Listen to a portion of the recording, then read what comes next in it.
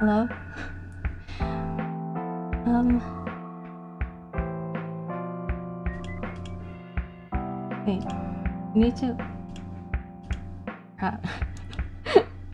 Okay. Can you hear the background music? Because I can't. Because it doesn't... and if you can hear it, let me know if it's too loud. But, hi, I'm Tia Faire, Untitled Philosopher and Justice Incarnate. Thank you to everyone who tunes in. Hi Rovo. Hi Ava. Hi Tara. Hi Zero. Tonight is a very special stream, and hello to anyone who comes in just in a little bit. We're going to be watching a recording of a debate that I had on hate speech, which is a hot button issue that I'm sure many people are eager to hear about.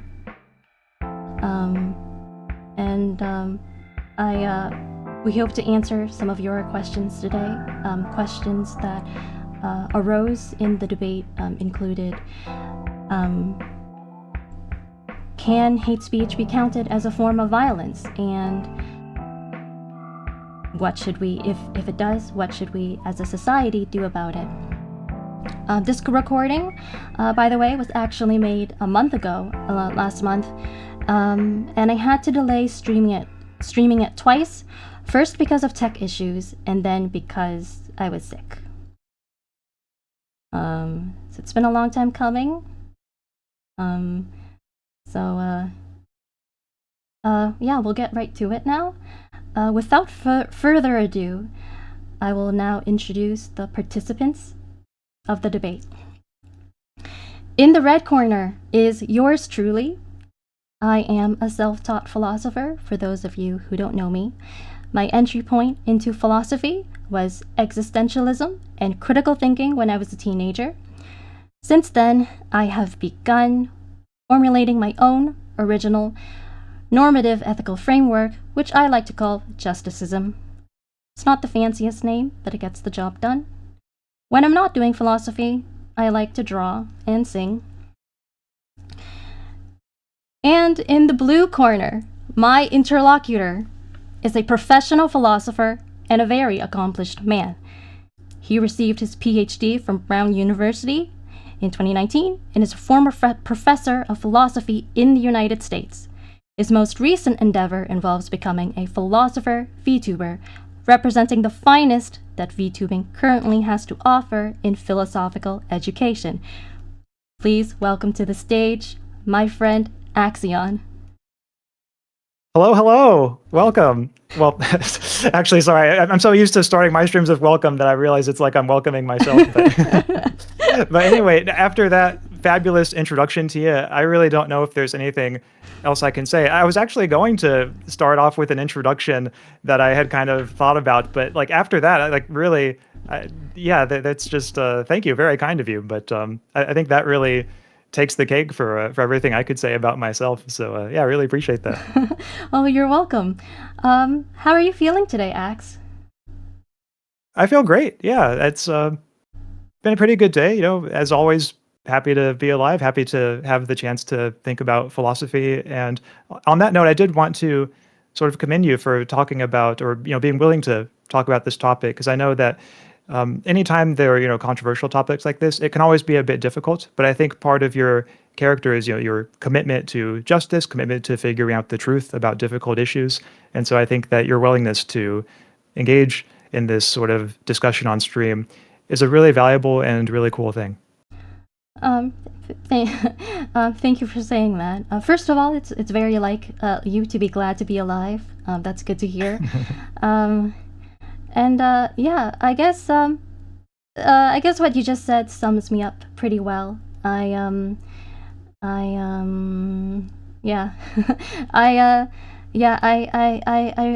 certainly do try to bring justice to the world, and that involves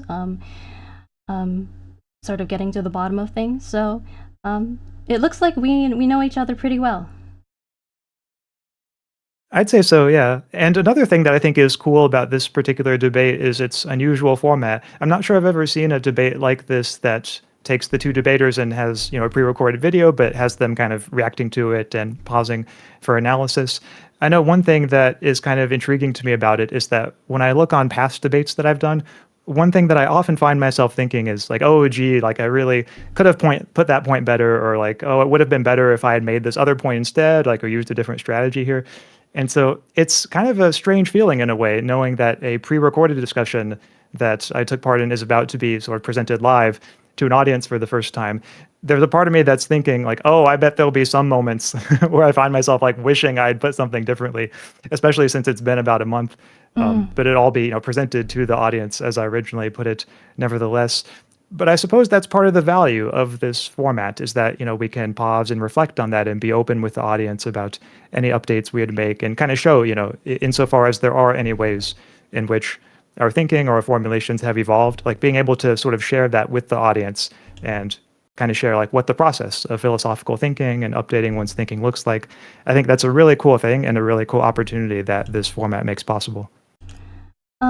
Yeah, I think it's very understandable to look past or to look back on past debates and sort of criticize your own performance. And yeah, I think that maybe that's sort of the potential advantage of this format, where we now have the opportunity to sort of revisit and add on to any of the things we said a month ago, if we have something more to say, and yeah, I mean, and since we're I feel like since we are virtual philosophers, the medium gives us the sort of flexibility to do things like this. I think it gives us a certain advantage over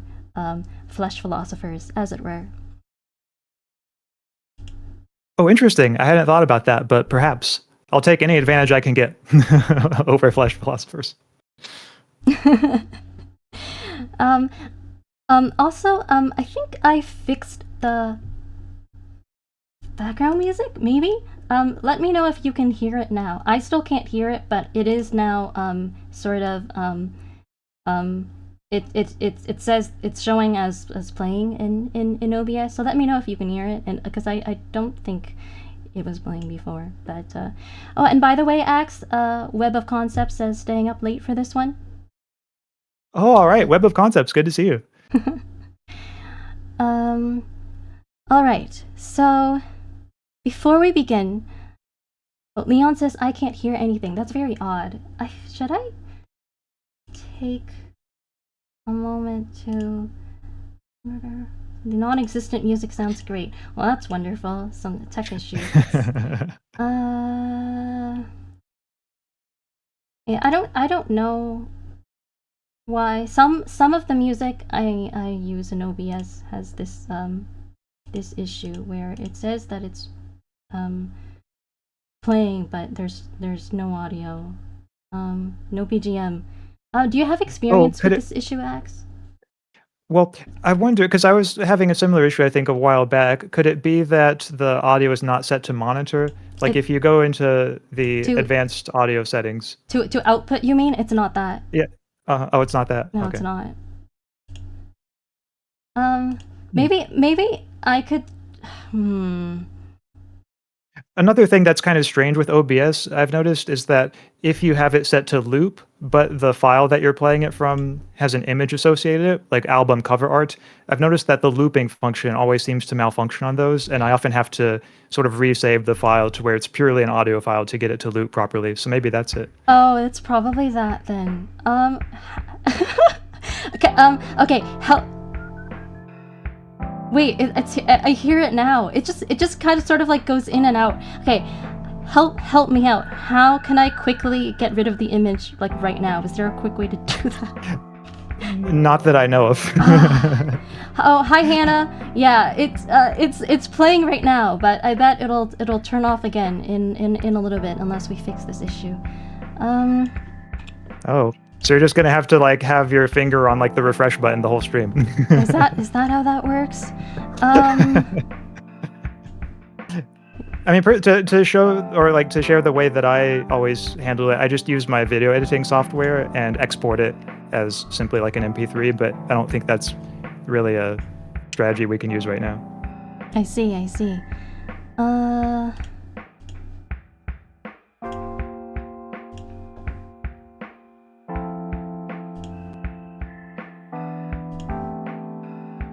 But I mean, it's probably okay, I would say, if there's no background music, because like we're going to be watching something anyway. And I know sometimes background music can help, but if it doesn't, end up able to work, then for my part, I'll just say I think that it should probably still be fine. There's a reason that I want there to be background music, but I Okay. might have a fix. Let me try this. All right. Where is it? While you're doing that, Tia, I'll just say, because I know I didn't really say hi to them earlier, but everyone else who's in the chat, like Hannah and Leon and Zero and Taraditto, it's really good to see all of you. Apa from earlier, really glad to have, a lot of you I recognize from my channel too, and just from, Charis's streams and everything. I think it's wonderful that the community is all, coming out to support us and watch us. Yeah, definitely. So, Leon just put in the chat Audacity. That's actually exactly what I did. I opened the file in Audacity and I exported it, and I added that as the source. I changed the source to that in OBS instead. So now it should be fine. Oh, okay. I guess we're good to go. Yeah. All right. Before we begin, just a few quick notes. First, some ground rules for today's stream. Now, I don't anticipate this being sort of an issue from anyone who is currently here, but nevertheless, I'll say it just to be safe. First of all, please avoid making personal attacks on either of the interlocutors. Here at Tia Faire channel, we take respect very seriously. If you on the off chance that you object to anything that either of us has said, I ask that you state your objection in a calm and rational manner. Comments that flout this rule will be actioned, and repeated infractions will result in your deliverance from my channel. Please also refrain from attacking any of your fellow chatters. They're here to learn and have a good time, so please do not ruin their experience. And finally, the interlocutors will also avoid attacking each other. Isn't that right, Ax? That's right. Yep. Couldn't have said it better myself.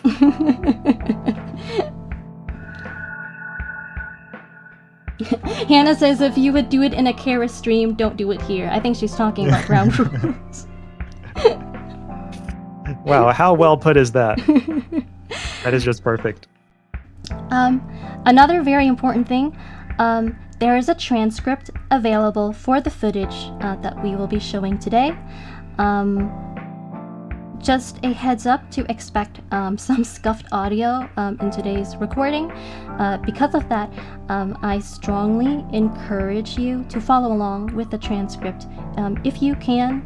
For those of you who are using mobile, you might not be able to, but if you're using PC, I strongly encourage you to open the transcript.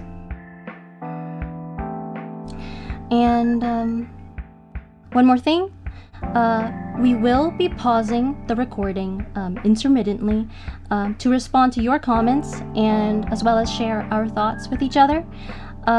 So don't worry about saving all of your thoughts for the very end. Just so you know, the recording is 45 minutes long in total, but once again, we will be pausing intermittently throughout. It used to be longer, by the way, and then I trimmed down a lot of the pauses and the tangents, mostly mine, not Ax's. So yeah, before we start playing the footage, Ax, any words you'd like to say? Just that I think that, again, this is really cool as a stream idea and as a debate subject, and it's great to be talking about it with you, Tia, and great to have chat here as well. I like to think that, yeah, here we're all, a very supportive community and very good sports, and so thank you all again for being here, and yeah, looking forward to it.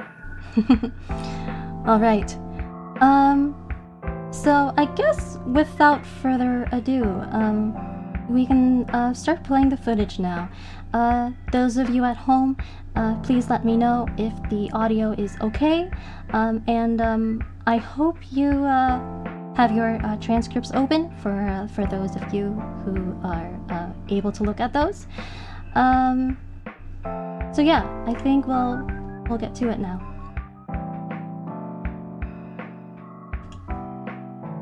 I have a few questions for you today, and one of them pertains to something you said during our collab that really struck me. I rewatched that moment multiple times and I keep thinking about it.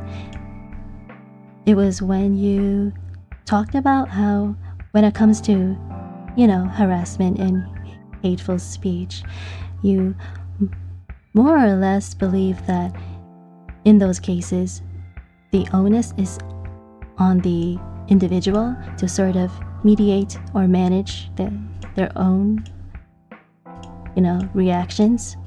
I think it's okay to leave the recap there for now, but I wanted to challenge that view and talk about this for a little bit.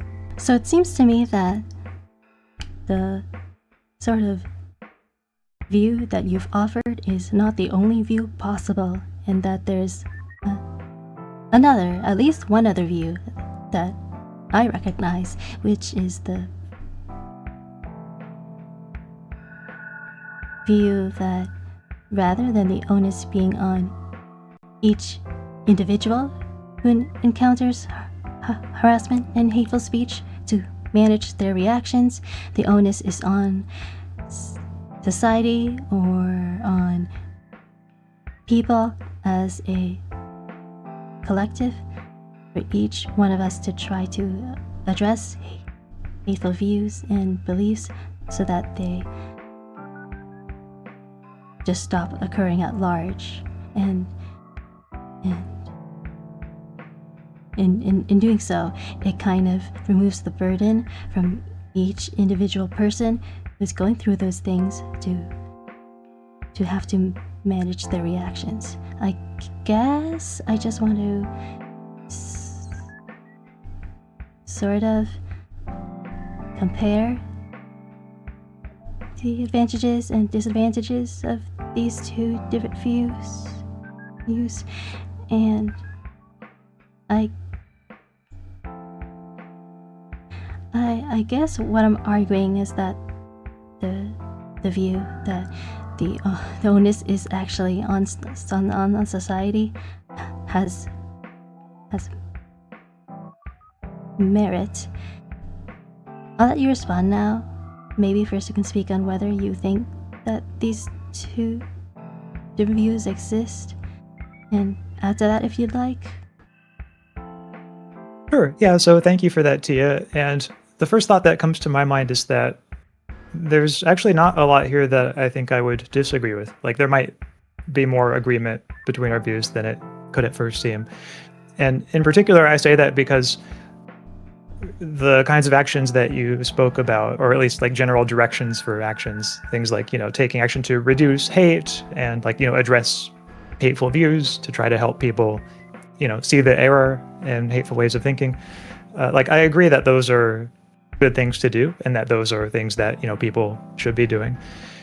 So I certainly, and I'm not saying this is how you were depicting my view, but just in the interest of sort of explaining my view to any viewers who might be listening now, my view is certainly not that. Be a good way of putting this.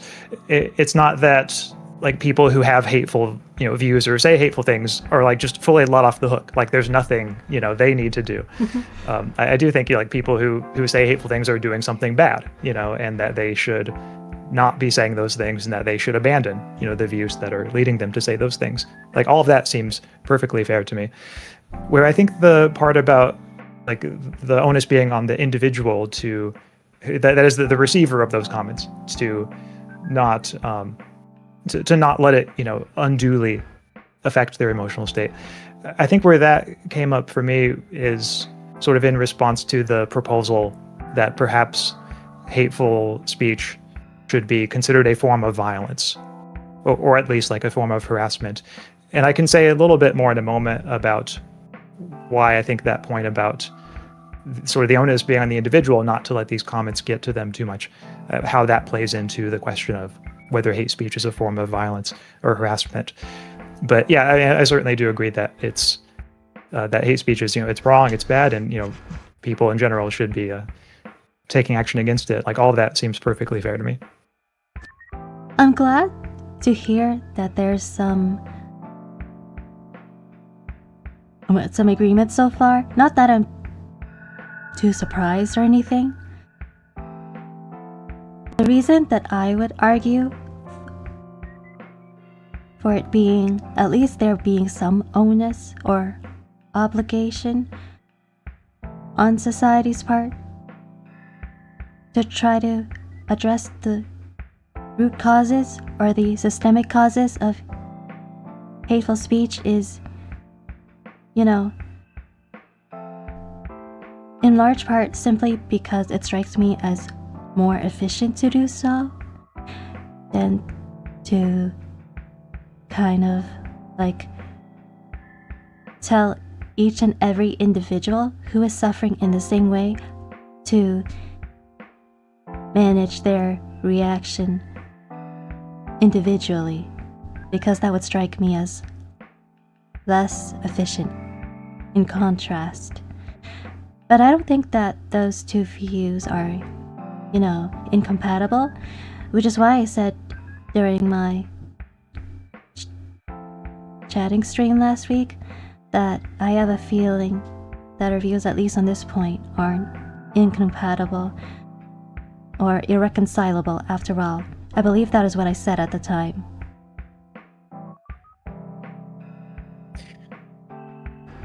Yeah, that seems fair to me. I mean, I suppose my view would be that, yes, while it's bad for people to say and to feel hateful things, I think it also just seems unlikely that we'll be able to eradicate those feelings and those views entirely. And given the reality that, people sometimes are going to say things like that, I do think that it is sort of incumbent on us to not let those comments bother us more than they should.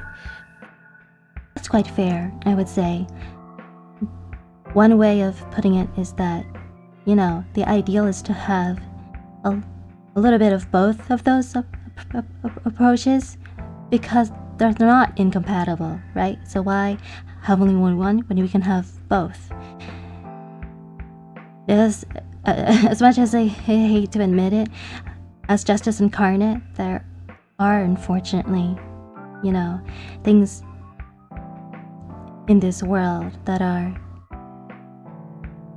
beyond our reach to control or change. And I'm pretty optimistic or idealistic when it comes to this kind of thing. So I do believe that if we are, committed enough and creative enough, that we can change a lot more than we think. Maybe change most things, but still probably not everything, in which case it is still useful to, be able to manage our reactions to some degree, because there are cases in which that is the one thing you have control over. Mm-hmm. Yeah, I would say so anyway. Alright, so, what is it that you wanted to say about, whether this is or isn't violence, senpai? Yeah. So this is one area where, like, I'll just preface this by saying that I think so far the way that we've put things is probably a way that many or most people would agree with. Like, I think it seems fairly plausible in the abstract that, like, okay, yeah, of course it's, bad for people to say hateful things, but, like, also, like, it seems like a good idea to, do what one can to, like, not let the comments of, like, strangers, for example, bother you more than they should. Like, all of that. I mean, there might be some people who disagree, but at least to my ears, it just sounds like that's probably fairly uncontroversial. Where things probably do get a little bit more controversial is when it comes to the question of, like, okay, what kinds of actions should we as a society take to discourage hateful comments and hateful views? Should we, for example, legally ban hate speech? Or should, hate speech be legally tolerated but just, socially discouraged? So I sense that that's a question where there might be some disagreement on, or even if not necessarily disagreement between us, but just, more disagreement in general when it comes to that kind of question. And I think that a large part of it is this question, okay, like, is hate speech a form of violence? Or, like, if it's not violence, is it a form of harassment? I'll just start by focusing on the question of whether it's a form of violence, and I can give maybe a sense of what some of my thoughts are here, and if you want to push back on any of them, then you can, of course, feel free to do so. Mm-hmm. So to sort of lay out, I guess, one way of approaching my view, I'm going to just describe a series of cases that sort of motivate some of the intuitions that I have. And one of the cases is, like, if we have someone who is called a racial slur by a random person, say just, like, on the sidewalk or on social media, but suppose that the target isn't bothered by it. Like, they just think, oh, okay, like, that person's a racist or that person's a loser, and, then they just kind of go on about their day and, do not let it affect them. And of course, such people do exist, and to my mind, it just seems really strange in a case like that to say that an act of violence has been committed when the supposed victim apparently hasn't been bothered by it or made any worse off by it. Now, that was case number one. Of course, there are plenty of other cases and plenty of other people, who would be very bothered or who would be offended or who would feel hurt by being called a racial slur. So, of course, that's true. But what I want to say is that if we're going to count racial slurs or just more generally hate speech as a form of violence because of those cases, because of cases where, people are genuinely bothered by it, then it just seems to me that we're left with a really strange consequence, namely that there's a form of violence whose harmfulness depends on how the victim feels about it, or depends on how the victim interprets it. And it doesn't seem to me that that's really the case for, like, any other supposed kind of violence. Like, getting punched in the face, for example, the harm of that does not depend on, how you interpret it or how you think of it. It's not mentally or cognitively mediated at all. But with hate speech, we seem to just have this weird result that the harm is, very cognitively mediated. And to my mind, that is a reason for sort of doubting that hate speech counts as a form of violence. And so, in light of all that, I think that it just seems to me like the burden, or at least a burden, maybe I shouldn't say the burden or the onus, but at least one burden is for us, not to give other people's words the power to affect us, in such deep ways. And I know that can be difficult sometimes, but I do think nevertheless it is a burden that each of us has. So anyway, that was saying a lot. I'll pause there if there's anything that you want to follow up on. So that was saying a lot. So I think we'll take our first pause here, Ax. All right, sounds good.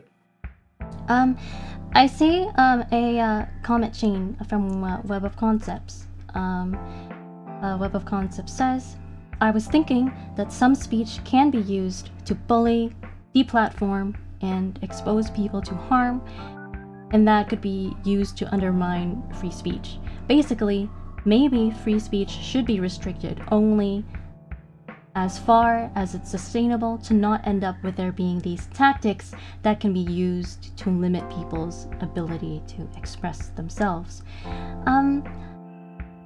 I think that this is something that we end up addressing,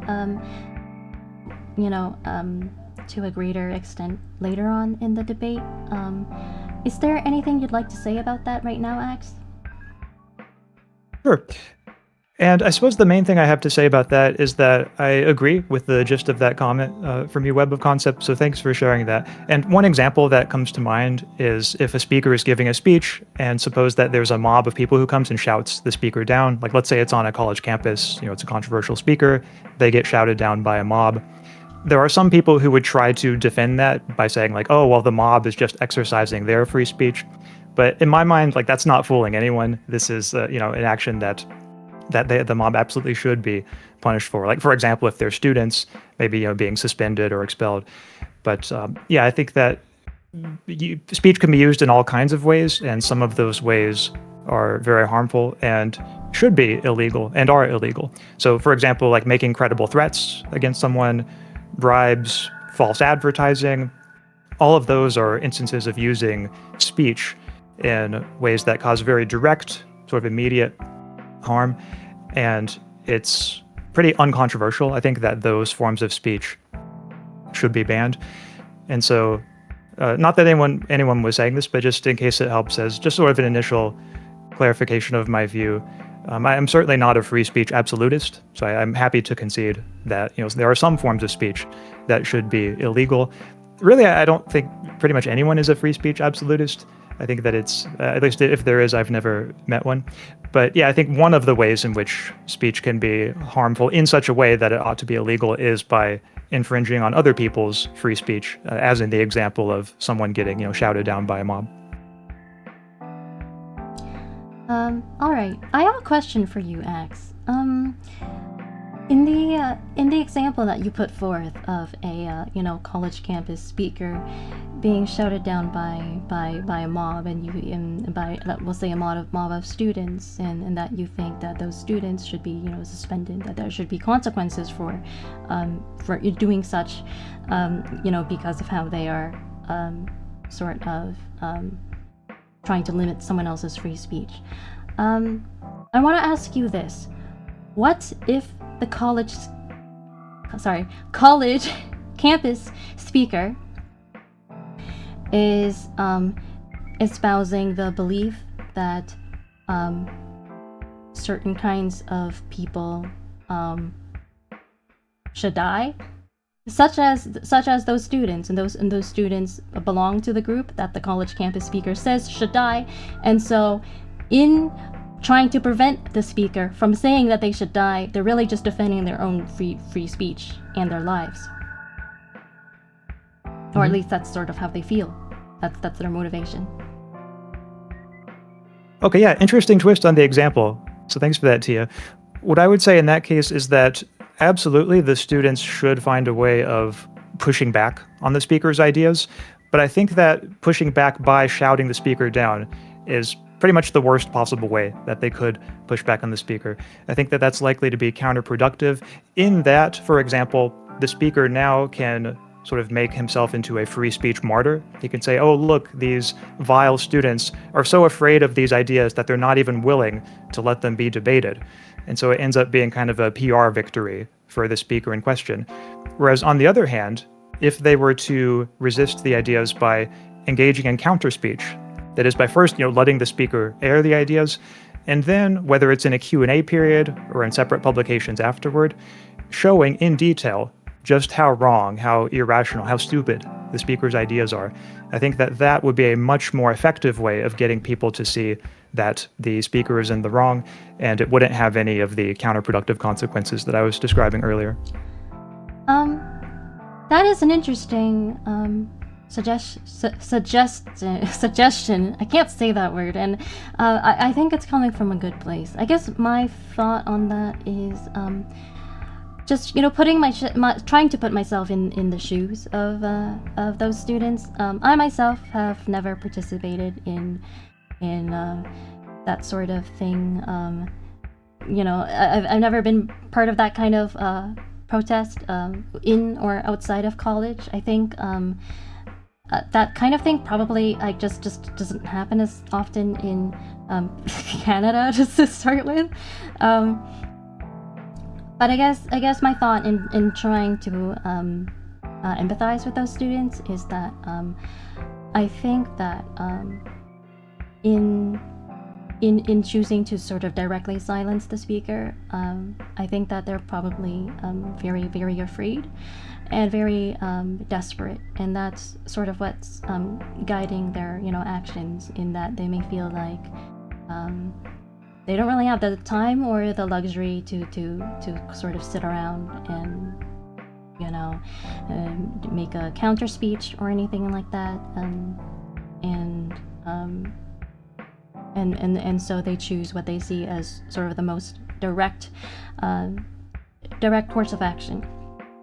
And what else was I going to say?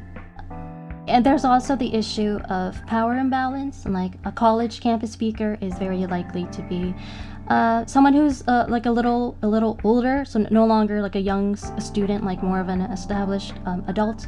Probably has, in many cases, probably has a platform, might be famous, even nationally famous. Probably has a lot of money, and so I think it's also fair to posit that maybe even if the students wanted to sort of engage on an equal footing with the speaker and have sort of a fair fight, they genuinely may not be able to. They may not have the wherewithal to do that, and then that's where the fighting dirty comes from. Less of a, I think it's less or sort of like an active desire to fight dirty, and more of it's just well, we're desperate, and this is our last resort. So that's just what I wanted to put forth. Okay, thanks. Yeah, I have a few thoughts on that. One of them is on your first point when you said that the students in a case like this probably would not feel as if they have the time or the luxury to engage in counter speech. My question to the students, if they felt that way, would be, well, why not? Why is it that you don't feel that you have the time to do this? Because they're students and they're poor. Okay, I mean, okay, but I guess my view is, if they have the time to go to the talk in the first place, it just doesn't seem that convincing to me to think that they wouldn't have the time to engage in counter speech. Or, for example, if they're students who are already posting things like in any capacity, then why couldn't some of their posting time just be dedicated to engaging in counter speech on this topic? So on that one, I guess I'm just not sure I see the rationale. And then similarly for they don't have the luxury to engage in counter speech, there my question would be just if we could somehow make that more specific, why don't they have the luxury to do it? It's not clear that engaging in counter speech would, for example, require lots of money.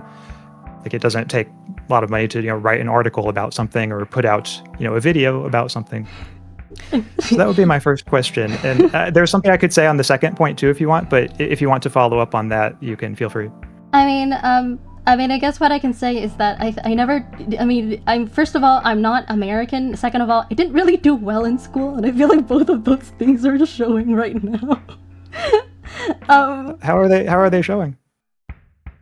I don't know. I feel like I'm kind of talking out of my ass compared to you. I don't know, exactly how these things work. I'm kind of just speculating based on what I know, generally about students and college life and what I've heard from the news, but I don't really have the personal experience to back this up. Like I said, I'm not American. I've never really participated in a sort of a protest like that myself. I think there is some merit to the point that you brought up about if they have time to protest or time to react in any way at all, why don't they do so in a more productive way? I think that's something that's very much true in the abstract and can be very relevant in other scenarios. In this one, and again, this is just sort of without me having the, personal experience required to be an expert, but I guess I just imagined that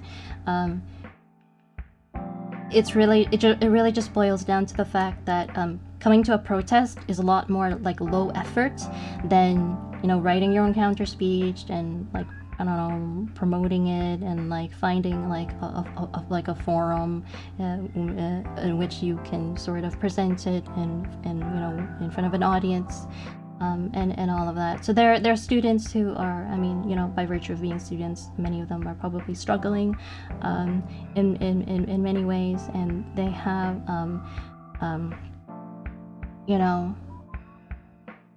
it just feels like they're not on an equal footing with the speaker who is, probably.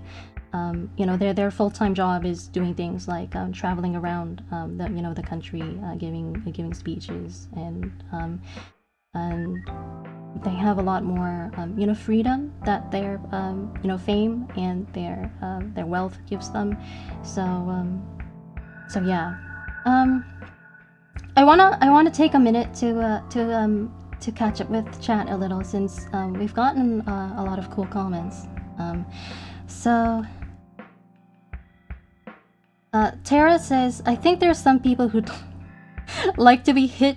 Wouldn't that be a violent, harmful act that probably isn't registered as violence? I can't tell to what extent this is tongue-in-cheek. I think we can revisit this in a minute.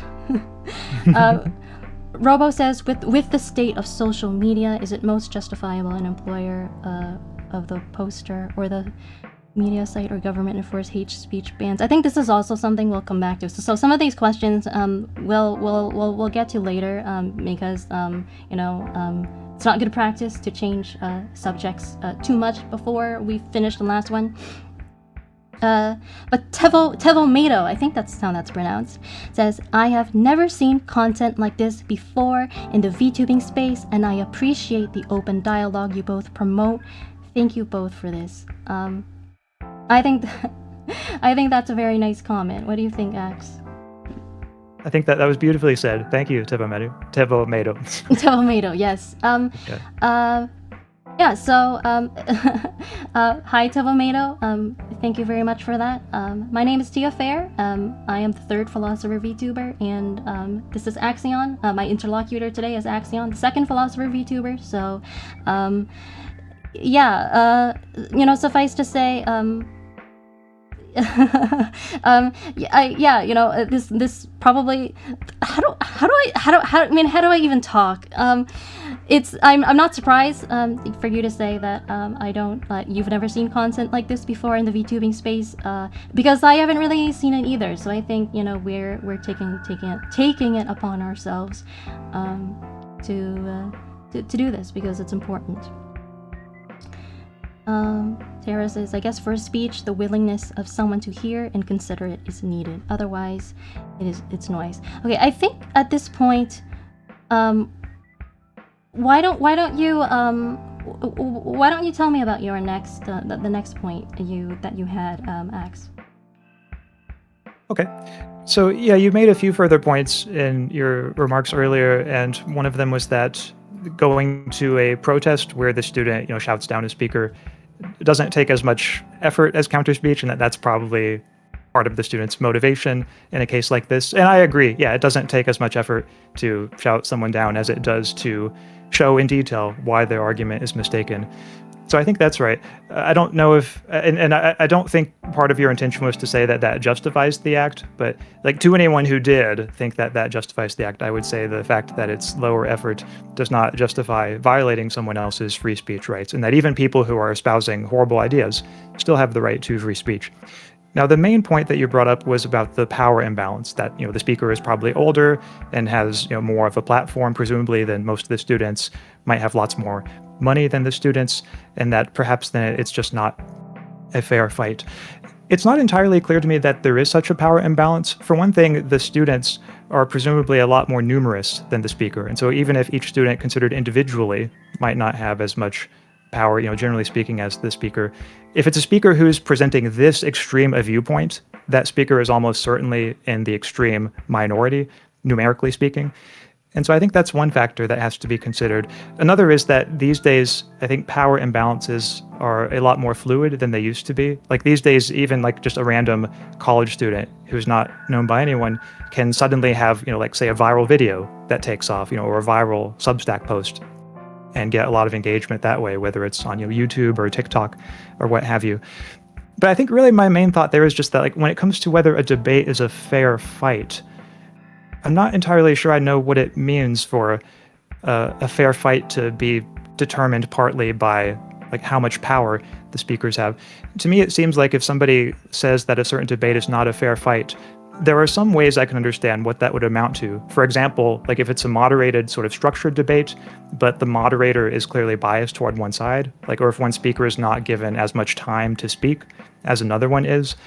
But it doesn't seem to me like any of those features would apply here. And so just the mere fact that like one speaker is perhaps more likely to be listened to by more people, I'm not sure I see how that makes the debate itself unfair. And even if it did, I would say that shouting the speaker down is probably the worst thing the students can do, because then the speaker can, again, present himself as a free speech martyr, which is only likely to draw more attention to the speaker's ideas, as now they have kind of a forbidden quality to them. Like, these are the ideas that the students don't want you to hear. I think if the students want to avoid that sort of counterproductive path, then they should engage in the path of counter speech instead.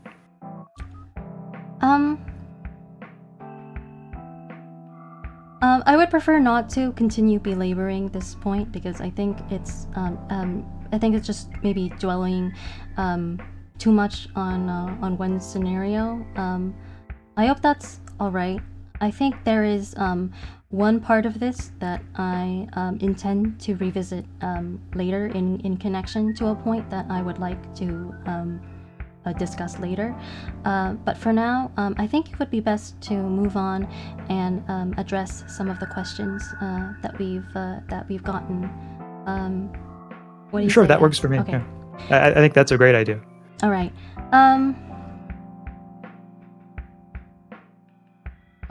All right. So Robo asked, with the state of social media, is it most justifiable an employer of the poster or the media site or government enforce hate speech bans? So what do you think about that? About the about websites and governments and enforcing hate speech bans? Well, I guess that's something. Once again, I think that on the topic of sort of bans, I think that is something that we will get to later. Would you rather save that, Ax? Sure. I mean, just in case it helps to give a little preview of my view, spoiler alert, I think neither entity should enforce hate speech bans, neither the government nor social media sites. But yeah, we can talk about that in more detail later if you'd like. Yeah, but for me, I have less of a settled view on that, and but yeah, I will end up saying more about that in the later as well in the recording. And then Leon says, nobody is owed the right to travel to college campuses and speak on podiums. Any thoughts on that? Sure. So yeah, this is an argument that gets brought up sometimes. And just to kind of push this line of thinking to what I think is its logical conclusion, let's take a different example. Let's suppose that it's not a speaker who is advocating that certain groups of students die, but instead, like, let's just imagine that maybe it's several decades ago, like maybe it's 1950s or 1960s America, homophobia is much more common. And suppose it's a speaker who goes to a college campus to argue that, in fact, gay people are every bit as valuable as straight people. Now, suppose the speaker, naturally giving the very controversial content of the view at the time, is shouted down. And some people allege, like, hey, this speaker's rights of free speech are being violated. My worry about the line, like, nobody is owed the right to travel to college campuses and speak on podiums, is that we wouldn't be able to say that. Because after all, like, if no person is owed the right to travel to college campuses, that holds true regardless of what viewpoint one is defending. And it seems to me like it would be a much more intuitive view to say that in both cases, the speaker who has the vile ideas and the speaker who is opposing homophobia, in both cases, their free speech rights are being infringed on. And so even if it's true that no one is owed let's say like the right to travel, or the right to like be invited to college campuses, the right to speak on podiums. I think we could formulate the right in a bit of a different way. Maybe everyone is owed the right to, like, if they are invited to speak somewhere. So like we'll make it conditional. Everyone's right is such that if they are invited, then they should not be prevented from speaking. I think that that would be a pretty plausible way of cashing out the right there. But yeah, what are your thoughts on that, Tia?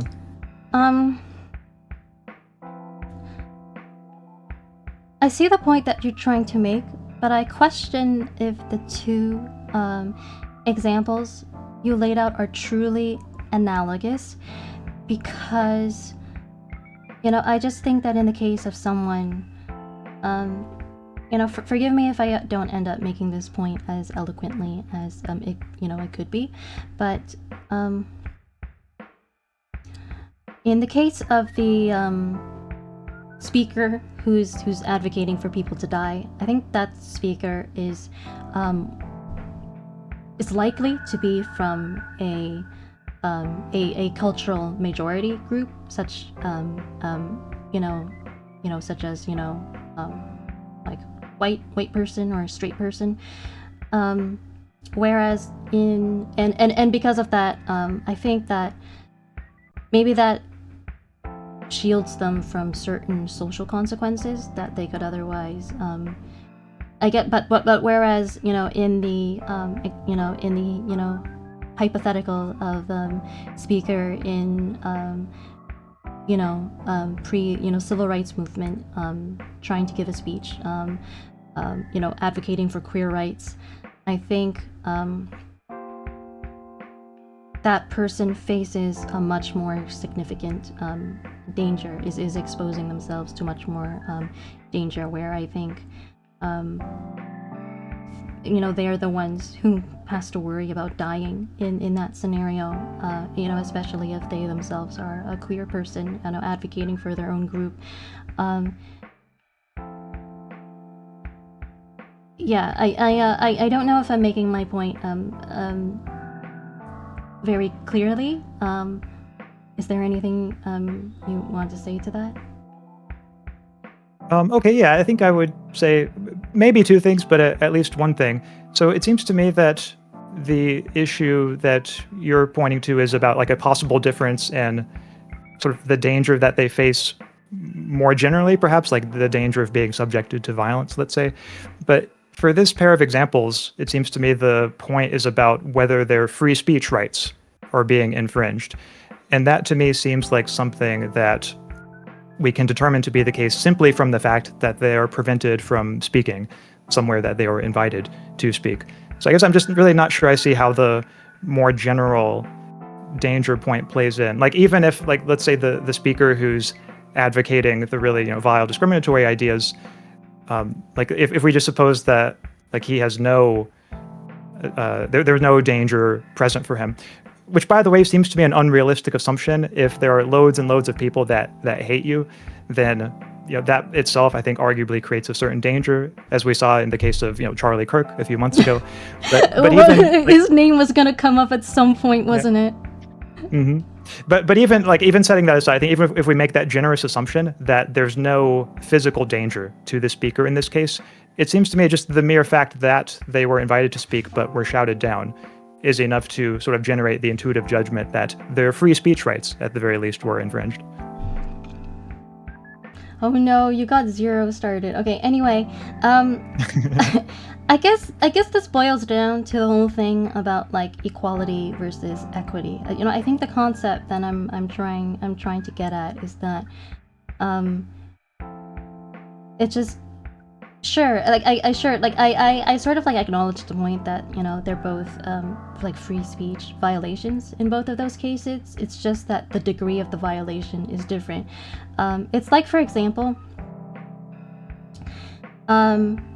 let's say one speaker has 1 cookie and the other speaker has 10 cookies, and then you each take a cookie away from them and you say that, well, they've both been violated in the exact same way because they both had, you know, just exact the same number of cookies taken away. But the problem is one speaker started off with like a much greater number of cookies, and so like if like one violation in that way sort of like makes less of an impact on them, whereas it's making a much more serious impact on the other speaker, if that makes sense.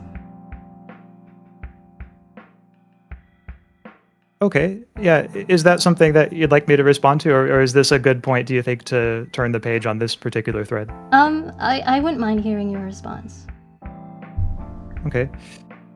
Yeah, so I mean, I think on one hand, it sounded like you concede that they're both free speech violations, even if the degree is different, or like the degree of harmfulness is different.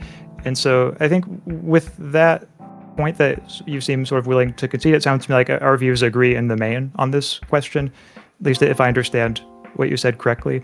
But yeah, when it comes to like the degree of harmfulness or the degree of badness is different. I myself am willing to concede that like how harmful something can be can certainly depend on the person's circumstances.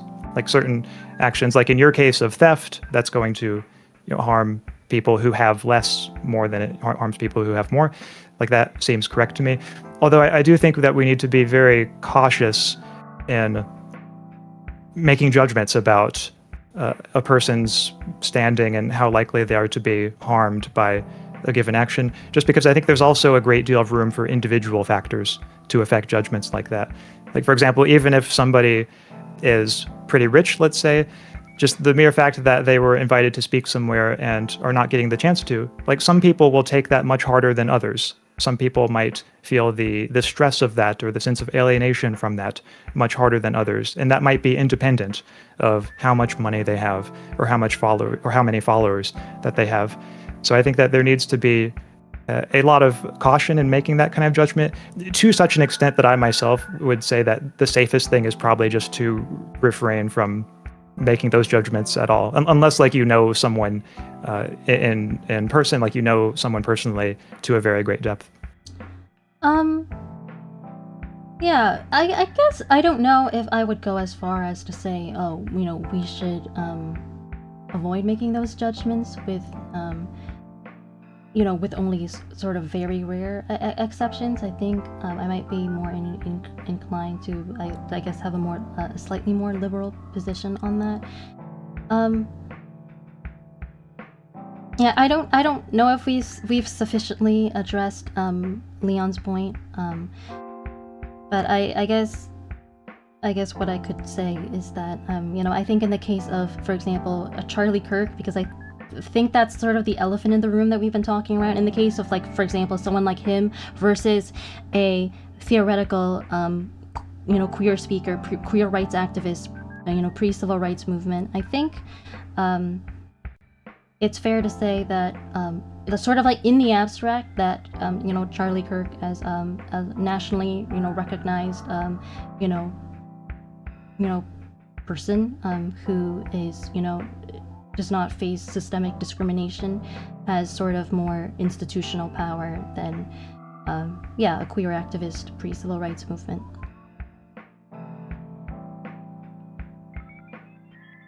Okay, so I mean, I suppose there's something I could say in following up on that, but I wasn't sure if that was like a comment from you that was meant to be like, I'm happy to turn the page if you'd like, or we could continue. Sure, we can turn the page, because I think, yeah, let's do that. Okay, sounds good. Web of Concepts said, I think the students usually do that to show support for their fellow classmates who are affected by the ideas. I assume that to them, it kind of feels wrong to entertain ideas that might hurt your friend. Yeah, I think that's a fair point. Eugene Berezovsky says, if your hate speech is loud enough, the energy traveling in the sound waves can injure people's eardrums. I think that would technically be violence. Oh, why didn't I think of that one? And then after that, Robo says, wait, can't you just show up at colleges and set up a podium, pass out flyers maybe? But if you don't go there, won't they ask you to leave? I feel like I might not be quite understanding the question because of the way that it's worded. They ask if you go there. Feel free to rephrase the question if you like. I'm not sure I understand it right now. And then Leon says, the big issue with college speakers is when certain clubs, groups, or organizations set up speakers, pay them to travel there, and speak on things the greater college community may not align with. When you hear about protests at campuses, maybe find out how the speaker was invited, who organized that, is the speaker being paid. I feel like I'm not as sort of informed on this issue as either Leon or perhaps you are, Axe, so I'll let you respond to that first. Okay, well, taking both of these together, I'll just start with Robo's comment. If I am understanding the context right, I think that might have been in response to how I was saying earlier that speakers on campus are, typically invited, and that like once a person is invited, then it's wrong to interfere with their free speech by shouting them down. And I think that Robo makes a good point in that you can talk at a college without being invited. Like, for example, when I was teaching at a college once, there was a street preacher who would often come to campus, and he would set up a microphone, and like anybody who was passing by, he would preach the gospel to them. That person was not a student at the college, but he was able to come there and speak. And similarly, like sometimes people will come and set up tables and all of that. And yeah, my view is that like it would also be wrong to interfere with the freedom of speech of those people. I think that for any public place, in a town square like place, that broad rules of free speech should apply. So yeah, that seems to me maybe that's kind of what Robo's getting at. And yeah, my view on those cases is like, yeah, regardless of whether someone's been invited, I think that perhaps the fact that they've been invited by a group, you could argue maybe that makes it worse. Maybe that makes it like a more severe violation of the college's purpose, or a more severe violation of free speech. But I know my view would be that one is still present, even if the person hasn't been invited. And then for what Leon said about, yeah, these speakers are often paid by groups, may speak on things the greater community may not align with. Yeah, I'm not sure I have much to say on that. I mean, that seems... yeah, like straightforward and fine. Was there anything else that you had about it? I feel like, okay, first of all, no, you know what? I'll just focus on my main point. I feel like maybe what Leon is, getting at or suggesting is that if sort of, organizations with certain agendas are, paying for inviting the speaker and organizing the speeches and paying the speaker, that is sort of, I guess, a form of corruption, because they basically all of that is not reflecting the will of the people. It's maybe it's reflecting the will of a certain class of maybe a certain group of elites, we'll say special interest groups, and not the people at large. Okay. I mean, perhaps that is true to an extent. It's not entirely clear to me how often that is true, because I'm just thinking of my own experience in colleges, and it wasn't really that uncommon a thing for a group, like a club on campus, to invite someone over, and it wouldn't be like a super rich or powerful club, but often the person can come over, especially if it's someone who's like local, or maybe someone like who's not super famous. Like it's really not that unusual a thing for somebody like that to be invited to speak. But I would say even in a case where like someone is invited to speak only because, like, let's say there's a group of elites that invites them there, my view would be that that person's free speech still ought to be respected.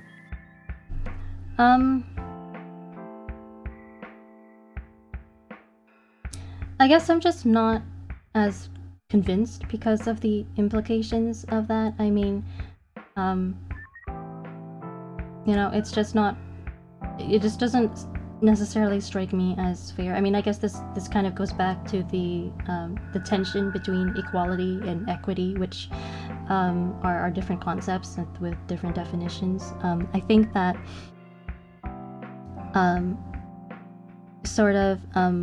there is a certain manner in which that is, unfair to the students who, do not want this speaker on their campus. It's not like they voted for them, and the speaker's views do not represent them, and but no one, there are no groups paying them to speak and giving them the same platform. I guess I would just be concerned about the potential for corruption there, where basically the potential for already powerful people to be sort of almost abusing their power and enforcing this agenda through money and through fame, because mind you, the people who are platforming their views in this way don't necessarily have better views. Like, it's not like they're more visible because they have better ideas. It's because they have more money and such to throw around. Mm-hmm. Okay, well, in that case, I want to pose a modification to the earlier thought experiment that we were thinking of on one hand, the discriminatory speaker, and then on the other hand, the pro-gay rights speaker. Let's suppose that the speaker who's in favor of the discriminatory ideas, like, we'll just say that perhaps they are a speaker who does not have much power. Maybe they don't have much money. Maybe they live in, a low-income area. Perhaps they themselves are a member of, add whatever disadvantaged groups that you want to add to them. Whereas maybe the speaker who is in favor of gay rights, who's giving a speech on a campus in, say, the 1950s, maybe we'll just imagine that speaker has every advantage that we could imagine, has lots and lots of power and so on. To me, it seems like it would be still an equal violation of their free speech rights if they are shouted down on campus. I guess I want to say, or what I want to ask is, how do you evaluate that case? Is it no longer okay to shout down the discriminatory speaker because now they themselves are kind of a disempowered person? Yeah, I feel like maybe I think what you just said is really interesting. I like it. And I'll say up front that I think that there are maybe people who what your modification would cause to people who would struggle because of that. But I, for one, am pretty good at living up to my principles. So I would say that in that case, I think would be a lot less okay to shout down the speaker on the basis of their views, if they're not a rich and powerful person. I think that what I see as fair as if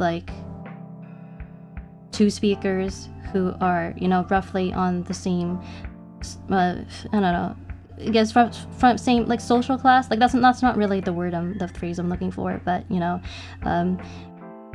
so two I feel like it's fair if it's either for example two students or who don't have any, neither of whom have any special advantages, they're just average students, or two two powerful famous people. The issue, I guess, in practice, from what I know of the United States, is that what happens a lot of time on a lot of at a lot of big colleges is that the only powerful famous speakers that get invited are the ones who have douchebag views and say that, hey, certain kinds of people should die, and then people who have views from the opposing side are not represented, which strikes me as maybe corrupt. That's where my concern is coming from, since that's sort of my observation. I heard what you said, that sort of thing never happened at your campus, but again, perhaps I if I recall correctly, you know, the school that you taught at wasn't like an Ivy League school, or it wasn't like one of the more famous ones. So it's possible that maybe your case was more of an outlier. Because whenever I feel like, and again, I'm not American, so I'm not saying that I've got the whole story, but whenever I hear about, like, you know, so and so, you know, like famous person got invited to speak as a college, it feels like it's always, yeah, someone with like morally objectionable views. Yeah, it's possible that there's just some sort of like you know, coverage bias there, where, you know, the like media coverage bias, where like it's just like the people with the most extreme views are being covered, because that just makes for a more interesting story, and then maybe there are more moderate speakers who we don't hear about. But yeah, that's what I can say about that. Okay. Yeah, I mean, I do think it's a sort of coverage effect of the way that you were describing. Part of what is going on, I think, is that most colleges and universities, and certainly the ones that are, you might say, the most elite, the most prestigious, are so far to the left, so far into progressive politics, that anytime a conservative gives a speech there, it is itself a newsworthy event. Whereas the other background, like 95% of speeches that are given there, are from people with very progressive politics. So that at least is my experience, and I think that could be backed up by looking just at the political makeup of professors in general and students in general at these colleges. So I think one way we could maybe test this, though, is the example that you were giving is somebody who gives a speech saying that like a certain group of people should die, like who's openly advocating genocide. I wonder, can you think of any examples of a speaker who was invited to a college or who went to a college and gave a speech with that kind of content? And it's okay if you can't, but I was just wondering if any examples did come to mind. I mean, was this not?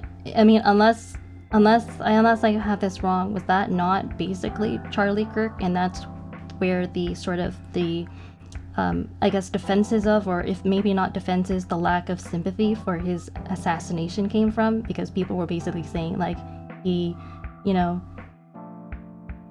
I don't know, like I don't like basically he died like you know, he preached violence, and then, you know, he died violently, and you know, because of that, you know, he's basically like you know, if he didn't want to die that way, then he's basically like a hypocrite. I don't know if I'm comfortable with sort of trying to quote him directly.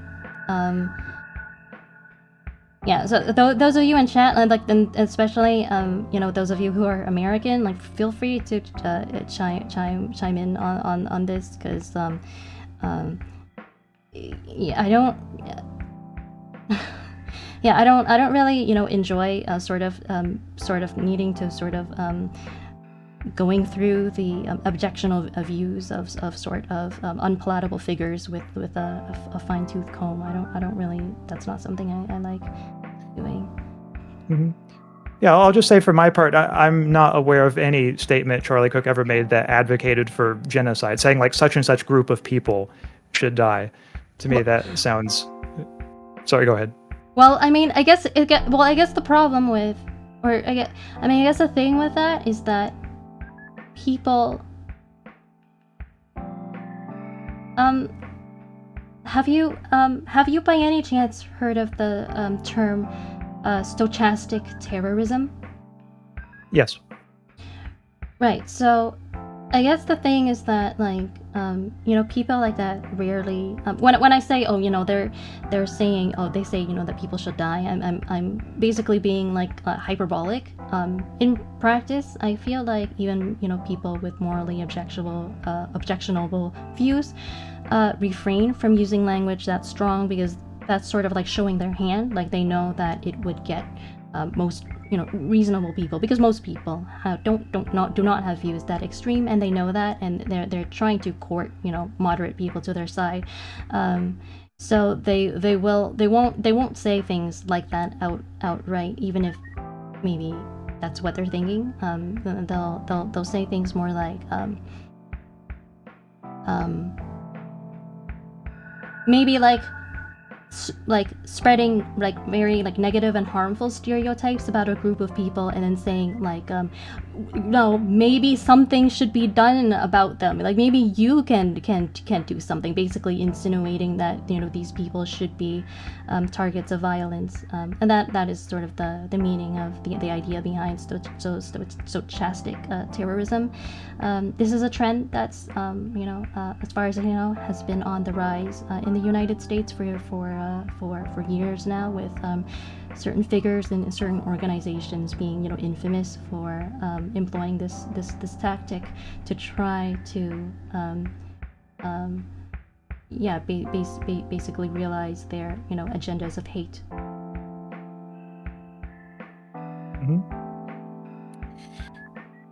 Okay. So on that, I'll try to be brief with this, but because I think that some of this might get into issues that will come up in a bit more detail later. But it sounds like the point is that even if someone isn't maybe explicitly advocating for violence, it might nevertheless be implied in some way by what they say. And I think that that's a point that seems right as far as it goes. I'm just going to speak very generally here and not apply it to Charlie Kirk, because I'm not an expert on Charlie Kirk and don't know about him.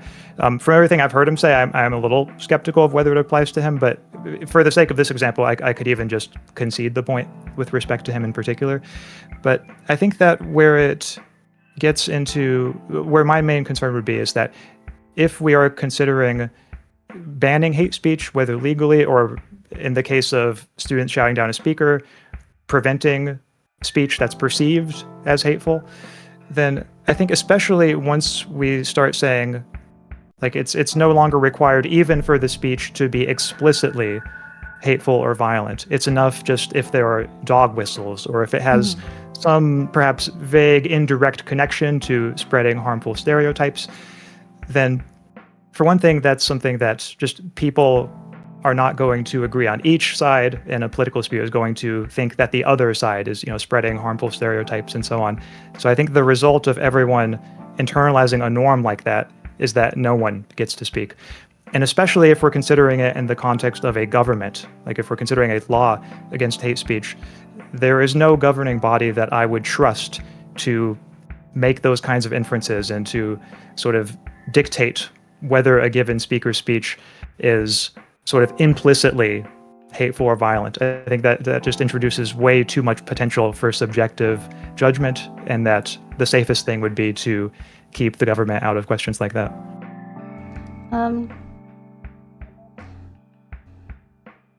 Yeah, I sort of I hear sort of the problem that you're getting at. I don't have a particular response to it, especially at the moment. I just want to let you know that I acknowledge it. Maybe that's something we can revisit later, but I'd like to continue reading comments because we're like super behind on them. Okay, sounds good. Yeah, so Eugene says, I think it's possible to hate someone without wishing them harm. My definition of anger is the primitive emotion in response to perceived injustice. It's the means of justice called for that matters. Okay, I think I can see some ways in which your comment applies. So sort of I guess maybe one possible interpretation of your comment is that, just because you say something hateful about someone doesn't necessarily mean that you wish them harm, which I guess is something that is generally true. And then what matters more is sort of your actions, and I guess how your choice of response, rather than sort of how you feel about it on the inside. And then Robo asks, should a person not associated with PR or brand awareness be fired from employment for hate speech they post online on their personal account? What about government versus private employee? So yeah, like that happens sometimes, and well, actually I was that comment made me think not of in terms of when it comes to real life examples, not of people being fired for sort of hateful things they've posted online, but that made me that made me think of like people who have been like caught by the FBI if it was proven that they participated in the January 6th insurrection, which like I don't know, but what do you think about that, Alex? Yeah, my view is that somebody's speech on their personal social media accounts should affect their employment only if the speech calls into question, in an especially direct and uncontroversial way, their ability to do their job. If it's just a viewpoint that, say, the employer finds objectionable, but it doesn't relate to their performance on the job at all, then I don't think the person's employment should be affected. Just for an example of a view that I think would call into question someone's ability to do their job is, like, let's say it's a professor at a university and they post something like, I hate, we'll just say, I hate Asian people so much that if I have any Asian students in my class, I'm going to give them an automatic F, no matter what the quality of their work is. Now, sure, that's a unrealistic example that somebody would post something like that, but I would say if they did, then the university would absolutely be in its rights to fire that person because they can no longer trust them to do a good job and to treat students fairly. I guess to that I would say is that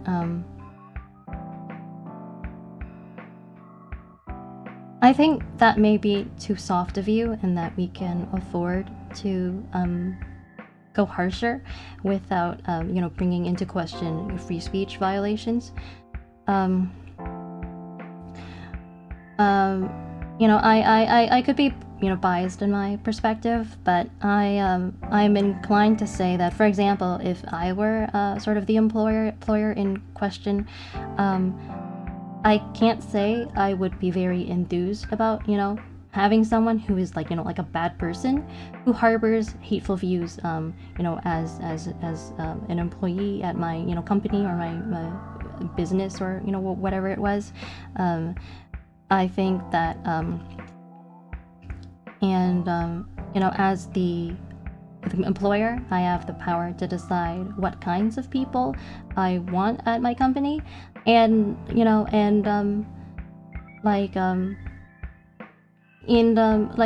are sort of like certain there are like anti-discrimination laws here in Canada that govern sort of what sort of like dictate certain like hiring practices and termination practices and that kind of thing. Like I don't know off the cuff what it's like in the US. I think maybe it may vary by state, or and I think there are some laws, but I feel like they may be sort of like a bit more lax in general.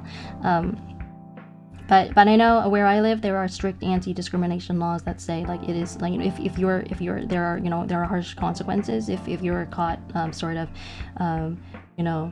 basing your employment practices on like people's like gender or race and sexual orientation and that kind of thing. But like asshole is not a protected class. It's not protected by like by anti-discrimination laws. So if you're as an employer, I would have the power, I think, to let someone go because they're posting bigotry online without it being illegal. And I don't think that you could say that opens up possibilities for free speech violations from like the other side, from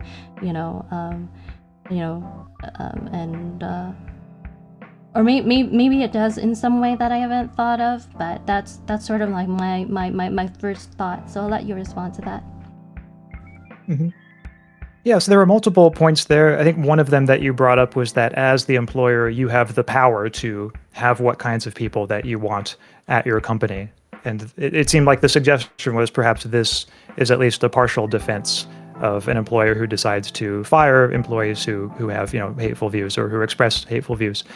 I would say that yes, while it's true that the employer has the power, or maybe also the right, we could put it like the employer has the right to hire and fire people as they wish, subject to anti-discrimination laws. It seems to me that that doesn't really have a great deal of significance for the question of, okay, but is it the right thing to do? They might have the right to do it, but isn't it still perhaps wrong for them to do this? Or another way of putting it is, even if they currently do have the legal right, at least, to fire people for, say, their political views, we could say, should that be a legal right? Or perhaps should political views be a protected class, much like, race and gender and things like that?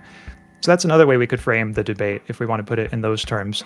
But yeah, I think my main worry about this point here is just that it might sound very plausible when we look at individual cases of an employer who has an employee who's posting, let's just say, whatever view it is, it's a view that the employer considers bigoted, and the employer thinks, okay, I don't want to have bigoted employees, so I'm going to let this person go. I think the trouble is, if we imagine every employer adopting that standard, every employer is going to have different views on what counts as bigotry. For some people, I support the police would count as bigotry. For other people, someone who posts all cops are bastards or fuck the police, that would count as bigotry. That's not the definition of bigotry. I mean, those are, those are views are maybe sort of somewhat inflammatory, but that's not what I would define as bigotry. Well, it might not be what you define it as, but other people are going to. And the point is that if employers have the power to basically sort of dictate that their employees are going to be people who are politically aligned with them, then the result is that for anybody to have a job, they have to first make sure that their politics at least broadly align with their employer's politics. And just to me, doesn't it seem that that's just a really worse world? Isn't that a state of affairs that we should want to prevent? Well, I think no, because if it turns out that you're firing someone, unjustly, if someone,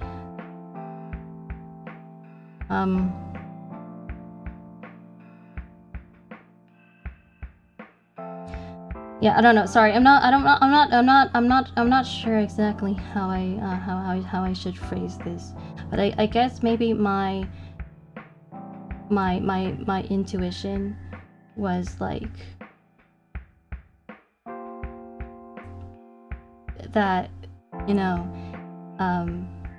the anti-discrimination laws, the answer lies in those, because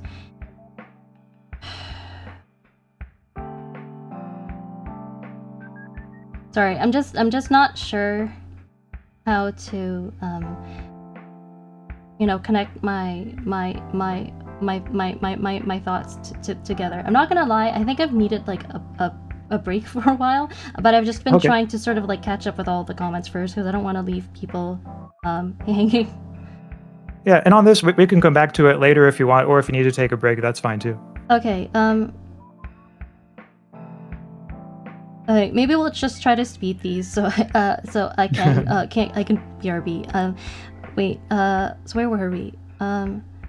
It depends, because some universities don't allow you to just do that. I think the difference is whether or not you're allowed to, in whether or not you're allowed to speak, comes from whether the university is public or private.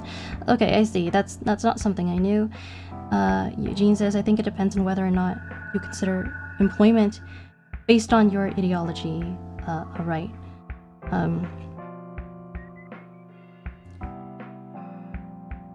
And then Eugene asks, why does college speech have to reflect the opinion of the masses?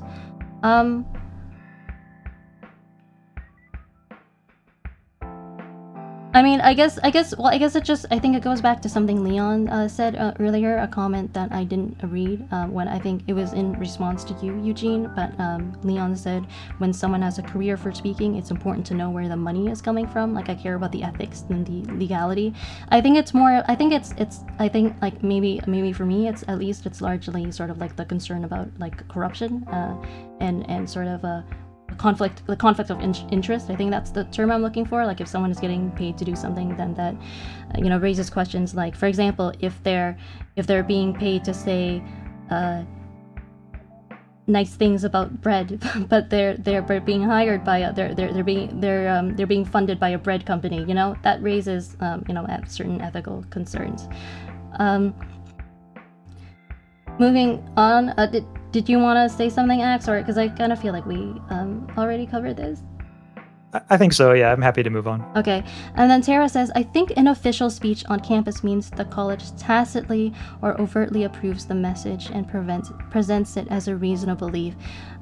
Yeah, so I think, Tara, that you touched on a notion that often comes up in sort of discussions on free speech, where there is a concern that if you're platforming a view in the first place, you're sort of lending it a certain legitimacy, purely by virtue of signal boosting it, which can be a real issue if it's an idea that is not really rational, or has much sort of rational value upon further examination, like a view that certain groups of people should die, that are motivated more by hatred rather than any sort of rational thinking. Did you have something to say to that? Yeah, I mean, I think I disagree with the thought that just by having someone to speak on campus, the college tacitly or overtly approves of the message, or at least presents it as a reasonable belief. I think that the way that lots of colleges work is that student clubs are given the freedom to, invite speakers pretty much as they wish, and then, the speakers can come and give a speech. So certainly, if the college is not overtly saying, like, hey, everyone, this is a reasonable belief, then that it would not be overt approval. As for tacit approval, I think that's where the point gets a little bit trickier, but it still seems to me that even tacitly, the college is not doing that. And even if there were sort of a tacit presenting it as a reasonable belief, the thing about tacit messages is that they can be canceled by explicit messages. Like if you're saying something that might seem to imply something, but then you make clear that you don't mean to imply that thing, you sort of cancel the tacit message, you cancel the implication.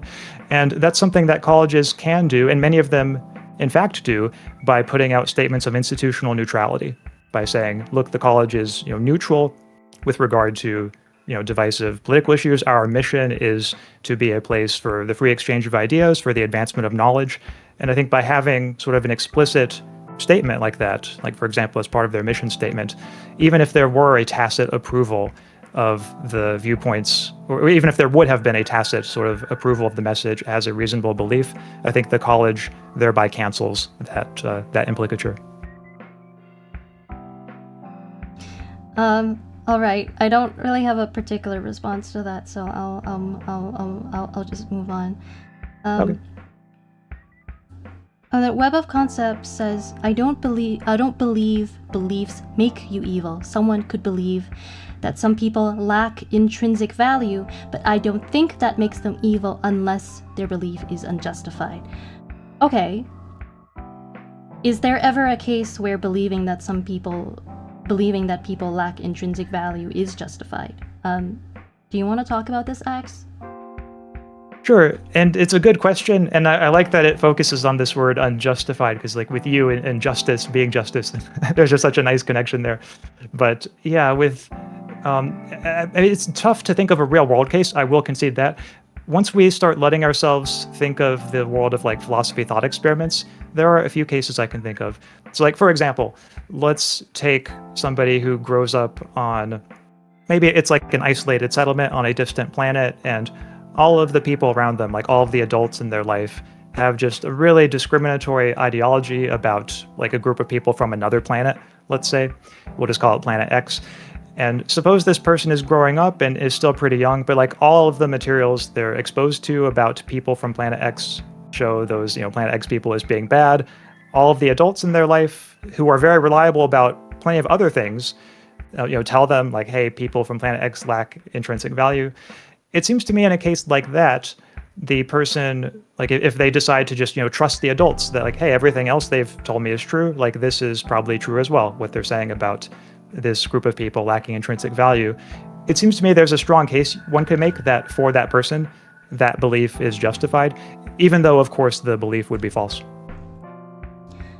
I think I see what you're trying to say. I think it took me like longer than it usually would for it to click, because again, I think I need like I need a break soon.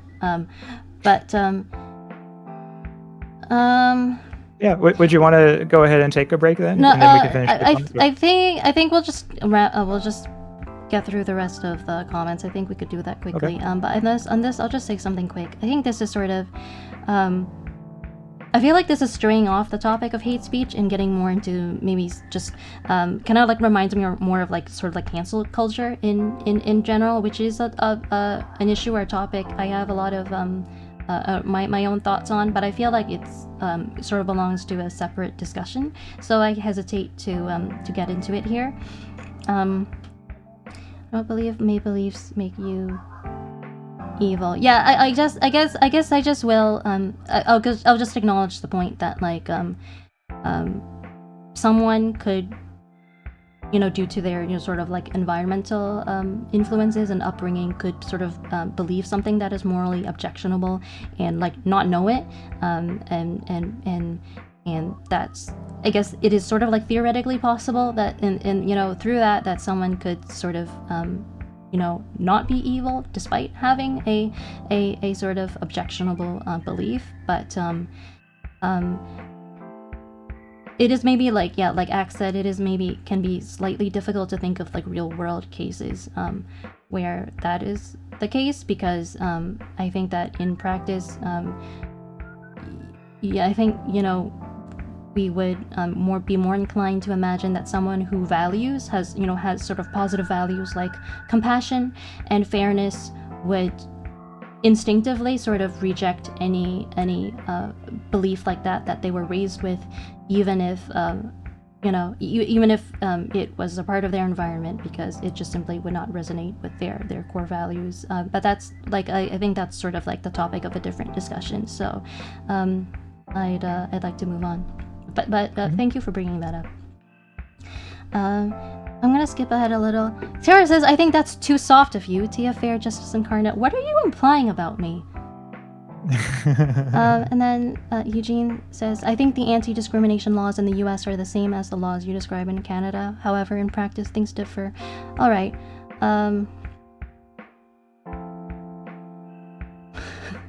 Okay, and then there's a little bit of like intra-chat discussion on the unemployment practices. I don't know if I want to just go fully into this, but I kind of like Zero's comment. I don't know, man. I wouldn't want to share an office with a white supremacist. Yeah, I don't know if we have time to sort of dwell on that topic further, but I definitely sympathize with the sentiment there. And then Robo says, but Zero, but the money is really good, and don't worry, that's just Bob. He only talks about it a little bit. Really good at CAD though. Like, are you talking about like AutoCAD? I suppose so. That seems to be what it is to me as well. Or at least that if I'm understanding it right. But yeah, it would be Bob, wouldn't it? It's always Bob. If the pay was good, I would consider staying, but I think it matters what he's saying. You know, like maybe I will say a little bit more about this. Like I think you could possibly argue that, you know, employers have like a moral responsibility not to sort of reward very vile people by giving them opportunities of employment. But I guess yeah, I guess to that, like, Ax would raise the concern that he generally does, that, okay, but what if like that sort of power was abused from the other side, and what then? So I think we'll leave that there for now. And the Web of Concepts says, to clarify, I don't think groups of people lack intrinsic value, but I do think that justification is what makes such a belief evil. Also, people are exposed to different evidence, so they could be justified based on their limited evidence. Yeah, I think that's what we were, saying already. I think we're on the same page there when it comes to that. Water and a snack break time. Eugene says, you're correct, I've strayed from the topic. I apologize. No, that's okay. Straying from the topic was not like a you know, it's not something that's, you know, punishable by the rules I sort of laid out for today's stream. So that's fine. If something, you know, it happens, you know, it's not due to anyone's like bad intentions. You know, it's not like you're trying to troll us. So if that happens, we'll just say, you know, I'll just say like, I just, for pacing's sake, we don't have time for that, so maybe we'll talk about that some other stream. But thank you. If it doesn't stray from the topic at least a little bit, it's just not a real philosophy debate, is my view. Yeah, that's pretty fair. All right. This has been a very long pause. I am going to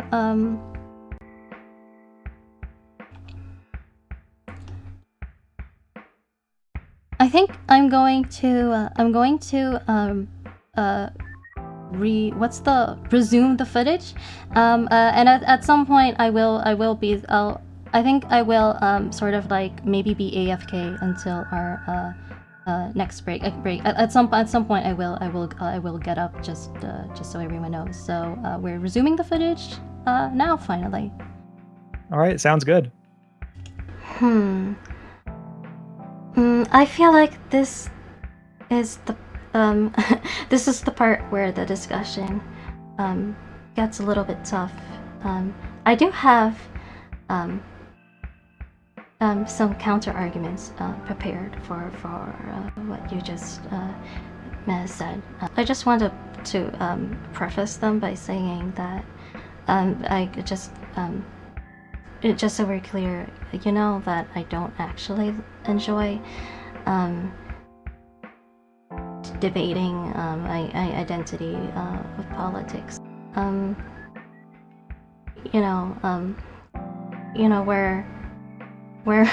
We're friends and I trust you, so I trust that you'll take that into account. Mm-hmm. Yeah, of course. And if you ever need to like pause or anything, then that's totally fine too. Yeah, it's just like what I'm like one of my fears. It's just a generalized fear is that I'll be in a discussion like this where, you know, I'm kind of already struggling on the inside but doing my best, and then the other person will, I don't know, like start yelling at me or something, just because my due to anxiety maybe I'm not, you know, I'm not delivering my points very well, and it kind of all breaks down from there. Mm-hmm. I know you're not the kind of person to do that. I just felt it was important to clarify nevertheless. Yeah, well, no, I mean, anxiety makes it hard, I think, to participate in discussions like this. I think because of that reason, I'm sure that your listeners appreciate the courage that you have by, you know, being willing to do it anyway. So I think that's really cool. Do you appreciate my courage, Ax? Yes, of course. All right. I just wanted to. I stayed to watch that moment. I just want to say that I find I find that part very like tay-tay, like the slang term tay-tay. I just like that. Oh, wait, let me put it in chat. It's for anyone who doesn't know, sort of like the like sort of otaku slang. Tay-tay. That's or this is how it's written in Romaji.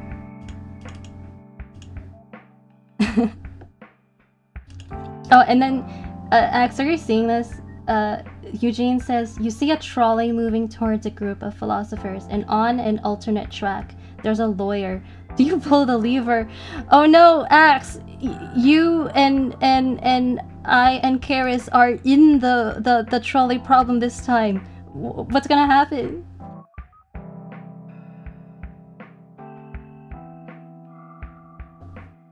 Hello? Wait. Oh, sorry, I had my mic muted and forgot. Oh.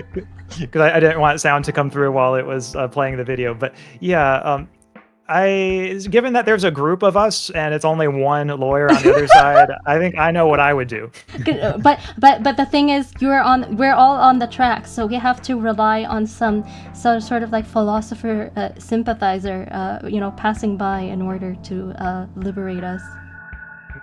Or a lawyer anti-sympathizer. Oh, that's a good point. Web of Concepts says, "Save the philosophers." Oh, thanks for your thanks for your support, Charis. Tara says, "Which one hits Charis?"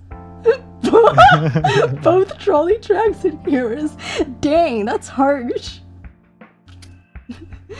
Okay, I'm going to resume the footage once again.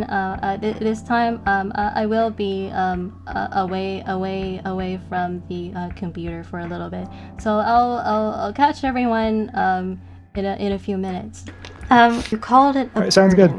And the example that you used was if someone gets called a racial slur while they're walking down the street and that individual themselves isn't even bothered by it, why should we consider that a form of violence when in your view, whether or not it is hurtful is something that can be sort of controlled by the individual and depends on the individual. Is that fair to say? Yeah, I think that's one way of putting it, at least. So my first counter argument is this. To this is simply the fact that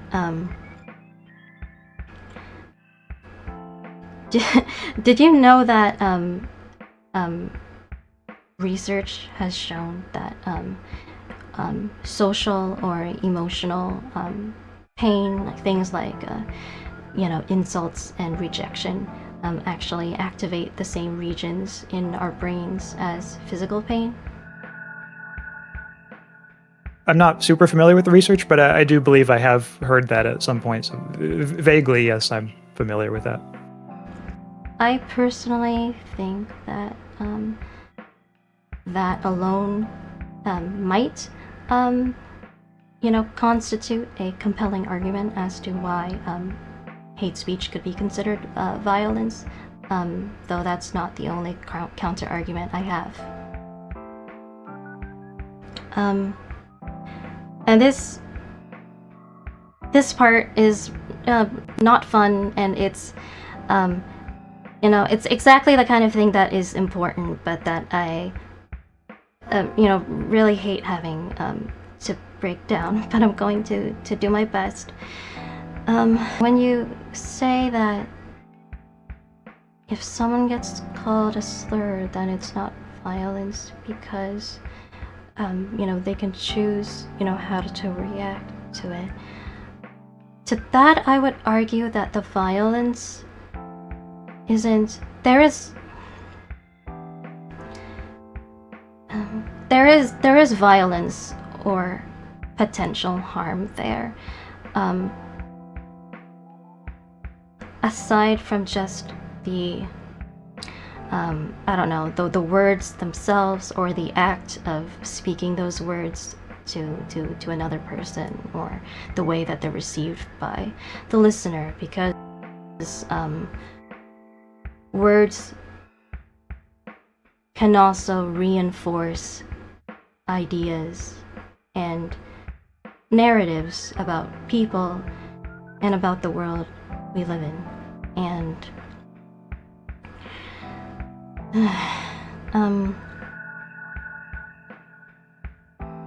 well, this is the really hard part.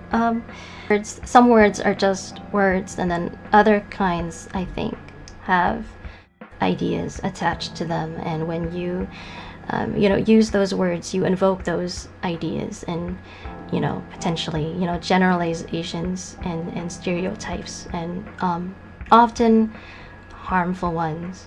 If I may be so bold, I feel like that's the piece that's missing from your argument,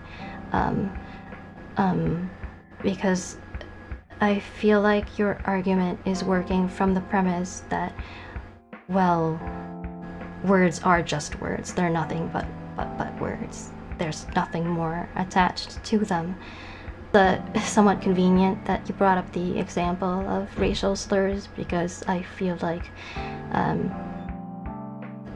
that was kind of the example that I was going to use anyway, and I think that serves as a pretty accessible, sort of, I don't know, like case study or whatever for this, where, oh, this is the really hard part. I don't like this, but please forgive me and do your best to interpret my words charitably if I get this wrong. This goes not just for Axe, but to anyone who is watching this in the future. Anyone can be insulted and be on the receiving end of a slur, right, of hateful speech, be they a white person or a racial minority. But the difference is that like, and I think a common mistake that people make is to frame the whole thing as, oh, well, words are just words, they're the same for everybody. But I doubt that this is the case. I think that at least when we speak of like here in North America, for instance, that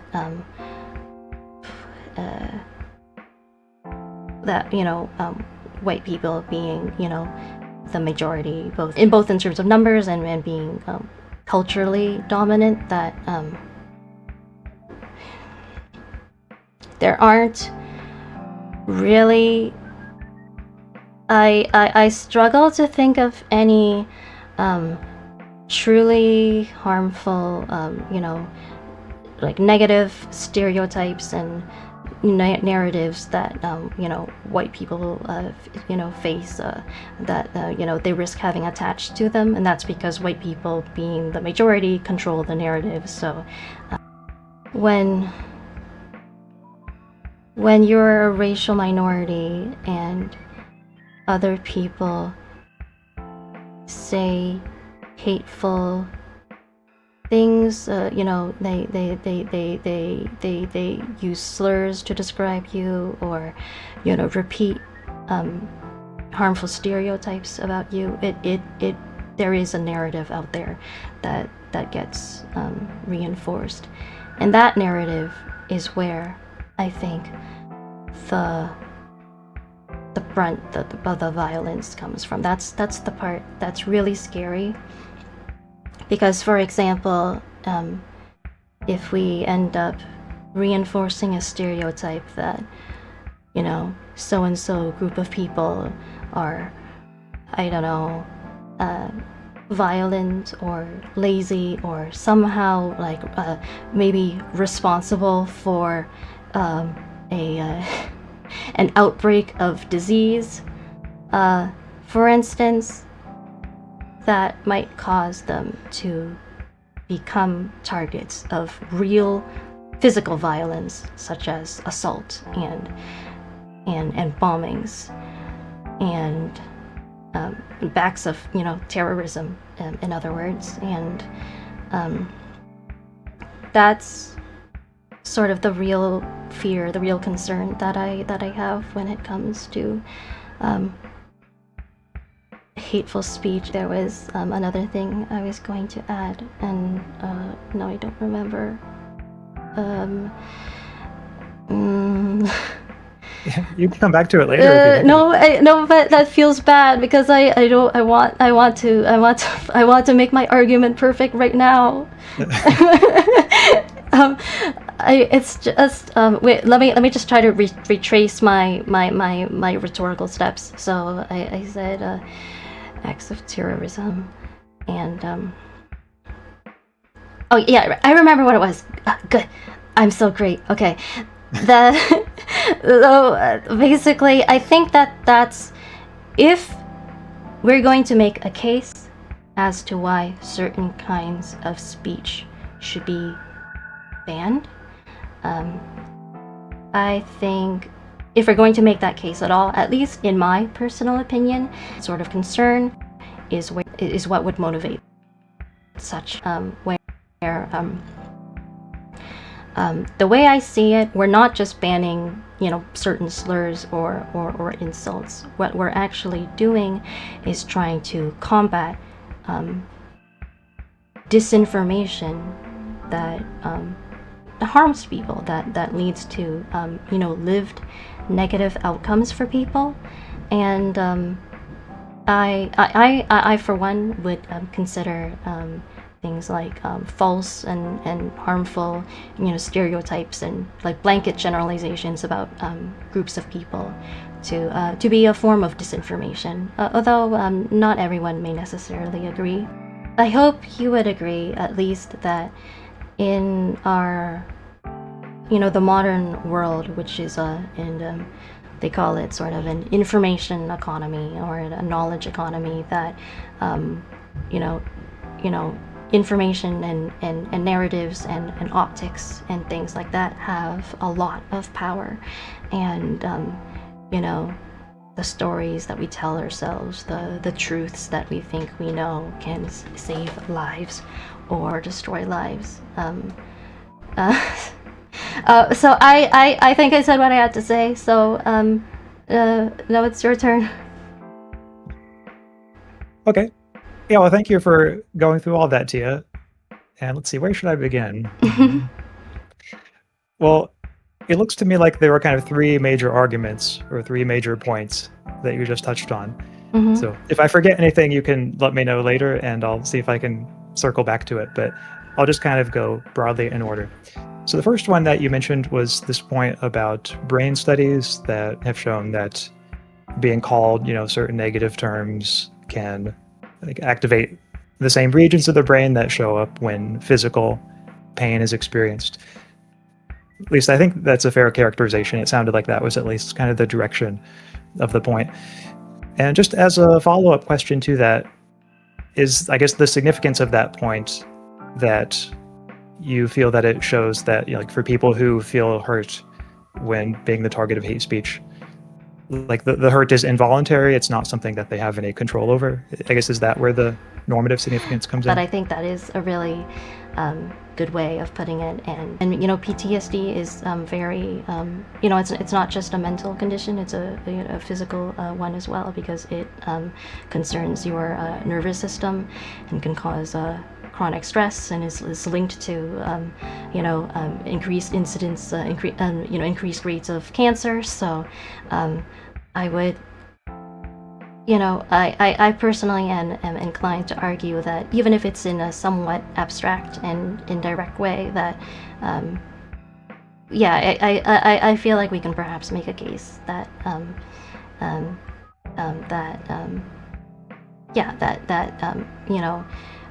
social violence can wind up just being physical violence in the end. Yeah, well, I suppose what I would want to say about that is, it seems fair to me to concede the point that for people who feel hurt when, being called, hateful terms, that the way in which the hurt manifests, does, involve the same brain regions as physical pain and so on. All of that seems right. What I would also want to say, though, is that, it's not entirely clear to me how that shows that there's no, or if this was the thought, how this suggests that there's an absence of voluntary control over it. I would be willing to concede that maybe in that moment, maybe it's unrealistic to, if somebody has previously been feeling hurt by being called a certain term, to expect them in that moment to be able to completely, overcome it just by a sheer act of will. Nevertheless, it does seem to me that over time, and perhaps in a somewhat indirect way, that this is something that people can genuinely work on. I think that with emotion regulation and certain techniques and strategies, people can do this, and many people have, even if not, perfectly or fully, to a considerable extent. I think there are people who have, at some point in their lives, been, bothered by, what other people thought of them or what other people said about them. During those moments, their brains, those same physical pain regions reacted, I'm sure. But then over time, they were able to overcome it. And what I think that suggests is that ultimately our voluntary acts of will do have an influence on what goes on in our brains. And so it seems to me that, I guess I would be willing to concede the point about the regions of the brain and physical pain and so on. But it just seems to me that one could agree with all that while maintaining the point about how the harm is cognitively mediated and how there's ultimately still a significant level of sort of voluntary control. Now, may I interject here? Is that all right? Yeah. So I will interject here, actually, because I have a point that I wanted to make. If you wanted to unmute yourself, Ax. Thank you. Yeah, because I probably would have forgotten if you didn't say that. So this was actually something I had prepared for our pause earlier, and then I ended up being so focused on reading out everyone else's thoughts that I wound up totally forgetting about my own. So I figured this would be still a good opportunity to bring it up. But it has to do with this sort of analogy to or comparison to physical violence that you actually first touched on in during the recording much earlier. I think you brought up getting punched in the face, and you said that that's a type of harm that doesn't depend on how one interprets it, and that maybe sort of your definition or your standard for what constitutes violence is something that sort of has basically an objective impact on people. And this was something I wanted to say more about, that I didn't get to or didn't think of during the when we recorded the original. I guess what I would want to posit is that to a degree, even when it comes to physical violence, the harm does the harm can vary depending on the on the individual, because different because of things like how people have different pain tolerance levels, and there are cases in which people can be victim blamed, even when it comes to physical violence. And we like to sort of course we'd prefer to think that it's not something that happens too often, but it does happen. We might say to someone, I don't know if I want to go into specific examples, but in the abstract it does. If necessary, maybe I can name an example, but in the abstract it can happen. And so different people have different tolerance levels, even when it comes to physical violence, right? So for example, Ax, so since you brought up the example of getting punched in the face, you strike me as someone who could take a punch better than Charis. I think that Charis Euphranor is he's the kind of person where if he got punched, he would just immediately fall on the floor and writhe. And so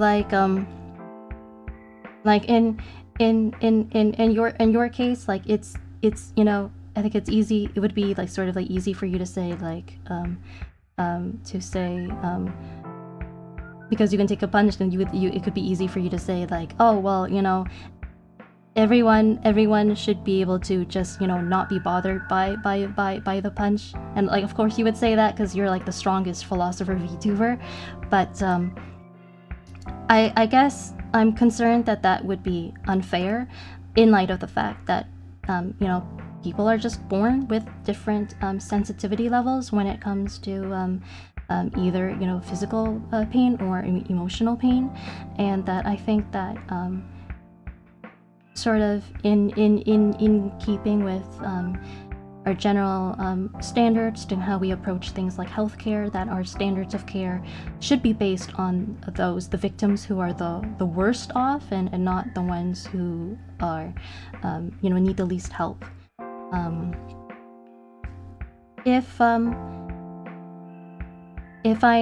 needed, I could go into sort of maybe more of like the neuroscience on sensitivity and things like that. But otherwise, I guess that is something I wanted to bring up, and I wanted to just say, all this is to say, like, basically, I would, for one thing, I would strongly caution against, turns of phrases such as, what was it that you said? Like that when you said it's an incumbent on us to not let those comments bother us any more than they should. Yeah, because of my concern is that like a solution like that is the least helpful to the people who need solutions the most, and the unfairness that stems from that. Mm-hmm. Yeah, so interesting way of pushing back on that earlier point. Here I'll just say a few things, and one of them is I'd like to begin with a concession, which is that it does seem right to me to say that the harm of a given act of physical violence can vary by the individual. I think one example, and well, this is actually very much in the spirit of your example, but just to describe it in maybe a more general way, like, if somebody takes a punch to the face, that's going to hurt a person who is more physically robust, less than it will a person who is less physically robust. That seems right. By the way, I make no claim to being the most physically robust philosopher VTuber. That's just something I feel like I have to suspend judgment on. But yeah, maybe I give the best. I project the best appearance of being someone who's super physically robust. I just have to interject there. Sorry, but yeah. I mean, like compared to like maybe the average person, like maybe you're not that robust, but like but just in this particular context, the pool of philosopher VTubers is not large, right? So your competition is just me and Charis. So in that sort of specific context, it's not a stretch to think like, okay, yeah, Axe is actually the most robust. Okay, well, perhaps. I suppose it's difficult to say. But anyway, so yeah, like that seems right to me, that the extent of the physical harm can vary. But presumably what doesn't vary is just the very fact that it is harmful. Like even someone who's physically robust, like taking a punch in the face is still going to do at least some harm. And not just some harm, but like it'll be very direct harm. Whereas in the case of suffering from hate speech, the sorts of feelings that one is feeling, to me it seems like an important difference there is not just the extent of the harm, but like whether it's harmful at all, whether one experiences it as a harm at all. And so I think the difference here that really matters is not maybe so much like whether the extent of the harm varies, but it's a case of, we could put it in terms of whether the harm is direct or indirect. Like with physical violence, it's a very direct harm. With hate speech, the harm seems like when the harm is present at all, it's indirect in that it's mediated by the target's perceptions and interpretations and so on. And I think that matters too, because what our thoughts are, what our cognitions are, is arguably more up to us than certain other things. Like, for example, having a robust physical constitution, like that's something that not everyone has or is going to be able to have, but arguably at least the kinds of thoughts that could, or the kinds of ways of thinking that could lead one to not put so much emphasis on what other people think or what one is called by others. It seems to me like that's sort of more open to people in principle than various physical traits one might have. So it seems to me that those are kind of the key differences, at least, that I would try to emphasize there. To be honest, I'm not convinced that there's much of a distinction there, and especially in light of how in the recording you conceded the point that emotional pain activates the same regions as physical pain, meaning that it is not really so involuntary as I think you're making it, the other way around, the opposite. So voluntary as you're making it sound like it is. Like again, like some people are just naturally born very sensitive, and this is nothing. There's nothing like wrong with that. Like the world needs sensitive people. Like it can be like a positive trait in many situations. And so, if I'm concerned about the possibility of, just certain people, being suffering disproportionately, simply because of, how they were, born. If we simply say, well, the onus, it's incumbent on the individual to sort of, I guess, like manage their own suffering, because it feels less likely to me that that's how we would treat a victim of physical violence. I think, for example, if someone when it comes to physical violence, first of all, let's say someone we know got pushed down the stairs, and then they had to go to the hospital because they broke some bones and stuff. Certainly we would go out of our way to support that person. If at least by sort of extending our sympathies to them, we wouldn't just say, well, now it's incumbent on you to manage your reaction, right? Because we recognize that something unjust has been done to them, and it would be pretty irrational to expect them to sort of, cure them, cure themselves, and also, neither would we say that just because someone who gets pushed down the stairs can expect to probably go to the hospital and turn out okay, that it's okay to it's to push people down the stairs, and that's not the kind of thing that we can prevent. Not that that's sort of what your stance was, but I just have concerns that could be an extrapolation of the notion that it's incumbent on the individual.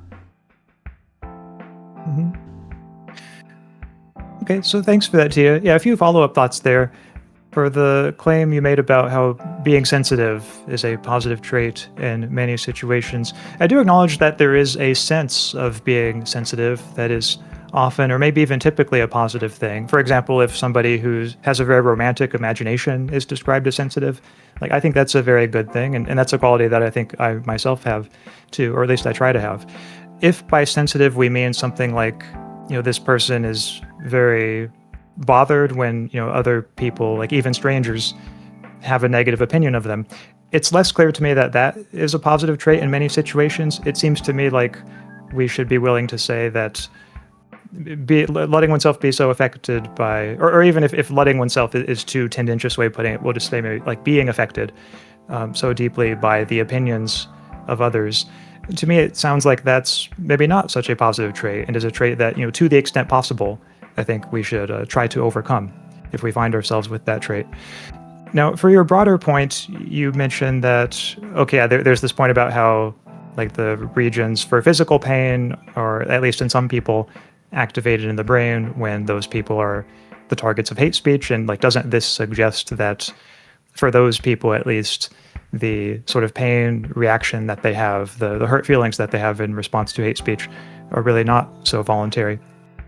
And I'm not so sure that it does. I mean, my claim is just that one's cognitions, how one thinks about various things, like hate speech or like one's own worth as a person and so on, will affect how one feels if one is called something hateful.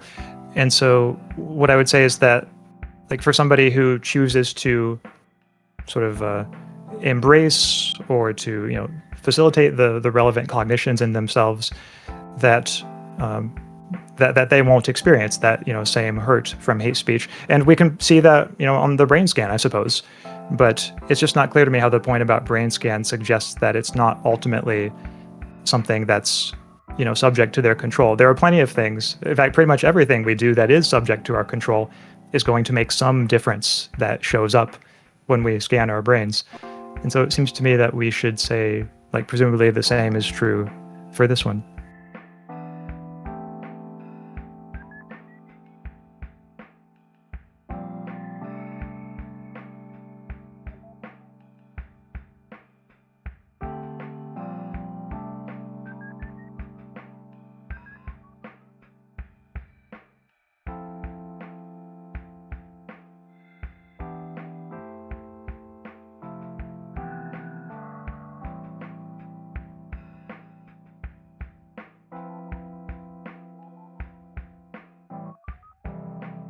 Oh, Zero saying, Tia, you're muted. Oops. I was muted myself while clicking around. Oops. Okay. So it sounded, if I'm not mistaken, it sounded to me like you made 2 points there. One about conscious control, and the first one about sensitivity. And I will elect to respond to the one about conscious control later on. I'll save that for later, and you'll see why. For now, I'll just focus on the part about sensitivity. So it sounds to me maybe like you're not maybe familiar with some of the literature about highly sensitive people, because I think that often in society we conflate sensitivity with like I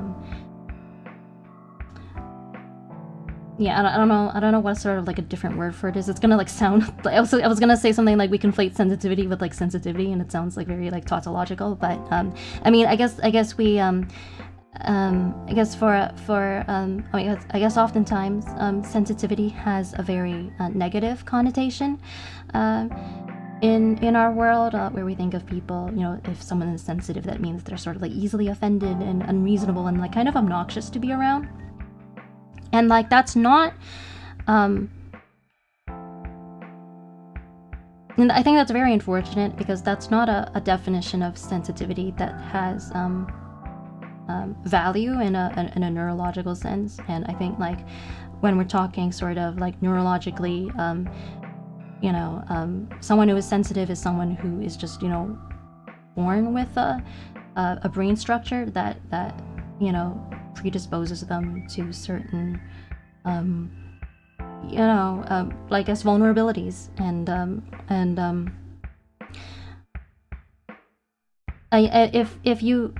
if you like, I can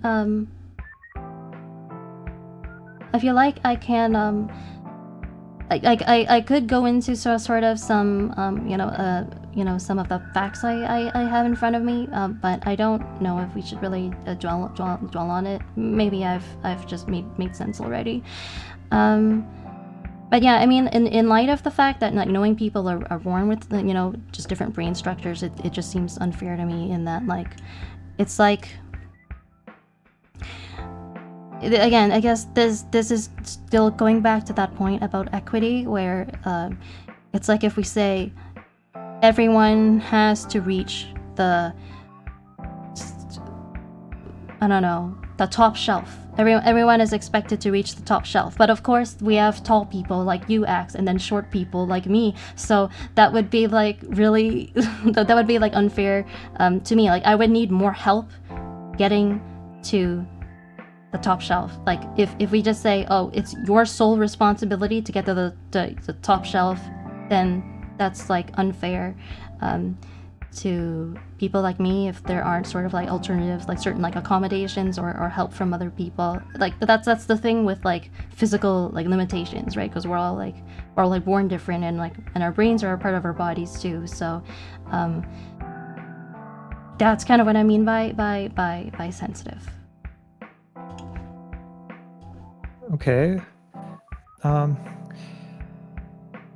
So just like disposed to like be emotionally vulnerable in general is what it is. Yeah, it might help if I do sort of read out this page in front of me. This isn't sort of the best resource. I just I didn't have sort of more ideal one prepared, because I didn't think I would need to talk about this, because I guess I assumed it was like common knowledge, and maybe it's not. This is from the Cleveland Clinic. Stop being so sensitive. You may have heard this from family, friends, or coworkers, or even uttered it to someone else. Generally, the word sensitivity is used to describe how you respond to the environment around you, whether that's physically or emotionally. You could physically be sensitive to the cold, or emotionally, you're able to pick up the feelings of others easily. To some extent, we're all sensitive about something in our lives. But you may also identify with being a highly sensitive person, a personality trait that was first used by psychologists in the 1990s to describe someone with a deep sensitivity to the physical, emotional, or social situations and information around them. There are pros and cons to being an HSP, which can also be known as sensory processing sensitivity. It's kind of a mouthful. For example, you may avoid violent movies or TV shows, but you may also have deep, close relationships with others. And it's important to know that being a highly sensitive person isn't considered a mental health disorder, and that there's no official way to diagnose someone as HSP. And there's no official highly sensitive person test. Let me just skip ahead and see if there's anything else worth reading. And then at the end it says, Dr. Child says that about 15% to 20% of the world's population can be classified as a highly sensitive person. So actually now, not gonna lie, I forgot what the original question was and why I started reading this out. Well, I think we were talking about whether it's a positive thing or it can be, a positive thing to be sensitive in the relevant way. And I suppose my thought was that like there are various senses, of the word sensitive that one might use, and some of them I certainly do recognize as positive. When it comes to like feeling bad about yourself because of things that other people say, I'm a little more skeptical that is ever a good thing. And maybe you weren't suggesting that it was, but if that was the suggestion, then I guess that's the part I'd question. Or maybe another way of putting it is like, even for someone who is maybe sensitive in other ways, I think that it is a good thing, something to recommend to everyone, including those people, that they do what they can to become independent of the opinion of others. Now, I know you mentioned that there's maybe an equity concern here of like, am I not speaking a bit glibly about all this when some people are going to have much more of a challenge than others with, adopting that sort of disposition of like not being bothered when, other people say negative things about them. And it does seem right to me that some people will naturally have a harder time with this. I don't see how that suggests that it's not something we nevertheless should recommend, or not something that is, nevertheless every person's burden in a way. And just to give an analogy or an example, I think there are other cases like this too. Like we might say that giving and receiving love is something that helps give meaning to life. It's something that we might recommend for every person. Now, some people are naturally going to have more trouble with that. Not everyone's going to have the same level of ease when it comes to giving and receiving love. But nevertheless, there's nothing unfair in saying that, it seems like people in general really ought to, do what they can to facilitate this ability in themselves. And so I suppose I would see it being sort of parallel to the case of, not letting yourself be bothered by what other people think of you. Okay.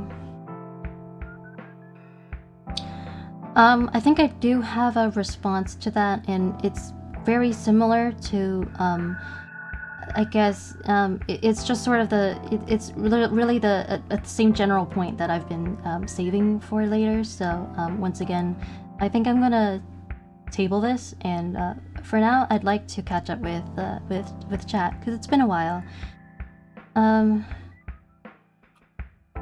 Robo said, sometimes I think about the FCC in America and how they limited speech from radio to TV, but everyone had the option to change the channel.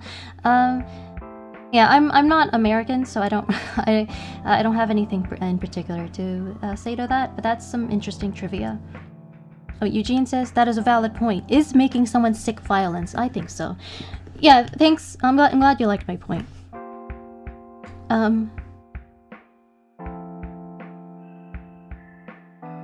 Robo said, drive with the windows down once and now my lungs and ears hurts. I hope you don't mean like permanently. I hope you mean like just for a limited amount of time, but yeah, sorry that happened. And then Eugene says, I think pain and harm are completely separate. Pain fades, harm leaves scars. Yeah, I suppose that could be like a relevant distinction. Like pain does not always like cause harm. Like those are sort of like separate things. But then Eugene adds, pain can lead to long-term changes too. Like for example, going through divorce. Yeah. So yes. So it's true that they're separate things. I would say though that like I think pain. I think it's just better to assume that pain leads to harm by default and base our standards of care on that. And Robo says, say you are gay and grow up in a very LGBT friendly high school, then you get to college and you see a group discussing homosexuality as a sin. That could be pretty traumatizing. I'm not sure exactly what point that was in response to. Feel free to remind me. Feels like that comment was from a while ago, so yeah, I'm having trouble connecting the dots. Robo says, true that. I know that kind of pain just learning something can cause. I was engaged. That's a hurt. I'm really sorry to hear that. Eugene says, this is getting into like a I don't know, what do you call it, like a bros supporting bros moment. and then Eugene says, Jesus Christ, man, I'm sorry. I'm sorry too, like really. We don't have enough time to like devote to that. I don't think we have enough time to do that justice. Like this isn't like a therapy session, but like but yeah, I went through something similar myself a year ago, but for the sake of the rules here, I will refrain from trauma dumping. I mean the rules was just my rule was for this stream was just like don't attack anyone. I don't have a specific rule against trauma dumping. And then Tia, you're muted. Yeah, we've been through that. And then Eugene says, some people are more sensitive than others, and people with mutations in TRPV1 are immune to pain. Didn't know that. Sometimes it's not within their control to change their receptivity to pain. There is, however, some overlap between physical and emotional pain as evidenced by activity in posterior insular cortex. It sounds like you're quite knowledgeable about this, Eugene, since I don't quite have all the regions of the brain memorized or something. So yeah, just it sounds like you're quite savvy about this. Did you want to respond to any of that, Axe? Not particularly. I think that's a good place to continue, if that works for you. Okay, let me just check my notes quickly. I think that I am going to resume the recording, and then I need to, once again, I need to get up from the computer, but this time it's to take care of a potential tech issue. And the Robo says, we need a special emoji for chats, just for the chat, so Tia knows she can skip reading them aloud. Oh, it's, I don't know, actually Actually, well, I mean, I kind of like reading them sometimes, although it does make me feel, I'm not gonna lie, and something I'm more concerned about is that it makes me feel like a little bit like voyeuristic if like two people end up like discussing something like intimate in my chat. Like, I'm not like against it, it's just like when I read it out though, then like I'm not against like the sort of the presence of that, but it just feels like when I'm reading, I feel like I'm crossing a boundary when I'm reading it out. Maybe that's just in my head though. But yeah, I'm going to resume the recording now. Sure. Sounds good. So I think that's fair that yeah, I didn't mean to suggest that there's a complete absence of any sort of you know, personal control. It's complicated and it's hard to explain, but there is very an involuntary element to it. And I would add and emphasize that not only is it possible for us to you know, essentially sort of learn techniques and learn to regulate ourselves and heal. That actually is the goal. We not only is it that we can do that, we should. But the operative word is ideally, and I think that because for many complicated reasons, not everyone is necessarily able to do that, or on a, you know, realistic time scale. You know, I think that it's still important, and this goes back to the first part of our discussion. It's still important that we tackle the problem from both ends, which is that, you know, yeah, we try to teach and encourage people to manage their own reactions and work on themselves, but at the same time, you know,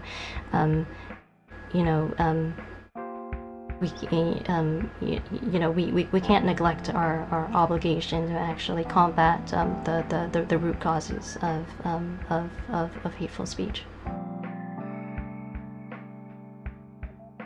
Okay. Yeah, thank you for that follow-up, Tia. I'm not sure if I have a particular follow-up to that. Again, on that particular point, it seems like maybe our views are in more agreement than disagreement. But on the second point that you brought up, which is about how words can reinforce ideas, can reinforce certain narratives, and I suppose in the case of certain, you know, forms of hate speech, like racial slurs, perhaps those would be racist narratives, and it sounds like this was one of the points you were really sort of concerned about, which is you know, maybe a reason for considering that kind of speech to be violence, the way that it the way that it promotes these, you know, I think harmful disinformation was maybe one way you put it. And, you know, isn't that a reason for considering this a form of violence? On that, I would just say this is going to be starting with a sort of clarification question, but when you say these words can like reinforce certain ideas and certain narratives, by that, are you referring to beliefs in particular? Like it can make people believe these things, and that's where the violence comes from, is like it makes these words make people have more racist beliefs? It may be best to give you an example and kind of to let you interpret it. I just hesitated to do so originally because, you know, it's sad. I don't want to talk about these things unless I really have to. But an example that the example I want to use because it's, you know, closely related to my background, and I feel maybe more comfortable speaking about this than on things you know, that are you know, I can't, you know, relate to personally, is how during the pandemic, this was the official story that the virus originated in China, and then like that part was factual, but then unfortunately, especially in the United States, from what I remember, there was a significant cohort of people who took that fact and they ran with it, and then it it became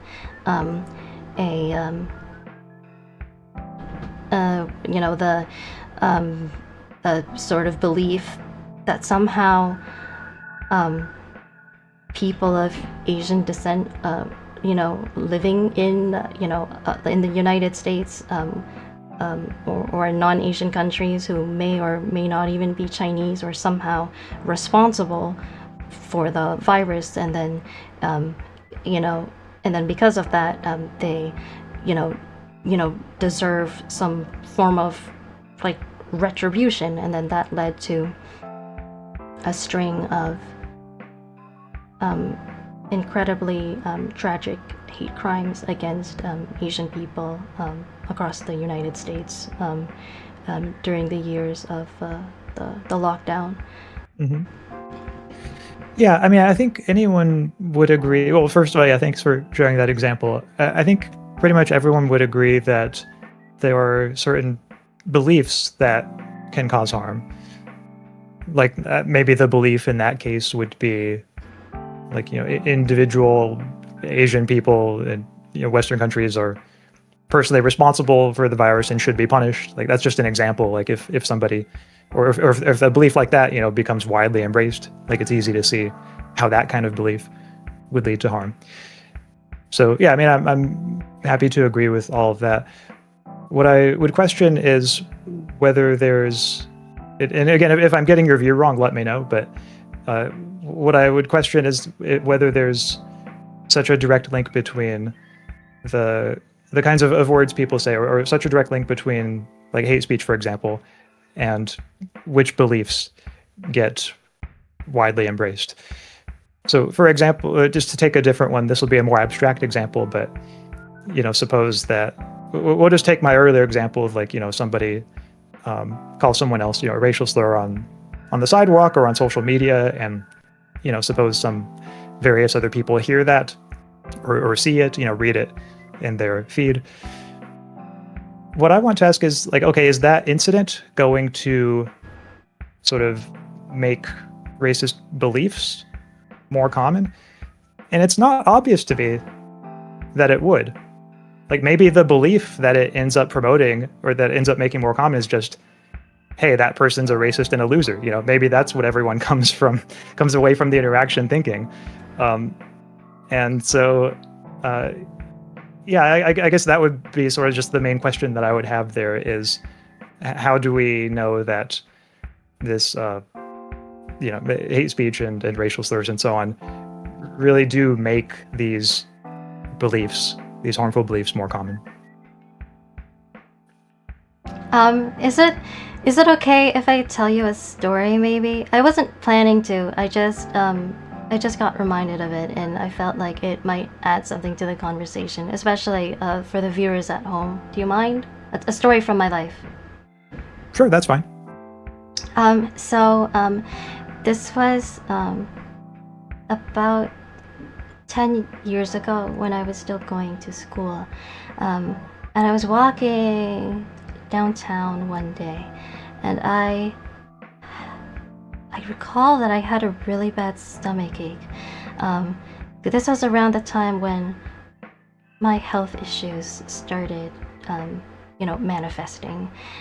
I really didn't know what I would be in for the next 10 years at the time, but because I had such a bad stomachache, I was kind of, I couldn't help but limp and walk really slowly. I was just kind of trying to get to where I needed to go. And then I crossed the street. I crossed a small street. I was walking on Queen Street West, which is in downtown Toronto. And then this old white guy, maybe in his 50s or so, his car just popped out of nowhere, and he almost ran over me, and he just slammed the brakes at the last minute.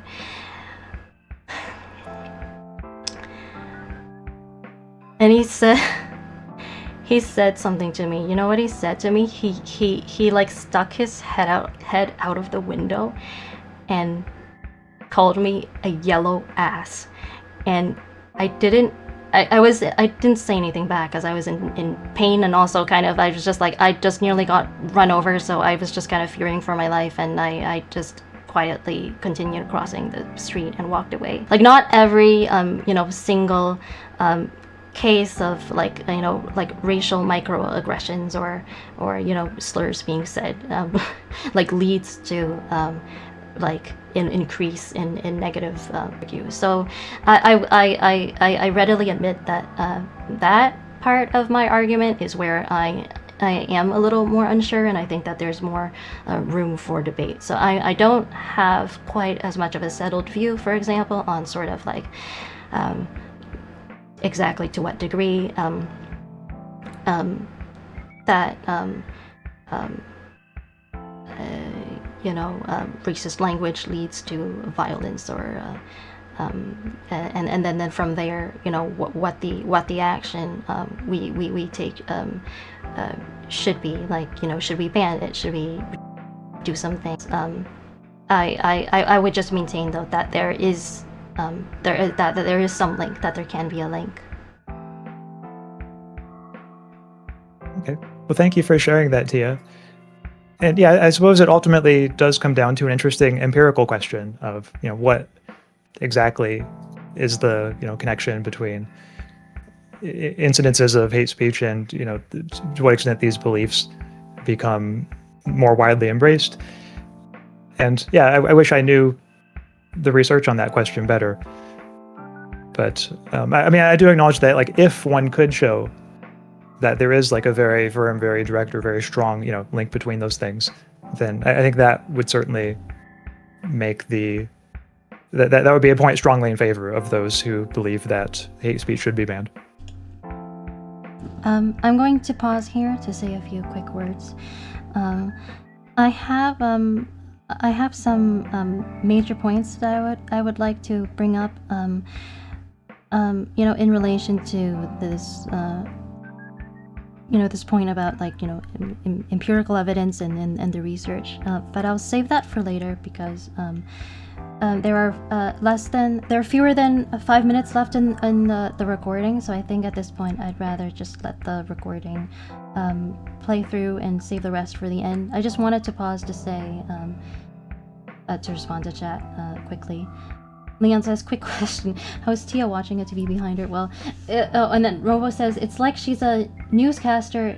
No, wait, I think there were some chat messages before this, too, that just sort of are no longer on screen. Robo said, I just don't think what I have to say is always important enough to waste reading.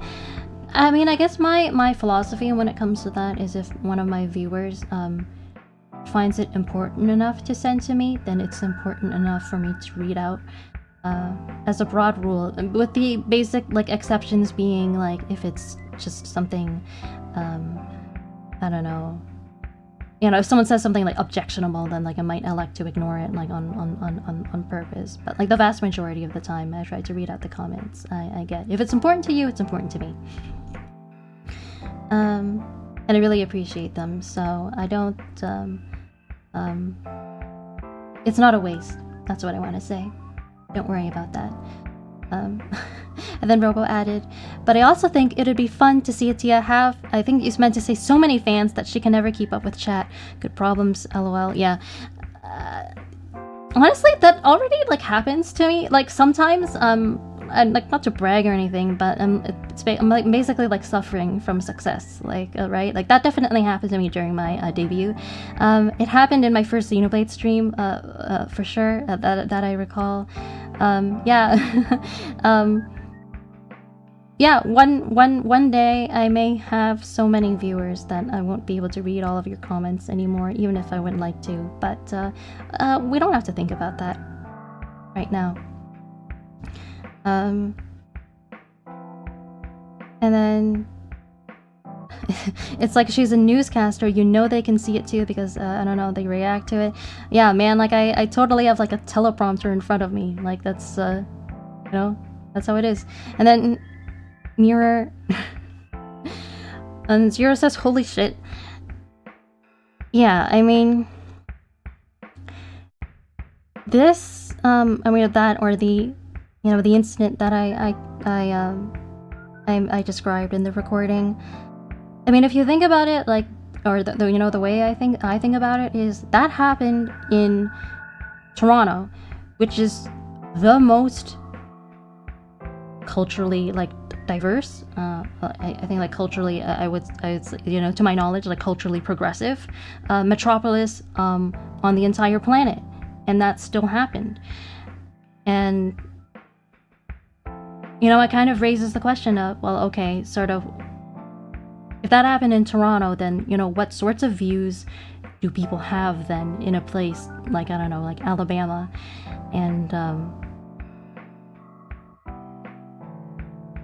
if someone in Toronto could value my life so little that they're not even disturbed at the prospect of killing me and see sort of like my body as nothing more than an obstacle to them, then like how little might certain people, you know, in Alabama value my life. And it's not a very comforting thought.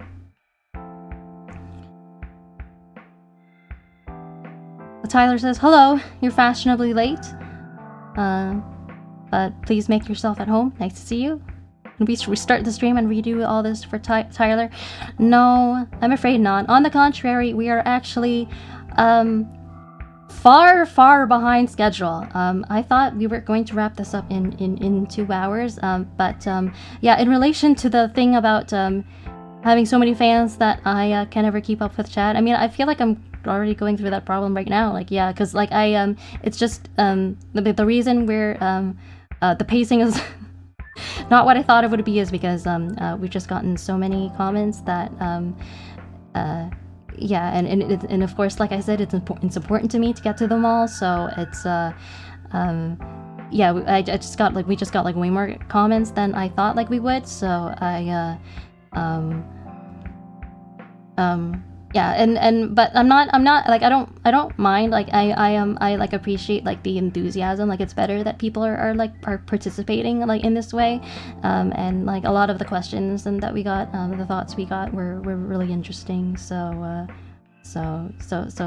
yeah, I'm not complaining here. It just means like yeah, I don't know how this next part will go. I think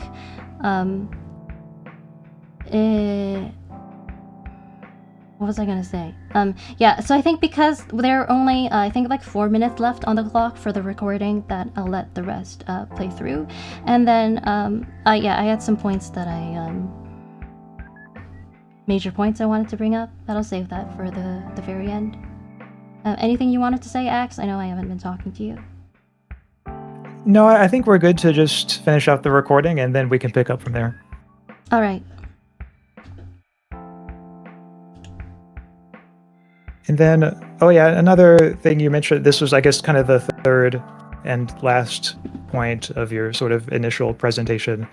You mentioned that you sort of aren't here just concerned about like slurs and insults when it comes to things that should potentially be banned, but also like just harmful disinformation more broadly was what it sounded like your view was. But again, you can tell me if I'm putting words in your mouth. No, I wouldn't say that you are. I think that's pretty fair. But that is a view that I have, and I'm prepared to be challenged on it if you have some objections to that. Mm-hmm. Yeah, I mean, I suppose my view would be that like there's no doubt that there is much in the way that's, you know, harmful in terms of just false information that's out there and, you know, false beliefs, and that these beliefs can lead to various forms of harm. So I would certainly agree with that. What I would have concerns about, though, is that I just don't trust the government to be the arbiter of what's harmful disinformation and what's not. I think that like whichever you know, political party, you know, is in charge is going to have very different answers to that question of what's harmful disinformation and what's not. And so it seems to me like the most reasonable compromise is just to have a broad norm of free speech. No, I particularly can't blame you for saying that in the year 2025 as an American. But yeah, I like that I definitely agree with. When I say that I think like disinformation should be banned. Like I don't, in my mind, that doesn't correspond to an actual policy, because especially because I'm not like a politician. It's more just in an ideal, and it would be great if we could enforce that in a really perfect and fair way. But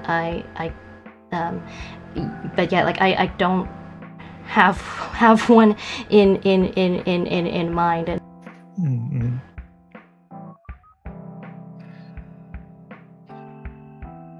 Yeah. Well, I've really been enjoying the discussion so far. Just to kind of touch base, and if there's anything I said that you want to follow up on, feel free. But yeah, were there any, I guess, other questions or topics or things that you wanted to talk about? I speaking for myself, I think that I said everything that I was looking to, and I think that I ended up making my case better than I thought I would. I'm glad that it seems to me like we're more or less on the same page at the end. I don't know if I was expecting it to turn out that way, and I don't know if it's just because I managed to lay out my arguments effectively, or maybe we're just both really cool people. What do you think, Ax?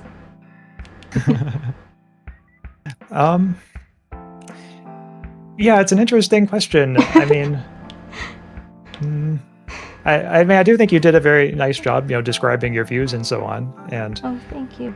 All in all, like I had a really good time talking with you about this too. Once again, thank you for doing this with me and for taking time out of your busy schedule.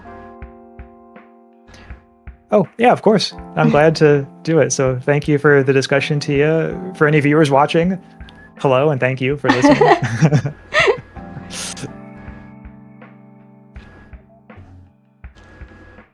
So yeah, I guess if you want to sign off, Tia, I'll let you have the last word. I'm just going to end the recording now. Okay, that works too. Ta-da! All right. Before we get into the discussion, I just want to take a quick moment to respond to chat again. Tara says, to be fair, I am not a foreigner nor a woman and don't have much social media presence. I think I haven't really experienced hate speech. Well, if only we could all be Tara. I mean, personally, like, I'm proud of being a woman, and I'm also proud of my cultural heritage, I think. So I don't think, like, I would actually want to be you, or, sort of, like, be a man, or like, whatever, per se. I think just, what I would really like is, I would really prefer the sort of possibility of being the things that I am, but like, just not, like, receive hate speech. That would be really nice. Web of Concepts says, make a burner account posing as a woman from some foreign country or something and test the experience. Truth Nuke, I don't trust the government. True. The government. Yeah, I mean, how do I say this? It's not like I even trust every, no, the opposite. It's not, honestly, it's like not even like I distrust every government equally. I just cause as a, how do I say this? Like, I think, like, as a Canadian, I think, like, I find the American government, like, especially, like, sort of, like, untrustworthy. Like, no offense. I don't take any offense. So yeah, there's and I think, regardless of what my political views were, I wouldn't be offended by, someone disagreeing with me on that. So yeah, no worries on that count. Well, I think I was like I think I was agreeing with you, right? Yeah, well, I would say, though, there is a caveat here that I want to offer, which is that the thought I had about how, like, I don't trust the government to be the arbiter of, what counts as hate speech and what doesn't, is not so much a comment about the current administration. No, it is entire. No, sorry. No, sorry to interrupt you. I just want to, like, I'm just trying to save you words, but, like, I understand. I understand that very well. I'm just saying that we don't really have to get into like all the politics of it, but just broadly, I think just due to the way that the American sort of political system is designed, that like it's just it's hard to just really put a lot of faith in the government in general, like no matter I think what political party is in charge. Not to say that every political party is the same either. That's not what I'm saying. But I think we're just broadly I think we're agreed on this basically. Mm-hmm.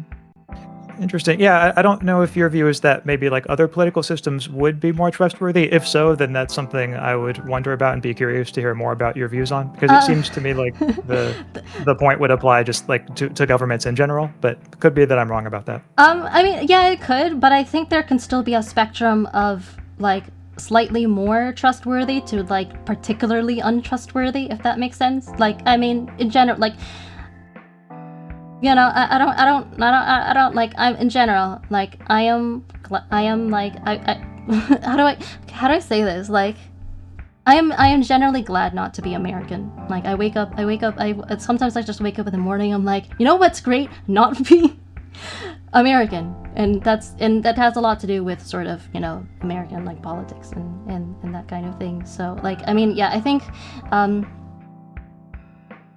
so if you're putting things on a sliding scale, I would trust the Canadian government more to handle like free speech, like related stuff than the American government. And again, this is regardless of whichever political party is in charge. And that's my perspective as a Canadian. Okay.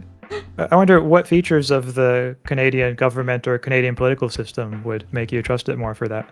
I think this is definitely something we should table for later, because this is like, again, I appreciate your curiosity. I find it refreshing, but again, we're behind schedule, so this is not the time or place. So maybe we'll talk about this. Fair enough. Yeah, maybe we'll talk about this like in VC some other time. Okay, sounds good. And then make it a Tinder account. Well, geez, we're really getting crazy now. Robo says, I play Battlefield 6. I experienced the craziest hate speech on the reg. They get creative to get around the censorship too. I'm curious as to sort of what kinds of hate speech you get, if my asking is not too like intrusive. I'm not doubting that you get it, and I'm just wondering like what kinds of things are they attacking. 10 out of 10 ending? Yeah, I know, right? Oh no, are we force femming Tara? The Tara says, wrong philosophy VTuber chat for that. Yeah, I don't mind if you save that kind of thing for Charis' streams. Charis will be so glad to know he's not alone. He's not. Did you know? Okay, have you... okay, this is like not... I'm not like about to talk about someone. This is like not really like that, you know, important, and we're about to talk about someone who's like not even like here. But like, have you noticed, Axe, by any chance, like how Ari's like nickname in Charis's in the Library of Alexandria is like Ari Queen instead of like Ari King, like normal? Oh, I didn't notice. Oh, I thought like maybe you would, and then you would like wonder why that's the case. Like basically, you just kind of like lost a bet, and then like the girls in the server like made him do it. Well, hey, if you're gonna be a woman, might as well be a queen, you know. True. Yeah, whenever I see Ari, like whether it's Ari King or Ari King or Ari Queen, I guess I usually just think, oh, there's Ari, you know. Yeah. I wonder what he'll think when he watches the VOD, because I know he's sleeping right now. Okay, and then wait, Web of Concept says, I thank God every day that I'm not British or American. Oh, I'm curious about what country you're from then, if you don't mind answering. Yeah, I can't say I would like prefer to be British either. Like being like Canadian, I find it to be like a pretty solid deal. Leon says, wake up to the smell of maple syrup in the morning. Yeah, it's especially nice when it goes on top of the waffles that you make, because you're so good at making waffles, Leon. You're. I just thought I should throw in a compliment in case you were feeling left out, because I've been sitting in my room streaming for a long time. Yeah, Ooh, I think I'm sensing. Is there a potential here for a Leon cooking stream, perhaps?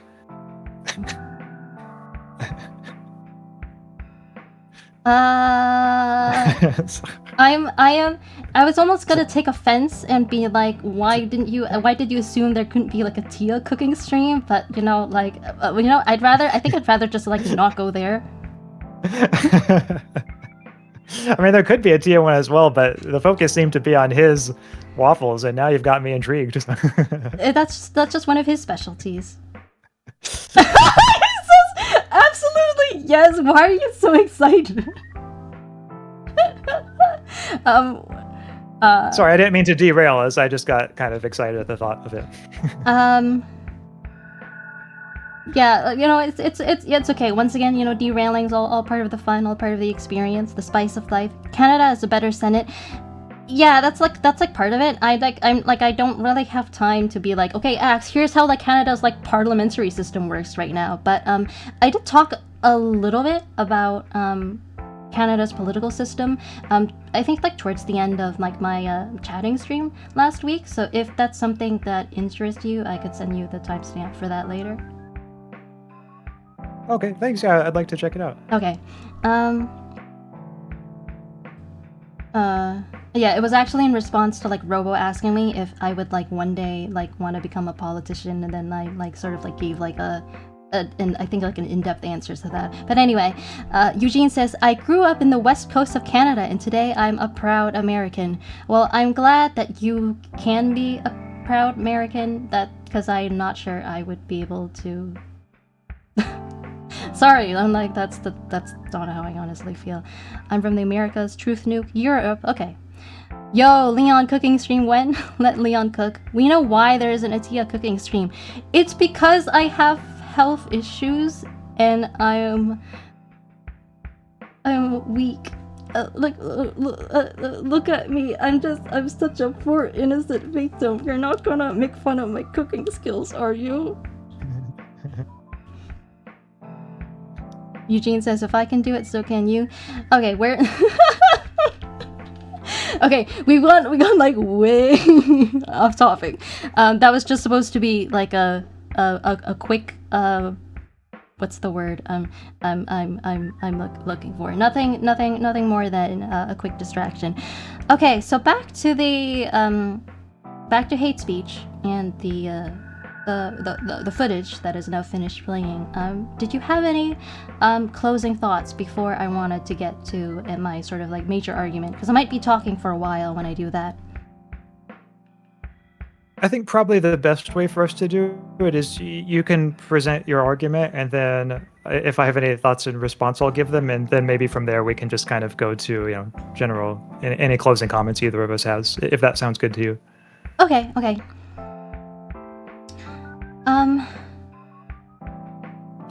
So this is going to be hard again because you know how like once again I don't enjoy talking about identity politics because it's like a lot of stress, and for me and my stress tolerance is poor. So I think it'll help if I preface what I'm about to say, preface my argument with just a sort of small disclaimer that I mean, like I think from one thing,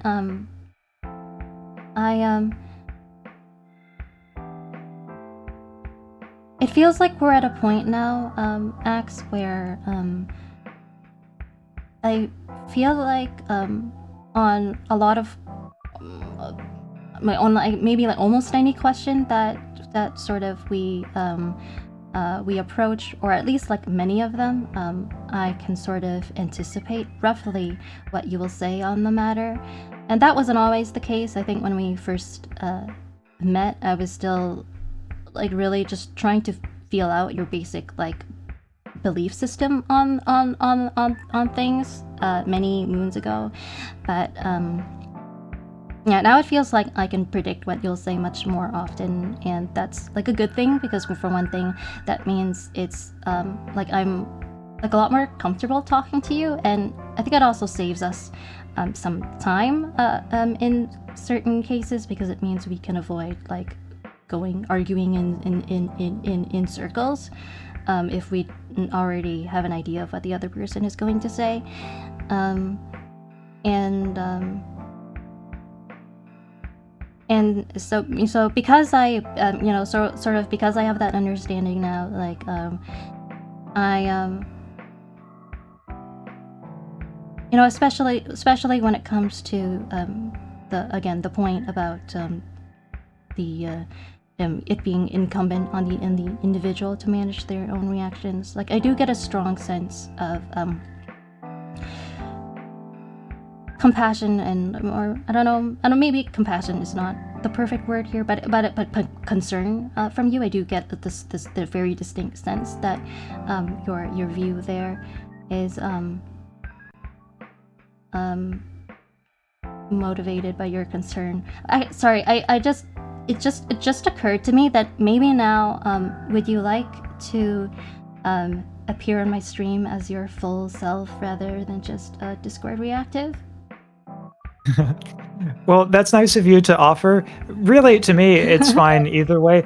I do know, and I sympathize with the fact that this has been perhaps a longer stream than anticipated, which is fine with me, but just if it would be easier for you just to, expedite things and have us continue this way, then rest assured that that is totally fine with me. There are certain reasons why I am sort of asking, but if you don't want to take me up on the offer, it's fine. I'm not gonna force it on you. Okay. No, in that case, I can take you up on the offer. Just allow me, and I apologize for not doing this earlier. I was so enthralled in the discussion that I forgot. I am starting up VBridger and VTube Studio right this moment. Okay, I'm going to. I think no. I think I'm gonna hide my model briefly, if I could just. I'm gonna just do this properly, and then so that we can get all that set up. But I'm going to try to keep talking in the meantime and continue making this disclaimer. Yeah, so I just wanted to preface this by saying that yeah, I do get this strong sense of concern from you, and that will help a lot for the rest of this. So I just want to let you know that I think like you're coming from a good place, and I'm hoping that's clear to everyone else as well. That I don't know, you're not motivated by any like bad values. I think when you make your points, I think that's important to establish first. And yeah, are you working on the tech stuff right now, Ax? Yeah, I started VTube Studio, but it was not through Steam, which I guess needs to be the case when collabs are done. So now I am starting it through Steam, but should have it set here in just a moment. Okay. In the meantime, I'm gonna respond to chat. I think Eugene says segue. Segue, but it's like spelled like SEGWAY. Are there not two spellings of segue? Like segue in terms of like a tangent is like it's spelled like this, like SEGUE, and then the other kind of segue is like the vehicle, like the Segway that you ride on. Tyler says, "I'm sorry I was late. I'm currently at work." Can you restart the debate video? Wait, I'm stuck on currently at work. What time zone are you? Because it's almost midnight where I am. Tara says, "It's quite funny how Axaeon is just a sticker that glows sometimes." Segway was the rideable thing. Yeah, that's what I thought. I could turn myself into a sticker as well. Eugene says, "Yeah, there are. I just mixed the two dictionaries and spelled it wrong." Yeah, don't worry. It happens to the best of us. I just thought I just found it a bit amusing. I could turn myself into reactive too if you want, just for fun. Let me wait. Hold on. I tried to join your session for whatever it's worth, so there Oh, might sorry, be a I didn't. a So no, sorry, notification. I didn't start a session because I was busy yapping. Oh, I see. I'm sorry. Okay. That's okay. What? How do I do? Join. Okay. No. I'm. You want me to host? Okay, I'll host, and then password. It's fine to say the password on stream. No one else can join because like I have like 2 Steam friends. It's Justice one. No, wait. Or what? It's Charis. No, that was the one I used when with Charis. Okay. No, for this one it's like. I'm getting confused. I'm getting tired. It's Charis 123 with a capital C. That's like always my password when I'm collabing. Okay. That VTube Studio password when I'm collabing with Axe. But yeah, I can turn myself into a reactive too, guys.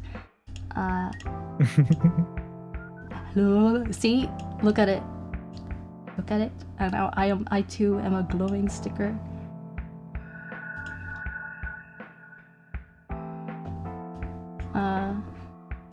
Okay, I saw a note that said connecting to collab, but then it immediately said disconnected right after. What? Wait, huh? It- How? What? Why would it do that? You have to add Steam friends. Oh wait, no. It's sorry. I must be really tired because Okay. Now I'm actually hosting this session. So please Okay. try again now. All right, I just clicked join again. That the creator drove off the cliff. PST, I work on second shift. I see. The password is Charis is silly. BRB, gotta be friends here on Steam. I have like 3 Steam friends, I think, honestly. Like, basically it's my husband Leon, Axaeon, and Charis, whom I both collabed with. I feel like that says a lot about me. Yeah, or if we're not able to get this one, I could try hosting if that would Wait, be easier, but I don't know if that would... Did it not work? It just keeps saying disconnected for some reason. What? No, it says you tried to join with the wrong password. Are you... Wait. Oh. Are you sure? Charis So is it not Charis 123? Did it get changed to something else? Wait, maybe... Or, okay, maybe... Okay, I left. I'm so sorry. I'm so sorry. It's alright. I'm gonna actually type it. Maybe it got changed. Charis 1, 2, 3. Okay, I'm hosting it again. Okay. This is so silly. Okay, we got it. I think. Oh, all right. Maybe. Amy, yeah.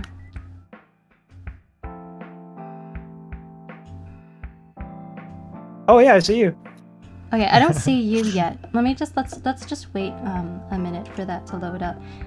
Leon already said it. Charis is silly. Just to be clear, I understand. I get censored a lot. LOL. Did you try Chairman? Why is it taking so long for me to see you? Alright, well, it should be okay to turn my model back on now, I think. Or no, actually, no, that's not a good idea. Well, wait. Okay, in the meantime,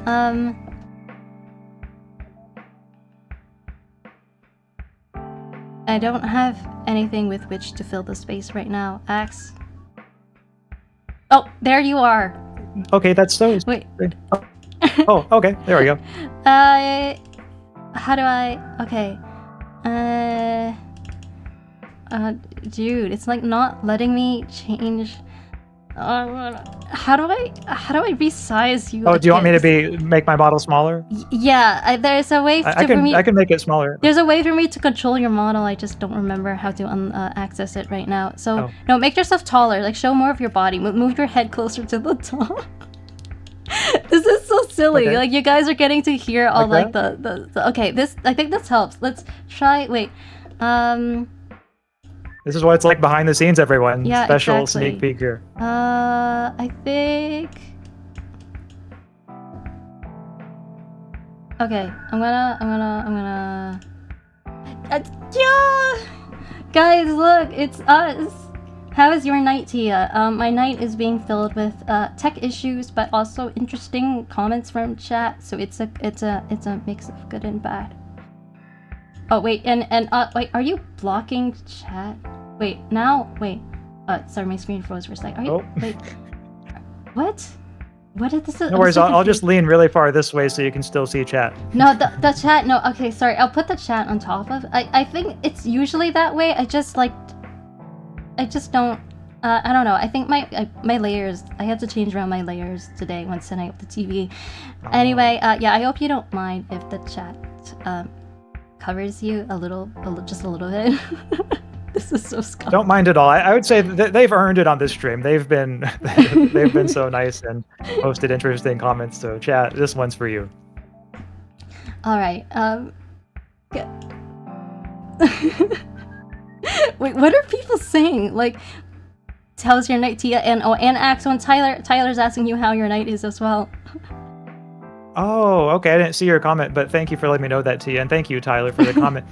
Yeah, my night's good. I've been enjoying the discussion. I think any night where one gets to participate in a philosophical debate / discussion, that's something that helps make it a good night. So definitely.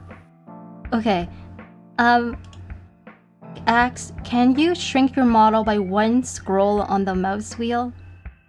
And then I'll do the same, because your head, and then let's try to, like, we'll both move ourselves a little, like, because so that you're not covering chat anymore. Yeah.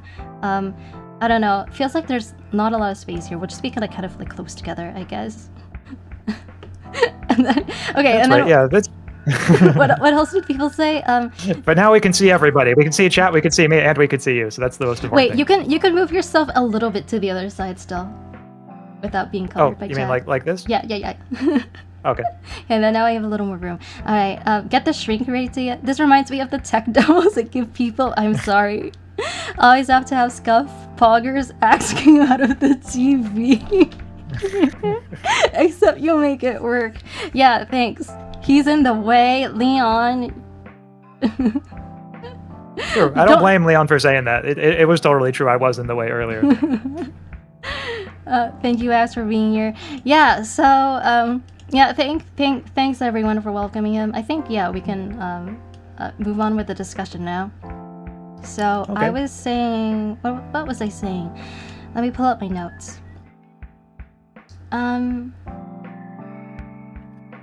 Yeah, so I know that you're coming from and that you're coming from a good place, I think, and that's important to acknowledge, first of all. And now I'll sort of move on to what I really wanted to say in relation to hate speech, that I hope will clear up some of the disagreement that we've been having. I think, if I may be so bold, it will take me a while to sort of lay out my entire view or argument, but I'm actually hopeful that by the end we'll be able to reach a compromise or solution that we can both sort of get on board with, as crazy as that might sound right now. So that's where we're going. First of all, the first thing I'm going to say now is about that anecdote that I told from my life about almost being run over by the racist in a car on Creep Street West in downtown Toronto when I was going to school, or like when I was like still in school. So, in hindsight, especially as we just all, watched that footage together, I have to say, I kind of feel like I just like plopped that story down out of nowhere, with very little context, and I think because of my the anxiety I was having at the time, because I was going through pretty significant mental health issues at the time. Like I was like, that my opening statement, like originally that was like 10 minutes of footage, and I trimmed it down to 3 minutes, so it was I was like cut out more than half of it, like the rest was just like ums and ahs, and it was really difficult to listen to. But anyway, so there I plopped it down without a lot of context, and I don't think I was really able to sort of connect it to sort of the argument that I was trying to make, and it really would have helped that I did, because I think that the story carries a lot of implications that we maybe didn't get to explore. So I want to ask you now, Ax, that story, when you hear it, how do you think I felt experiencing that? Probably awful, I imagine. Yeah. And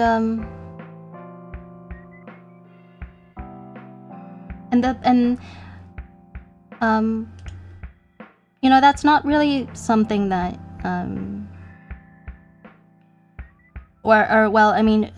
during the recording, after I told the story, all you said was, thank you for sharing that, Tia. And I sort of don't want to put you on blast too much, but I find that response a little lacking, and I will sort of explain why and why this is significant. And then now we're getting to sort of like the really hard part for me, because of how I don't really enjoy discussing identity politics. But the next part of what I'm going to say connects to some points that I think were brought up during the recording, in the recording, but were not fully explored, and I would like to now try to follow up on them further. And these points including when you posited the point about how there's still a significant level of involuntary control, and then I said that that's fair, but also not everyone is able to do that on a realistic time scale, and I didn't really elaborate on what I meant by that at the time. And then there's also how I think sometime after that, you mentioned the there's this sort of question of like empirical evidence and the research. Like it would be sort of like useful to know what the link is between hate speech and hate crimes, basically. And I will try to speak to that now. So I feel like there are certain implications of the anecdote that I told that would sort of serve to answer these questions, or at least serve as an entryway into the discussion if only they were explored. So, what I think the takeaway is that and this also goes back to a point about fear that brought up much earlier on in the stream, in the case of the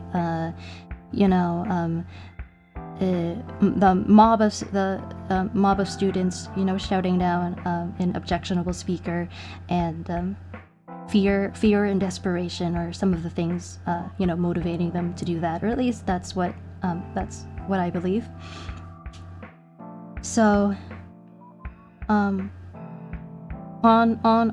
fear, because I think that fear is a very relevant component to I think that fear is very relevant to understanding discussion, but that component has been left out until now, largely left out until now.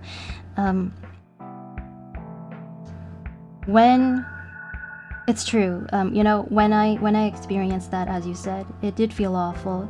I was terrified. I was literally scared for my life, because I just got run over by a car, and like I wasn't sure if, you know, that if, you know, after braking, maybe the guy would like run me over anyway, just because he, you know, he didn't like me, and or especially if I, you know, verbally retaliated, like if he called me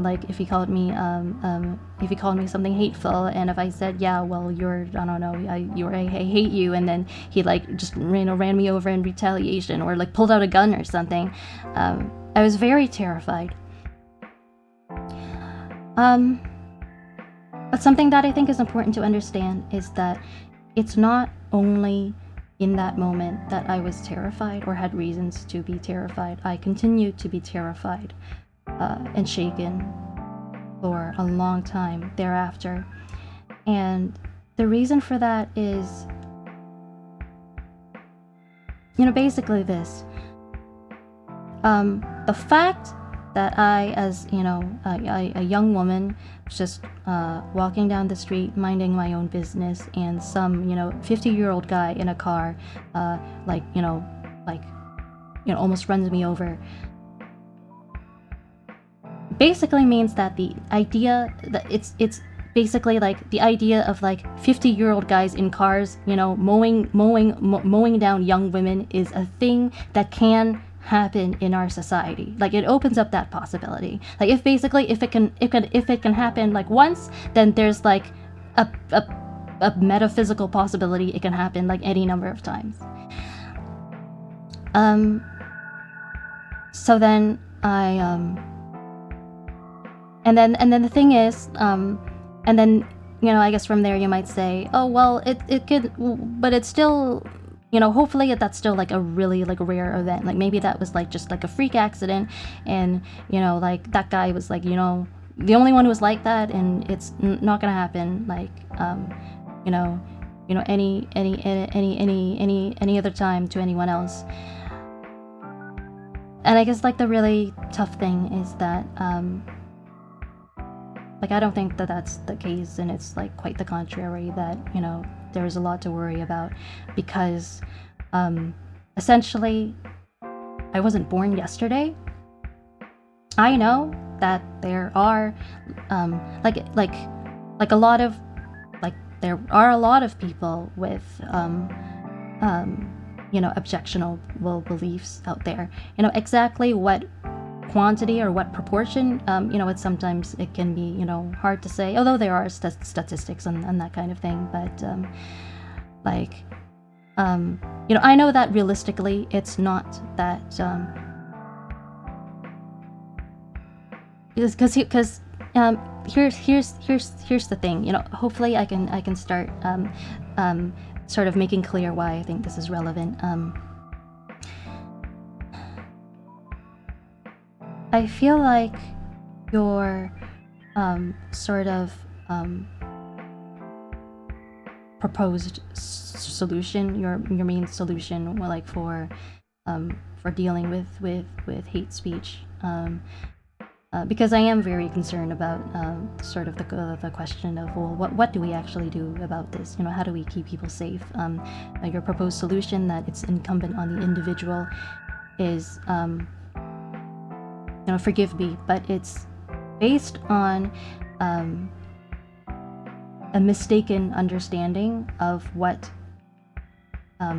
like marginalized people, you know, the kinds of people who would you know, face hate speech actually you know, go through, what our actual lived experiences are like, you know, our day-to-day lives, and that's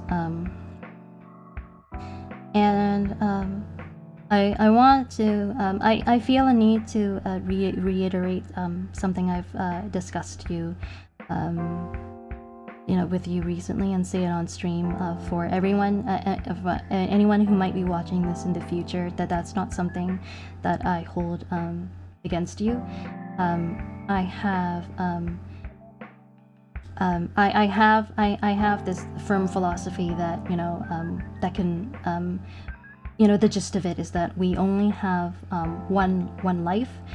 Basically, that there are a lot of things in life that we can only understand through direct experience, by experiencing them personally.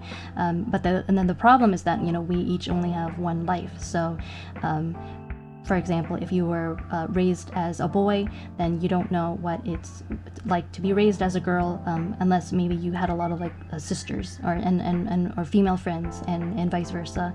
And then because of those natural limitations, I think I believe that it's wrong to be overly critical of people just for being ignorant, without necessarily having bad intentions, or I think that being ignorant in and of itself is not necessarily something that should be that we should strive to punish, because everyone is ignorant about something, again, because of the limitations. We only have one life, so if you are, I believe that if you are punishing people for being ignorant, you are ultimately being a hypocrite. That's something and that's a belief that I've come to based on my experiences of being immersed in leftist communities for many years, and as well as from sort of my certain philosophical influences. So I don't. In saying this, I am not trying to say anything negative about. I'm not trying to make a negative value judgment about Axe, and neither should you, anyone at home, I think. But nevertheless, Axe, I am inclined to say that I think you're sort of coming at this from a lack of insight as an outsider, as someone who for the most part does not have to face hate speech on the basis of demographic features, at least not to the sort of in the same way that someone like me does. So yeah, I wasn't born yesterday, so I know that it's not realistically, it's not like there are only or maybe I'll say it like this. I think your concept for a solution presumes that or it would be maybe more viable if there were only one or two racists out there, and you could expect to experience hate speech only, I don't know, once every 5 years, and then yeah, it would give you a lot of time in between to heal and to mediate your own reactions. I think the issue, a big part of the issue is that in the real world, people experience hate speech much more often than that.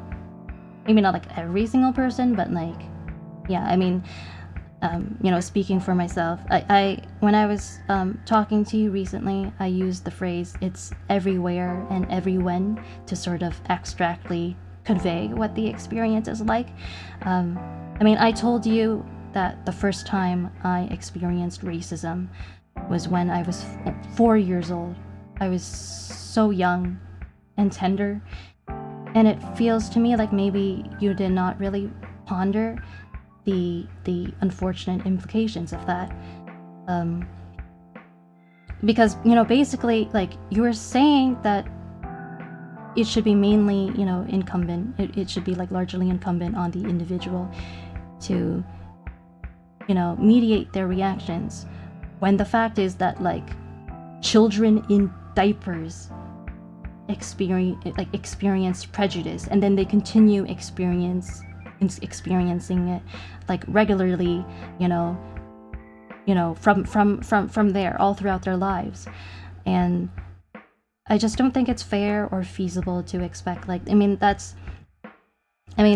could make the the clarification that yeah, sure, maybe your solution works fine for fully developed adults, but I think it is inappropriate to have that expectation for young children who are far more sensitive on average, and there's also a danger that they will, they're far more susceptible to hateful beliefs. Like they may like end up internalizing things like misogyny and racism and believing negative things about themselves.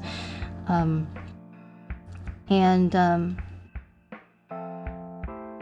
basically, yeah, like I have so many stories of experiencing hate to tell, and you don't have to go through like the particulars of each and every one, because that's not really the main point. I hope I've sort of given you an idea of what I've had to deal with. The point is more that in practice, like in the real world,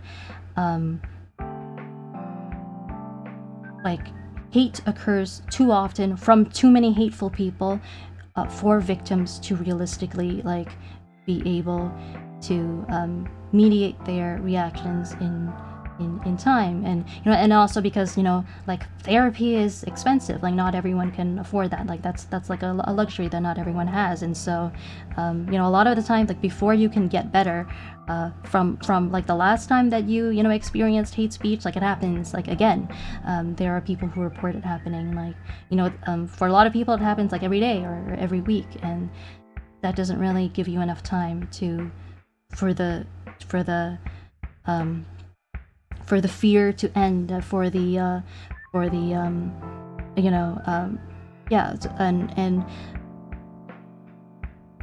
maybe the feeling of fear shouldn't even end. Like knowing how prevalent. Like I think that like I'll say this first. I'll continue with what I was saying. I think like in sort of in a certain way, it could be thought of that like knowing how prevalent hate and discrimination are out there, it may even be foolish to stop fearing, and that it is ultimately if you prioritize your survival, it's sort of like an ugly necessity to continue fearing for your life, and to not mediate your reactions, even.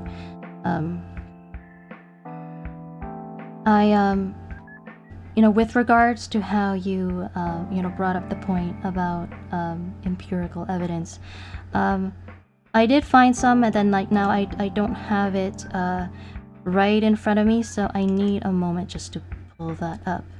But I did uncover something. So since our last debate, I did try to look into this, and so it says this is from usafacts.org. Reported hate crimes have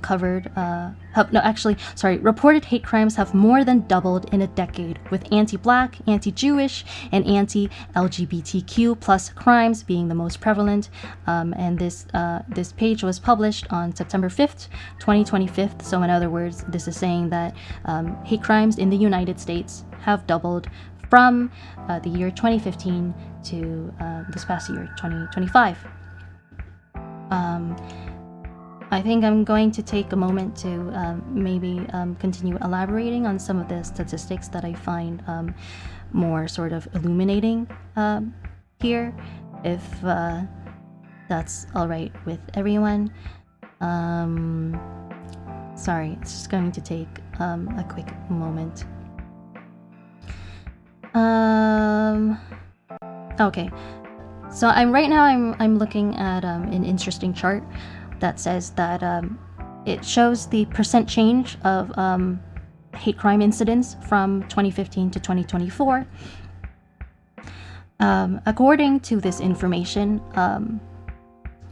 hate crimes on the basis of gender identity, in other words, like hate crimes against like trans people and sort of like non-gender conforming people, increased by more than 300%, actually 340% over the last 10 years. for on the basis of race, 87%, religion, 135%, sexual orientation, 100%, disability, 132%, and gender, 416%, which are sort of massive increases.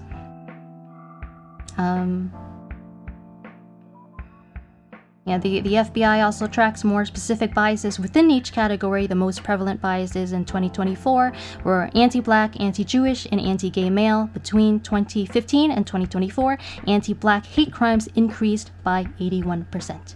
Anti-Jewish hate crimes increased 212%, and crimes against gay males increased 68%.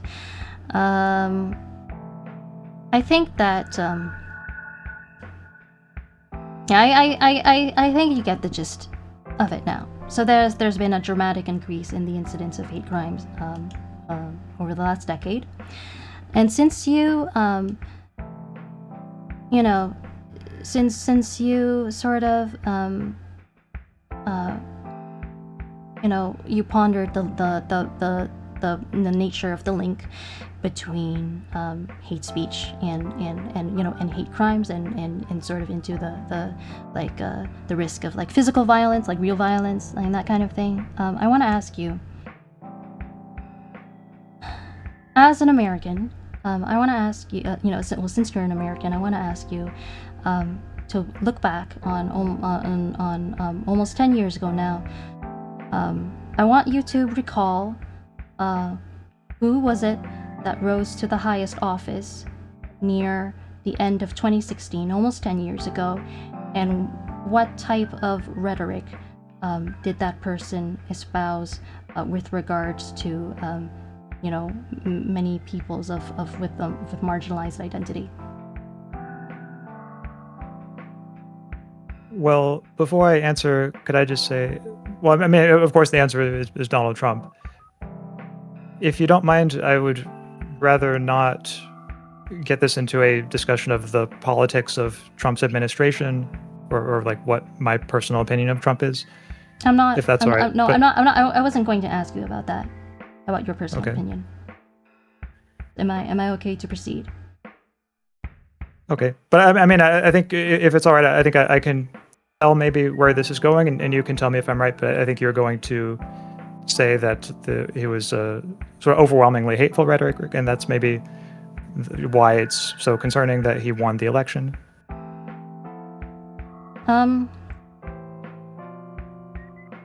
Well, basically, I think that if we want to sort of attribute to the rise in hate crimes to anything, it would make the most sense to attribute it to that, so because it's not really like there's anything else in American society like that. There's not sort of any other like any other shift in American society over the last 10 years that's been as dramatic. Then no,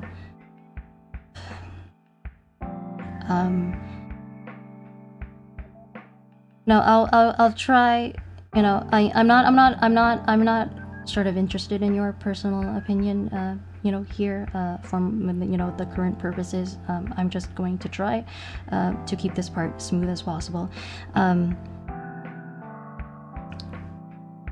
So when it comes to the incidence of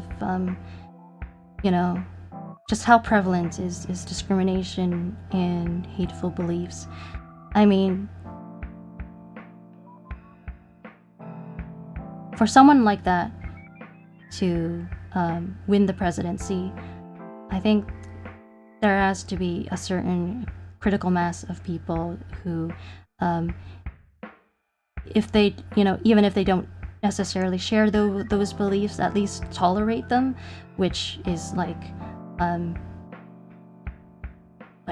not really that great either. Like I don't. Yeah, I mean, I don't think everyone who voted that way shared those beliefs. I personally don't think that. I think that there were a large number of people who voted just out of who were ignorant and or just voted out of economic anxiety and that kind of thing. And I don't think it's sort of personally, I don't think it's conducive to progress to lump like everyone we disagree with into the same category and sort of like impute like motivations onto them. But nevertheless, like obviously a non-zero number of people did they voted because they liked what he was saying rather than like they voted like despite what he was saying. We can and that and his rhetoric sort of like galvanized and gave these people tacit permission to express the hateful views that they already had, because it's not like and we can see the evidence for these things through terrible sort of like incidents of like domestic terrorism in the United States in the last 10 years, such as the January 6th insurrection in 2021, the Charlottesville rally, and like various shootings, like so many shootings, such as the queer nightclub shooting in I believe Colorado, and then also these statistics that are available to us. I would say that there's a clear link, and I guess part of what a huge factor behind the danger is that it's not that like when someone like that gets elected to a high office and they say these things that it like makes people believe these things. It's more that people were like already like there are people who already like believe these things, and like they probably like wish that they could act on their beliefs in certain ways or express their beliefs in certain ways, and it's just that sort of like depending on like their environment, like where they live, like what kind of people they're around, like who is the president, like their sort of capacity to get away with like expressing these beliefs like varies. And this is because the civil rights movement and that kind of thing were not that long ago. They were like still like around like a lifetime or less ago. So there are people still alive who come from that time, and if not them, then their direct descendants, many of whom will still carry like the same views, because it's not like just because like the laws change that they're suddenly all forced to change what they think on the inside. And then even if you sort of get even if you want to like get out of the sphere of like current events, because like it's like I think like it's really true. Like I don't like discussing I don't even like mentioning these things normally. You should have noticed that about me by now. This is not typically the kind of thing I talk about on stream. I don't like mentioning the names of people, of figures I find sort of reprehensible. I prefer. I think it's much more productive to talk about people that I like. I much more enjoy talking about people that I like. So even if you want to get out of the sphere of current events, well, I mean, human history and human civilization has a very long track record of various kinds of discrimination, spanning back hundreds if not thousands of years in many cases. For example, like the Holocaust was preceded by years and years of Hitler sowing anti-Semitic rhetoric in Germany. You can look at almost I don't know. I'm pretty sure you can look at just basically any time in history when people were systemically victimized and treated horribly, and pretty much every time I feel pretty safe in saying that like most of the times, if not every time, those or maybe I shouldn't make sort of this maybe I shouldn't maybe I shouldn't be too specific. A significant number of those times, like the horrible, those horrible acts, those were sort of accompanied by hateful, like certain cultural beliefs that justified those acts. Often by dehumanizing the victims and reducing their value. And that's, and I guess that's like the bulk of it. So I guess what I'm trying to tell you is that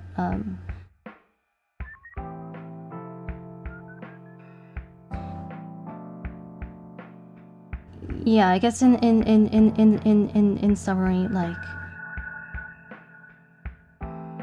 yeah, I guess like I'm trying to tell you about sort of the kind of fear that people different from you feel a fear that I doubt you've ever had to experience, although you've been through other kinds of suffering, but the sort of like chronic fear for your life when you know that your sort of group is in danger of persecution is just on a different level and is eclipsed by many other kinds of suffering. I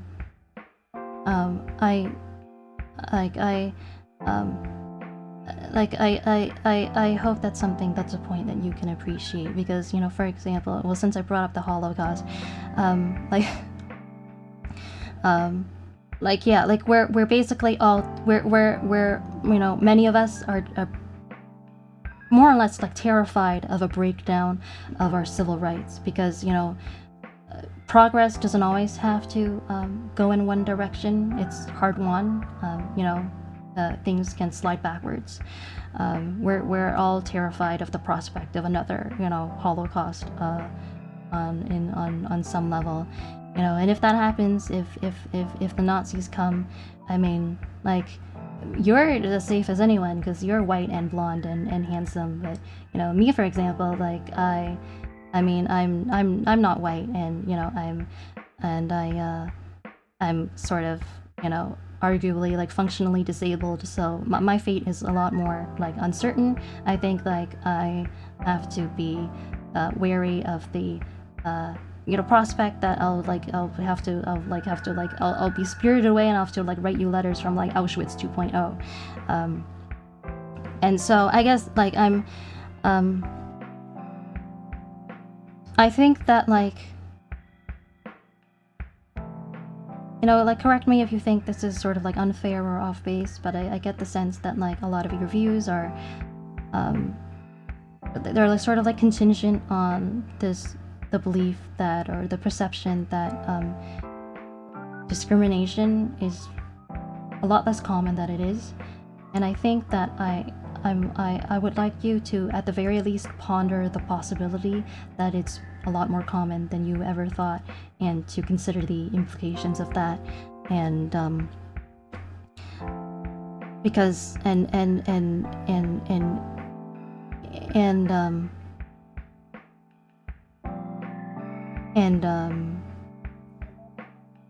yeah, I think there are more points that I could make, but I know I've been talking for a long while, so I think in closing for now, I'll just say that like the human, so with regards to the thing about we should manage our own reactions, like the human brain did not evolve to mediate the kind of chronic fear that is often experienced by people like me. I think we evolved to basically thrive in small communities in which we are safe and respected. It's just simply not realistic to ask people who are experience constant discrimination to and to just managing their own reactions. Like, that's just not that does not suffice as a solution for the reality that they actually have to live through. So that's one of my main arguments. I expect that you'll probably have some objections, so I'll give you the floor now. Okay. Yeah, thanks for that, Tia. So that was, and I can tell that was a response that you've thought very deeply about and really considered your points. Unfortunately, I doubt I'll be able to respond to all of them because there is a lot there, but I will try to at least say something about it, or something about some of the major points at least.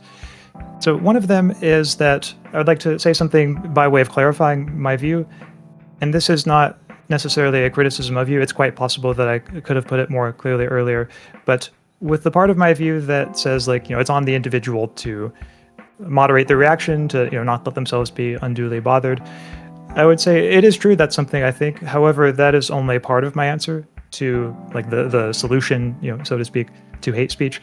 I would say that another important part is that counter speech is the best, I think, way of responding. And this could be, for example, from bystanders. It could be counter speech that's directed at the person who delivers the hate speech. It could also be counter speech in the form of supportive words given to the target of it.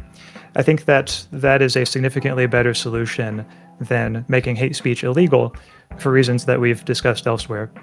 So I would say that's really kind of the two-pronged nature of my view.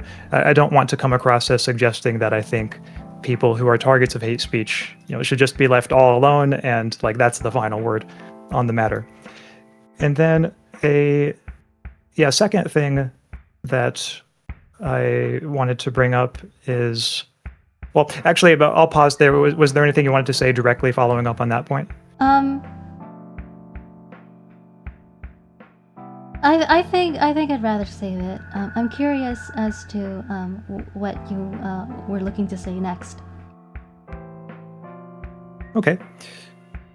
So yeah, one thing that seems to me like it's a really crucial point here you were making is that there's sort of a pervasive environment of hate and discrimination and things like that. And you cited a study showing a rise in hate crimes over the past 10 years. And I will admit, I'm not familiar with that particular source that you read, so my ability to comment on it will be limited. One question that I had about it, though, does it say anywhere how it defines hate crimes? Yes, or like how it it's does. measuring Would you like me to read it out? Sure. Let me look for it. Oh wait, it was my page was already on it. Okay, it says what the section is, what is a hate crime? While the word hate typically connotes strong feelings of anger or dislike, the legal definition is more specific. Hate refers to bias against individuals or groups based on specific characteristics defined by the law, no matter the offender's emotional state. Federal laws identify hate crimes as crimes motivated by a victim's perceived race, color, religion, national origin, sexual orientation, gender identity, or disability. Many states have their own hate crime laws covering similar bias categories. Hate crimes include violent acts against both people and property, assault, murder, arson, vandalism, or threats of or conspiracy to commit these crimes. The FBI classifies assault and murder as crimes against persons and arson or vandalism as crimes against property. By contrast, bias incidents or hate incidents, which are acts of prejudice that are not crimes and do not involve violence, threats, or property damage. Both misdemeanors and felonies can be considered hate crimes depending on the details of the underlying crime, state laws, and the details of the case. That is how the section reads. Okay.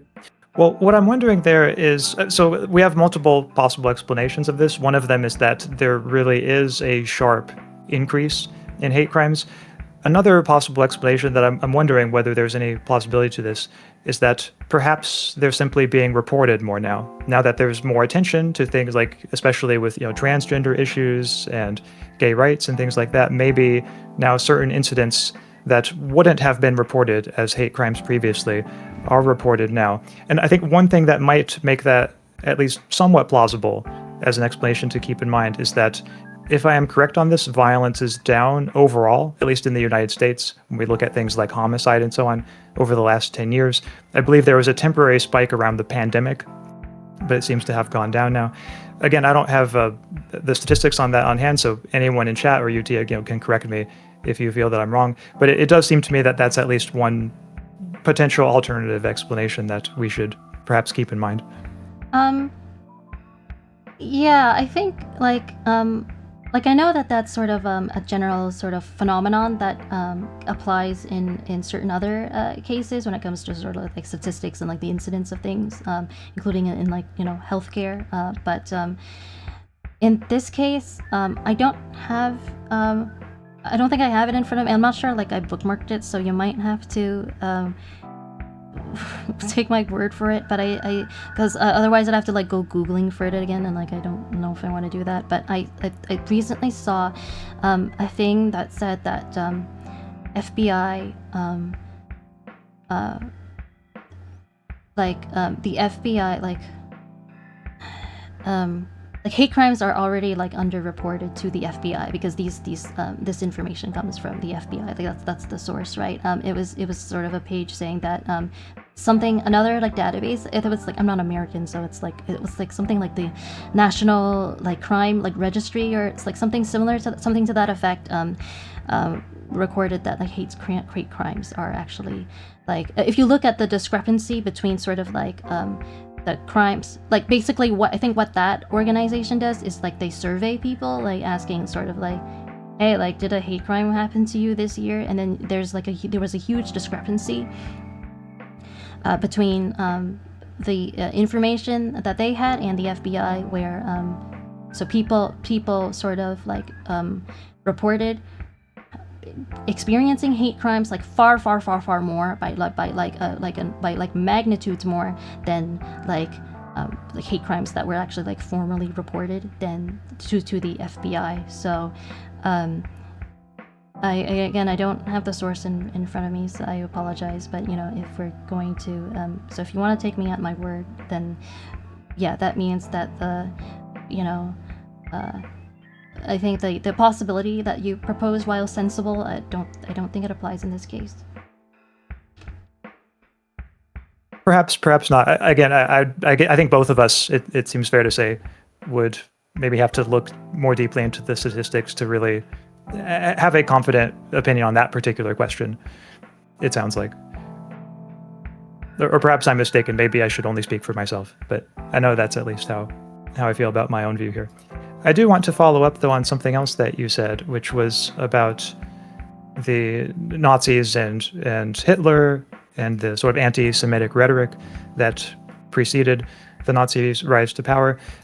I think this is a good example to bring up because, to me, it serves as an example of how hate speech laws do not stop hateful authoritarian movements. And in particular, what I mean by that is that during the Weimar Republic, the Nazis' speech was sanctioned. Anti-Semitic speech, for example, Nazi newspapers were confiscated. And the effect, and there are various other examples one could give. In fact, I believe Hitler himself was prosecuted, and certain other key Nazi figures likewise were. The effect that it had was, of course, as we know now, not to stop the Nazi movement from progressing. If anything, it gave the Nazis an air of speaking truth to power and turning Hitler into a free speech martyr, as in, for example, a poster of him with sort of an image of tape over his mouth. And so it just seems to me that there's a real question here of, okay, supposing that we, of course, agree that hate speech is a problem, it should be addressed somehow. Are, hate speech laws, say, the best way of addressing it? I'm not sure if you have a view on that question, but I know that if somebody were proposing that hate speech is something that should be legally regulated, I don't think that the example of the Nazis would support that particular point of view. Yeah, I guess, what should I say first? I guess, first of all, like, thank you for providing those additional historical details. That's not something I learned in school, but I think that is sort of I think that is sort of like shed some new light on the discussion for sure. Or provide some sort of like much needed maybe insight that we were maybe lacking. And then from there, I don't think that at any point throughout this discussion, including in the like recording, that I've given off the impression that I am like strongly in favor of hate speech laws. I don't think that anything I've said has given off that impression. I think I'm much more sort of like ambivalent in that area. And I recall saying that it's because like I'm not a politician, like I'm not a policy wonk, like this isn't like I'm not really like enthusiastic about debating, okay, sort of like trying to craft like ideal laws and that kind of thing, because I'm just a philosopher, so that's not my area of specialty. I'm not really, it's not my style to quibble and that sort of thing. But no, that's not what I was suggesting. And then the things you said earlier. The first thing you said was about, sorry, let me check my notes. And to be clear, I didn't mean to come across as suggesting that was your view. Okay. So if I did, I apologize. I can't remember what your first point was. I feel like you said like 3 things. Maybe, I think the first thing you said, and then I think you gave me like an opportunity to respond, and maybe I should have, because now I forgot. Oh yeah, I feel so like it was about how the part about how the individual has at least some share of the burden of overcoming the susceptibility to being influenced by others' opinions is only one part of my view, and that another part is counter speech. Okay. I think that's like, I thank you for that clarification. I think I'm gonna save that one for the end, at the end though. And then in the meantime, I just, I don't sort of imagine that you will like enjoy hearing this from me, because it sort of may border too closely on maybe things that you've heard on the past that maybe you're already like over them. I think I would appreciate it if you deferred to me a little more when it comes to matters of like what marginalized people go through, since I feel like I would have more authority on that subject than you, and I by no means am I saying that you don't get to have an opinion at all. I value your input. Like, it is like really like helpful. Like, it is like really important to hear from like multiple like perspectives. But it just, I guess like like I do want to hear your response to this, but I guess like my thinking is that like I feel like when you hear that I first experienced racism as like when I was 4 years old, and that is not altogether an uncommon experience, that should sort of like get you to start thinking like, yeah, hey, maybe racism is actually like pretty common if like kids at 4 years old are going through it. I'm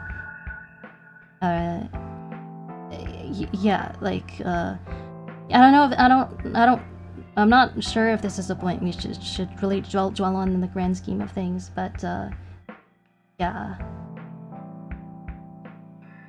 Okay, so my question in response to that is, if I defer to you on this, at least somewhat on the grounds that you're a person from a marginalized background, what about when I encounter someone else from the same background who has a different view?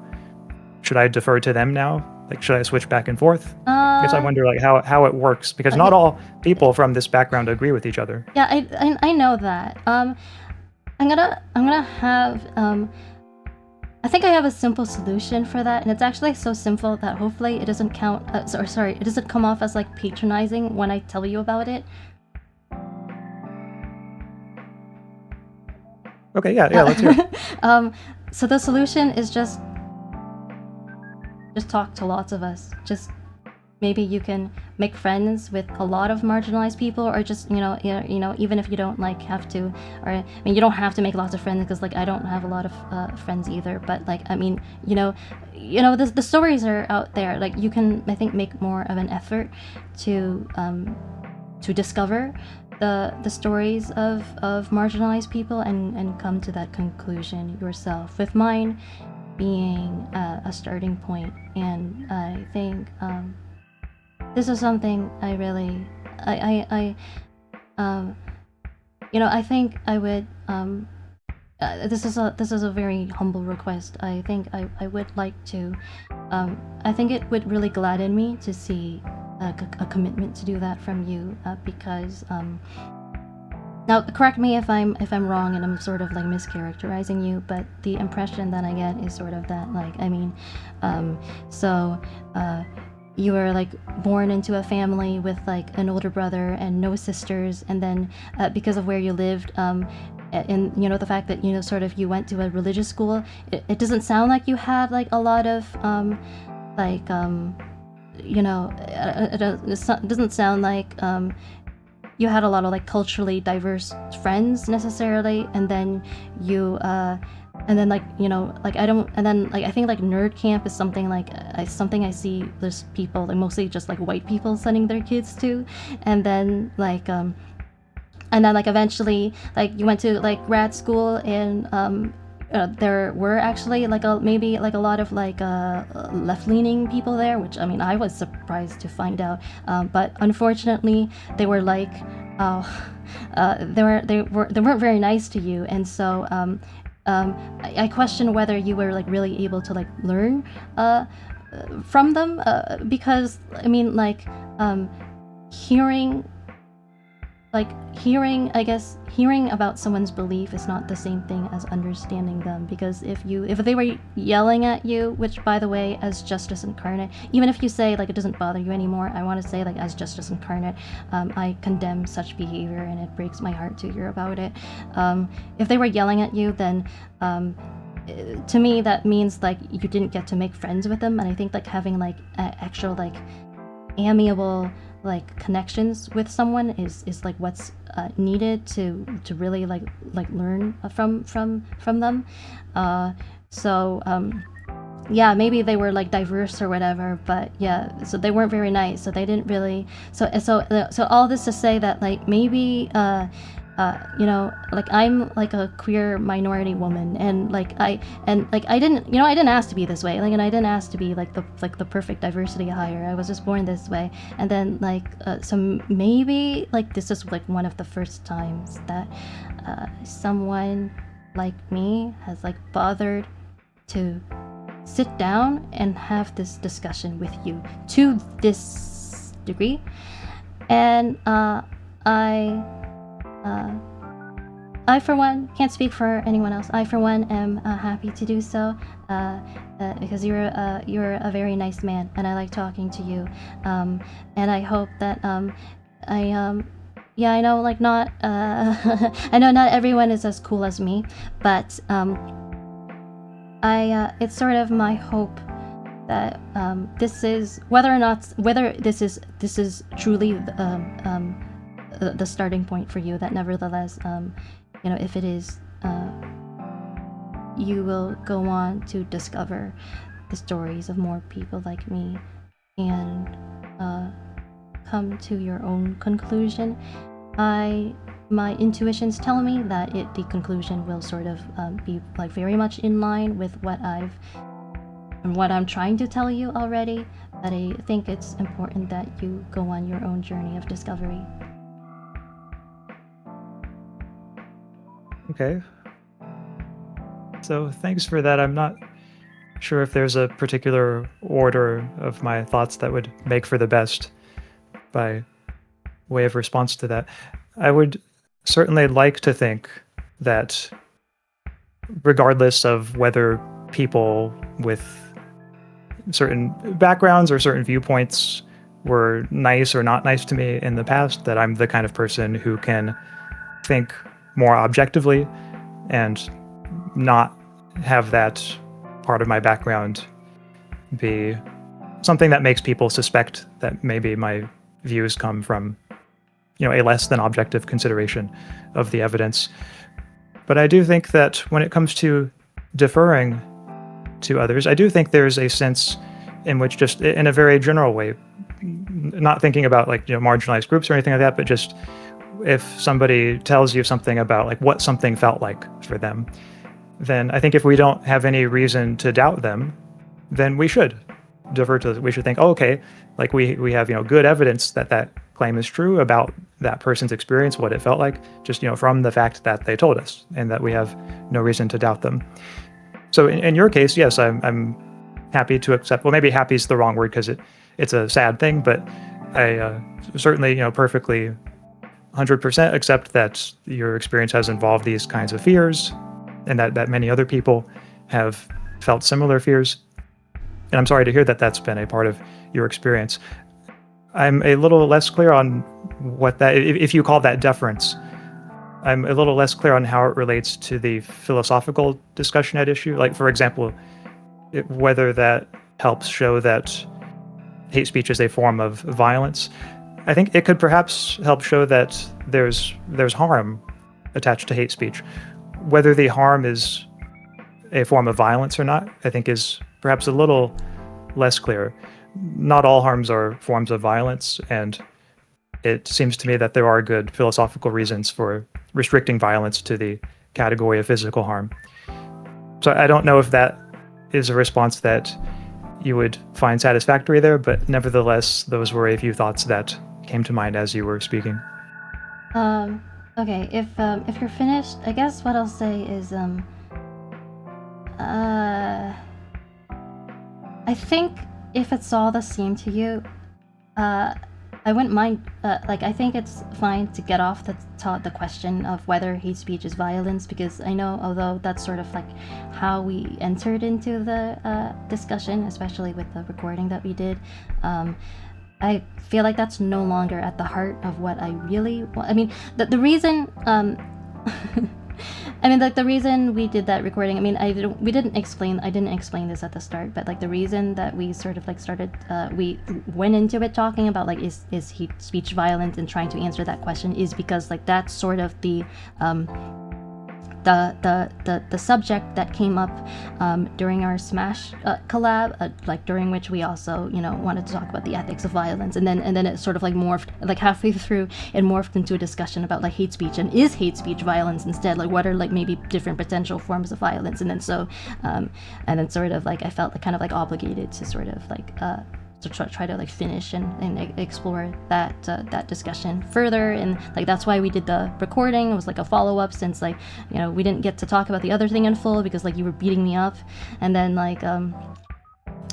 and then so now but then since then I've realized that I don't think the question of hate speech, even though that's sort of what came up during the stream, that's sort of not really at the heart of what I'm personally am the most interested in discussing and settling. So I feel that part of the discussion has run its course. So yeah, if it's all the same to you, I'm happy to leave that there. Okay, yeah, well, I can make a brief final comment on it. So in what I was saying earlier about the issue of whether there should be laws against hate speech, and again, I didn't mean to imply that was your view. I thought I maybe included a clarification, but wasn't. But I might not have been very clear on it. But anyway, the reason why I brought it up in connection to all this is that I think for people who do think that hate speech is a form of violence, which again, I don't know if you do or not, but since it was kind of the earlier subject of the discussion, I think usually going hand in hand with that view is a view that there should be laws against hate speech, simply on the grounds that if hate speech really is violence, then surely unprovoked violence should be illegal, and so the two are kind of linked in that way. So that was the reason I brought that whole point up. But yes, I am happy to move on from it. Okay, yeah, I acknowledge that. I want to Did you make yourself smaller? I didn't mean to. I was trying to shift the window on the screen to better see the screen, and then accidentally VTube Studio.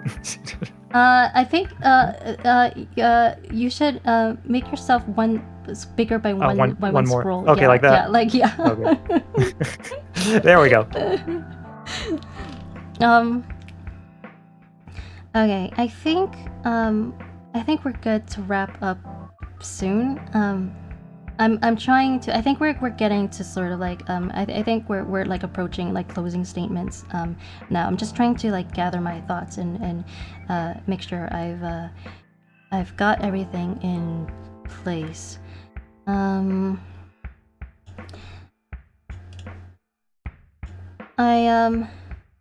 Something that I could say that's sort of more sort of like a general thing is that like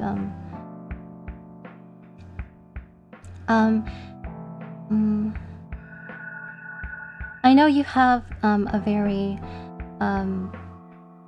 like a positive view of humanity, a very sort of like hopeful and generous view of humanity that I've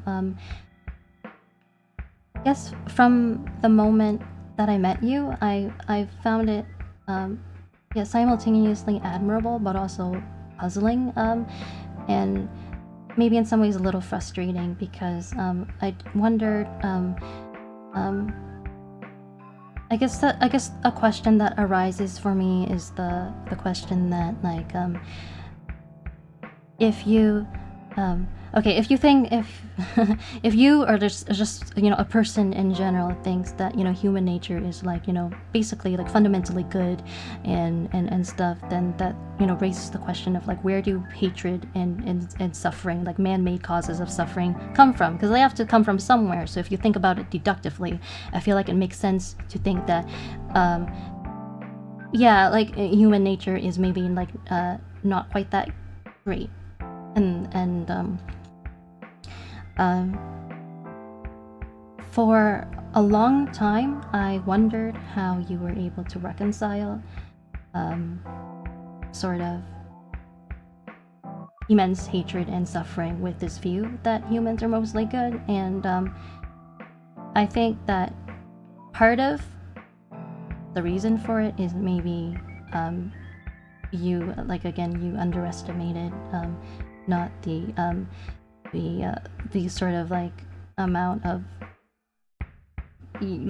sort of like what people like different from you have to go through. Though I do want to quickly clarify that that's not like the only I don't think that that's the only reason you have that view. Like I don't think that it's just because of like ignorance and naivete. I think I suspect that there are sort of like multiple reasons why you believe that, and I just think that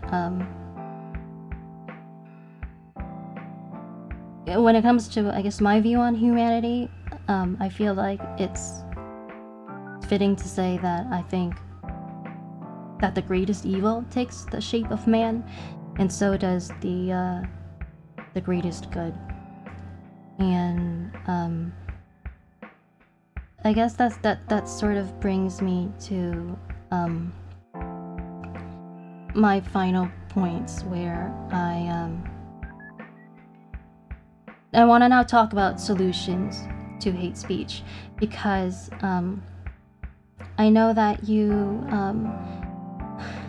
I know that I sort of like throughout today, or not just today. I'm getting tired. I think everyone can tell. Just throughout this whole thing, including the recording from a month ago, and I think I sort of like I like constantly like I perpetually like dodge the question of like what should we do about hate speech, like should we ban it and so on. I did not really have any solutions to offer. It feels like we were just more focused on the question of, well, is hate speech violence, like what counts as hate speech, but I want to get to solutions now, because I think that is important. This is, I think, safe to say, I think we both find this a serious, like a concerning societal issue, and I think we're both sort of interested in actually doing something about it and not just sort of like pontificating about it all day long. And so that's where we're headed now. I want to so when it comes to solutions, I want to refer back to something I said earlier, which is I think I have one. I have an idea for a solution that I think is one that we can both be on board with. And no, it does not involve hate speech laws, because I'm not a politician. That's not my area of specialty. And I feel even more confident saying that now because of what you said about counter speech. I think there's something about that idea that I really like, and I find that really promising. So I guess something. So again, this is going to be a little roundabout once again, and I feel like this is often the case with the arguments I make, where I kind of take the long way around to get to where I want to go. And once again, I feel like I have to make a comment about you yourself, and I don't want to. And I don't want it to sound too much like I'm sort of like putting you on the spot and being too critical of you, but there is sort of like I think there's a habit that you have that I want to talk about without sounding sort of like too judgmental. I think that although I know that you're I know for a fact by now that you're a very compassionate person and you have like good intentions towards pretty much everybody, but I think that in practice you don't maybe express that compassion as as often or as directly as you maybe could. An example is like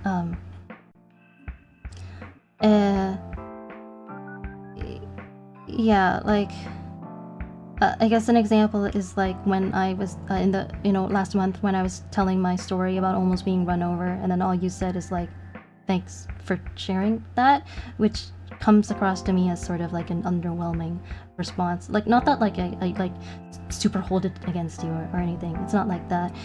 Or another example is like I hope this is okay to bring up. It's not like sort of anything super touchy, but it is a real throwback. It's actually I wanted to bring up your Slay the Princess playthrough, which was a really great playthrough, by the way. I know this is totally random, but like Hannah told me Hannah did not make the streams live, but she told me that she like watched all your VODs and like she like super enjoyed them. But we were talking a bit about the playthrough privately after it was over, and I think like I asked you about like one scene, and I haven't played the game myself, but it was like the vessel where she's like kind of like has like a god complex, if you recall, and she's acting like all like high and mighty, and like it felt like during that scene, so you were very very much focused on sort of like what to do. And like I asked you, I think I told you about sort of my interpretation of that moment, and I said like I think like in that moment, while she seemed maybe she was like acting very high and mighty like externally in terms of like externally behavior, but I bet that like on the inside she was feeling like very insecure and actually vulnerable, and maybe all the external high and mighty behavior is just really like a cover for all of that, but that you sort of like that was sort of an extra layer that you didn't pick up on.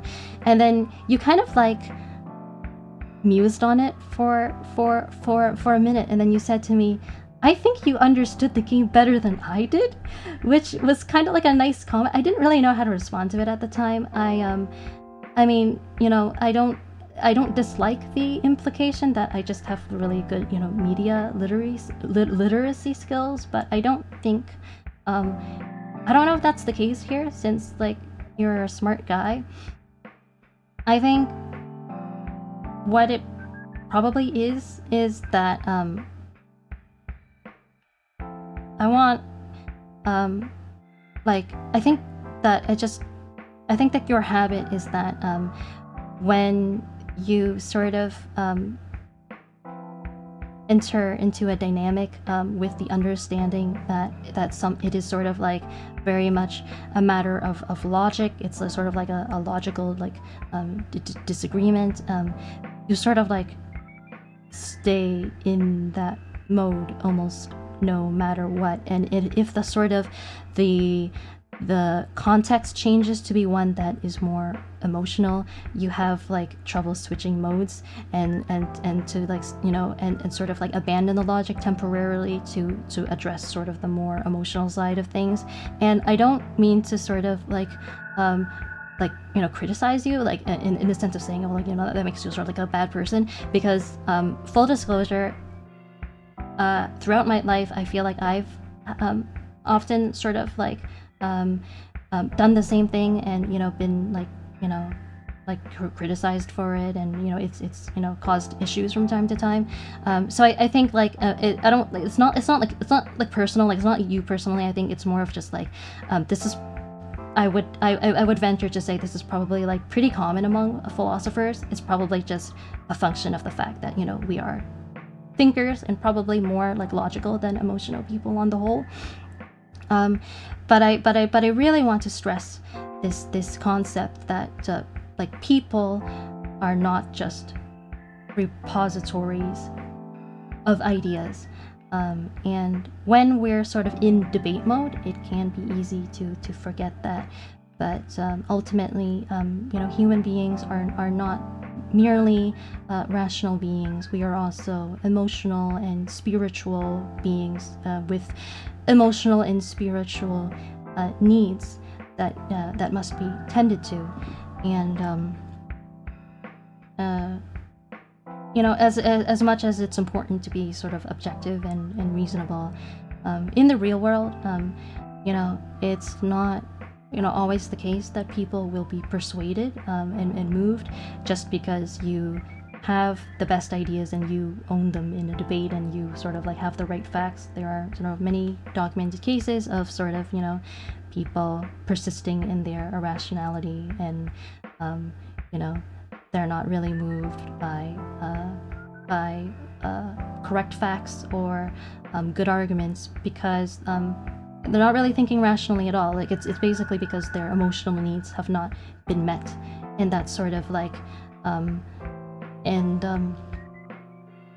so I'm trying to convey this idea that you know, this may sort of be not our main domain as philosophers, but like sometimes if we want to affect change in the world, it's not enough to be good philosophers in the sense of having, you know, good ideas and spreading them. I think it is in reality, I think it's just as important to show compassion and to really understand people very well. And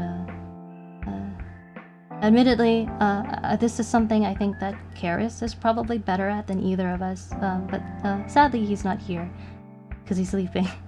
But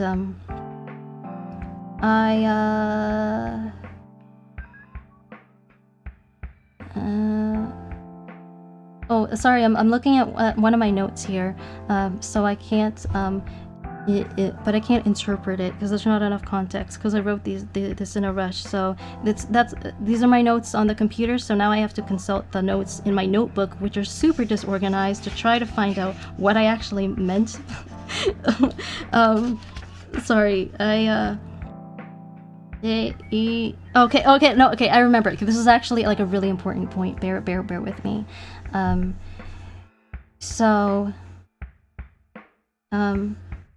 And now I think hopefully I will tie this in more clearly into sort of solutions to hate speech.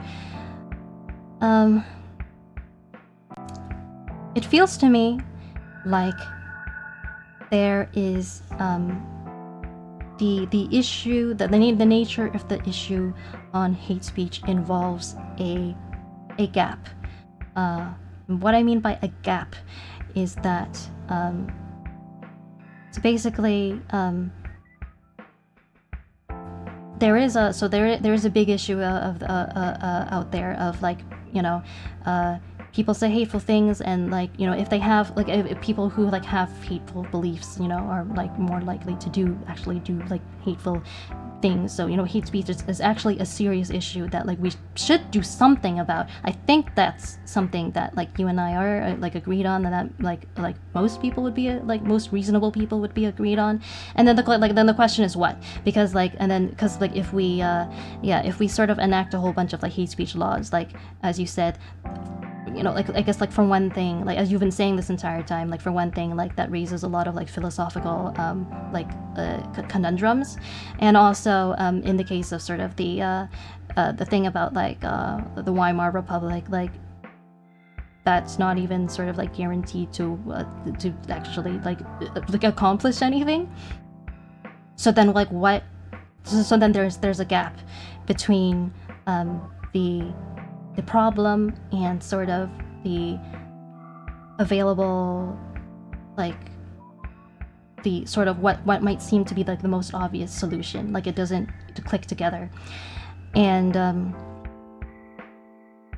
I guess to me, maybe less so now that you've provided some clarification, but I guess maybe at least earlier, it felt to me like your approach for filling this gap is with well, it's incumbent on like the you know, like people should just like mediate their own reactions, and then, you know, bingo, and then like no one will be like bothered by anything, and then like hooray, like problem solved.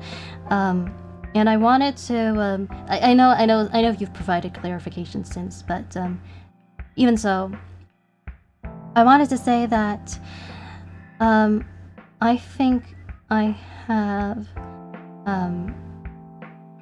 a better I have a proposal for a better solution than that, a better way to fill the gap. And that answer lies in compassion, and that's why I mentioned the whole thing about, you know, people are not just repositories of ideas. I think that I don't know how alien this concept will be to you, but I want to suggest this notion that I think that even when people are irrational, they are still deserving of compassion. And that's, if we really want to make an impact on people and change their minds, that's not something we can forget, even if we're more the logical type. So, for example, I don't know, since I used to hang out in leftist communities, I guess that's the example I use, but since I don't know, like yeah, let's say someone you know, the leftist person is you know, has an idea like, you know, we don't agree with, and which, you know, for example, it could be like how about like sort of like the degree of victimhood they experience, and we might think, well, actually the actual degree of victimhood is less than that in reality. By the way, I would on that, I would sort of, as a small aside, I after thinking about this, I would say that I think that yeah, the actual degree of victimhood that marginalized people experience is, I think, like less than what the leftist party line sort of espouses, probably like more than what you thought it was. That's my intuition on that might, like, it's somewhere, the reality is somewhere in the middle, but that's not the main point right now. What was I saying? So yeah, so like they have an idea that we don't agree with. I think it is not just possible, I think it is advisable for us to extend them our compassion to whatever degree that we can, even if we don't agree with their idea, like even if we reject their idea. I think it is possible to find a way. So even if I think it's possible to show people compassion, even if we don't like yeah, like, so even if we don't agree with their idea, and that I think because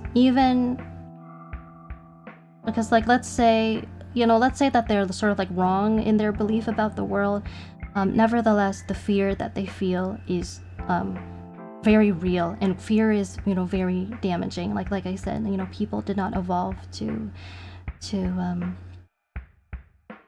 go through sort of like the chronic fear that is that discrimination creates. And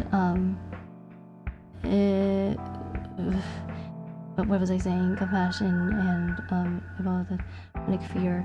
Yeah. So even if their fear, it maybe isn't fully rational per se, it is certainly well-founded, and it is well-founded and very understandable, and as such, I think it's sort of like imperative for us to address their emotional needs if we wish to sort of sway them ideologically, and basically to provide an alternative for the whatever it is that they're concerned about. Because if people are sort of genuinely concerned about something, and you just say, well, you're being irrational, your idea is wrong, but sort of their concern remains, then like they're not really going to be convinced by what you're saying. So the good news is that I'm not sure that we have to enact hate speech laws in order to do what we accomplish what we want to accomplish. I think that there is like a lot of power. I think that there is a lot of power in showing compassion. I think that like ultimately, especially when it comes to a lot of left-leaning like people from marginalized groups, like I can't speak for like absolutely everyone from all over the political spectrum, but yeah, since that's sort of like my background, like I think like a lot of people at the end of the day are secretly yearning for compassion, even if they're not really expressing it in the clearest way. And maybe if they're not really expressing it, maybe they're just sort of like what they're expressing is like a desire to sort of like cancel people and be hostile. Deep down inside, they are sort of there's a part of them yearning for compassion. And I think like filling that, well, how do I say this? So filling that need, I don't think is just sort of like a useless exercise in altruism. I think it is actually really key to the answer to the sort of like what is the solution to hate speech, because I think people who are shown compassion can be braver and more confident. That's how healing works. Like for example, with the story that I told, I think that especially if this were sort of around the time that it actually happened, if I told you that story and your response was like,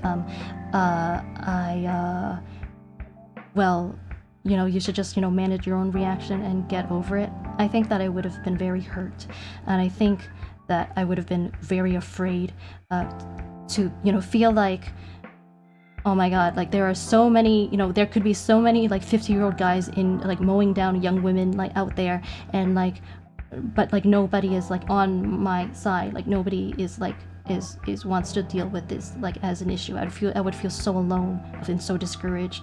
But if you said like, I'm really sorry that happened to you, like that's terrible, like you must have been like really scared, and please let me know if there's anything I can do to help, I would feel, I think, a lot more empowered to stand up to that kind of thing, and like live my life fully, and all those kinds of things. And I think like the same can be sort of said for people like me in general, where by showing compassion, we're actually giving them the strength to lift the boot of fascism off their necks, and and that's what we want. We want more people taking, you know, reasonable, productive actions against injustice. And I think that, like, ultimately, like, this approach could be, like, actually more worthwhile, more useful than hate speech laws, because that sort of seeks to, like, punish you know, offenders, because you know, if you've ever heard of sort of the debate between restorative versus retributive justice, a sort of key idea about when it comes to restorative justice is the idea that it's actually, you know, if I'm not, like, misquoting things, is that it's actually just as important, if not even more important, to take care of victims who are hurt by, like, a thing, like something terrible, than it is to punish offenders. And that's not something we always, I think, remember in our society. I feel like American society, in particular, you know, speaking as an outsider looking in, I get the impression that it's very, the culture is, like, very, like, punitive. People are very, like, you know, punishment happy, and sometimes, like, a little, like, bloodthirsty about that kind of thing.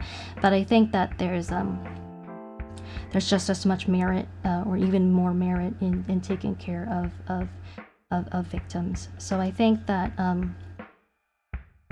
when it comes to individual, sort of the individual burden or individual responsibility to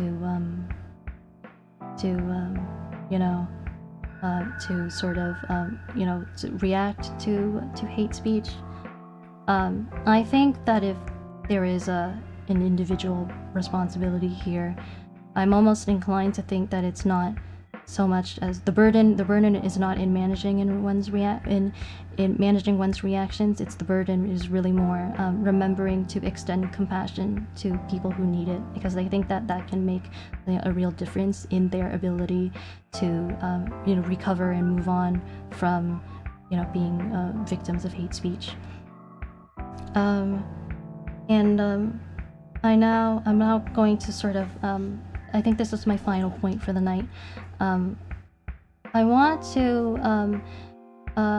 you know, bring up the discussion about social responsibility that I had with Charis when I collabed with him, which you know, originally came from that stemmed from a discussion that I had on his server about social responsibility, which in turn came from a discussion that we were having, because I was seeking your counsel as to what I should do about a friend who had, like, bad ideas. So I don't know, in a way, it all sort of, like, went full circle. But in my discussion with Charis about sort of what is the nature of social responsibility, what is our social responsibility, you know, what is the solution to sort of, you know, bad ideas and all that kind of thing, what came up, I brought up this the idea of soaking the earth, and that you know, is to recap for anyone who wasn't there at the time. It's basically this idea that more productive than trying to, like, tamp down on bad ideas that we don't like and punish the people who espouse them is yeah, I guess it really is, maybe by soak the earth, maybe that's really just sort of a synonym for counter speech, where we instead of punishing and restricting bad ideas, the focus is more on spreading more of our own good ideas, whatever ideas we think are good and right, and aggressively you know, flooding the world with them, to the point where ideally they just crowd out the bad ideas. So there's nowhere so that they just become so commonplace that there's just nowhere left for the bad ideas to take root. And that's sort of so yeah, when it comes to responsibility, I mean, the more power you have, the more responsibility that you have. So I think not everyone has, like, not an equal responsibility to do that, because not everyone has equal power to do that, because, like, soaking the earth, like, you know, that can take a lot of, like, time and effort and thinking. But what I want to say is that just as how I've anointed Charis as an ally of justice, and I and all that. I would like to ask you, I guess, formally in your capacity as a philosopher VTuber, to join me in this task of counter speech or soaking the earth. The other day on stream, you said something about how you really want to help others fulfill their dreams, and this is my dream. You know that my dream is to create a just world without senseless suffering. However lofty or distant of a dream that is, I want to dedicate my life to getting close to that goal as possible. And I believe that you can help me. That I and Charis, we can achieve more as a unit than we each could alone.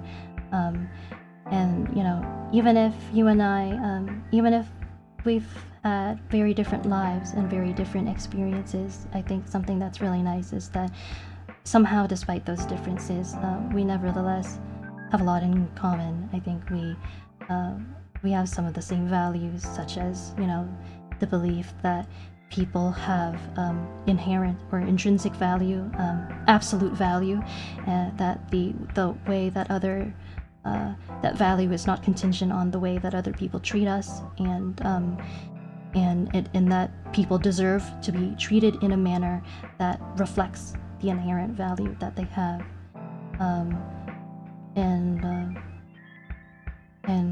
And yeah, because of that, I hope that this is just the beginning, and that I'll be able to work with you and Charis to accomplish my dream for many years to come, and defeat hate speech that way. Okay. Well, thanks, Tia. That was a lot, and I can tell that it came from the heart, so I do appreciate that. Just to start on your last question, the endeavor that you've asked me to take part of, I would like to think that it's one that I'm already involved in. That is the endeavor of trying to do what I can to facilitate a more just world and helping encourage people, helping people achieve their dreams and so on. So all of that is a roundabout way of saying yes. I suppose that I like to think, at least, that that this is something I've been engaged in for a long time, and I'm happy to consider you a friend, and see if there are ways that we can help each do our own thing to kind of help other people learn about things like the value of compassion and philosophy and things like that. And then for the other things that you were saying, I don't know if I'll be able to really touch on all of them, but I'll at least, as a kind of closing statement, say a little bit about some of them. You said that, perhaps there are times when I don't express maybe the compassion that I feel, at least not as directly as I could. And you gave the example of when you shared the anecdote from your life, and my response was simply, thank you for sharing that. If it helps, I can give a little more context on what I think was going on there. I suppose that my mindset at the time was thinking that since it was in part of a philosophical discussion that we had kind of agreed to have in advance, I do know there are some people who maybe feel a little differently about those kinds of things and might feel a little patronized if, like, during a philosophical discussion, someone else says, I'm sorry to hear that happened to you. From what you've shared with me now, though, I know that you're not that kind of person, and so that does help me to know. Another thing that I suspect was going is just that with a lot of thoughts bouncing around, as is typical in a philosophical discussion, and by the time I guess it was time for me to respond, perhaps I had lost track of it and sort of focused my mind a bit elsewhere. But anyway, thank you for letting me know that. So that's something I will keep in mind about you in the future. And Yeah, I agree. You're making me sound like such a wet blanket. Uh, I really appreciate that. I do. I wasn't holding it against you. I guess I thought maybe that from the way that I was telling the story that it was something that still is sort of like really and unpleasant to talk about. So, but it's no big deal. I see. And then for what you said about how, people, even when people are irrational, they still deserve compassion. I think in the main, that's something that I agree with. I think that one's worthiness of compassion doesn't go away simply because one is being irrational. I would add the caveat that in the way that we show compassion to others, I think it's important that we refrain from suggesting to them that we endorse their claims of victimhood or their perception of victimhood if in fact we do not agree with it. Now, I still do think those people deserve compassion, but I think the most compassionate thing that we can do for people who have that difference of opinion from us is to be honest with them about where we stand, but nevertheless, go on showing compassion to them in other ways.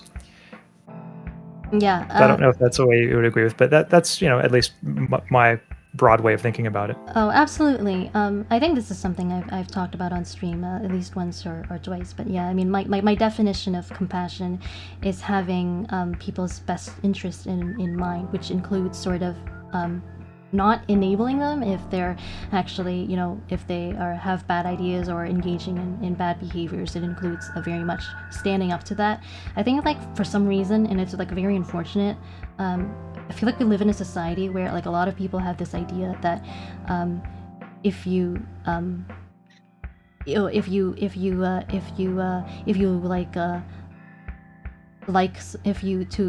care about someone, you also have to like everything, you like them and agree with everything that they do. But to me, those are not two things that have to go together. Mm-hmm. Yeah, I think that's a nice way of putting it. Mm-hmm. So with that in mind, I suppose, is that the end? Have we reached the... I think so.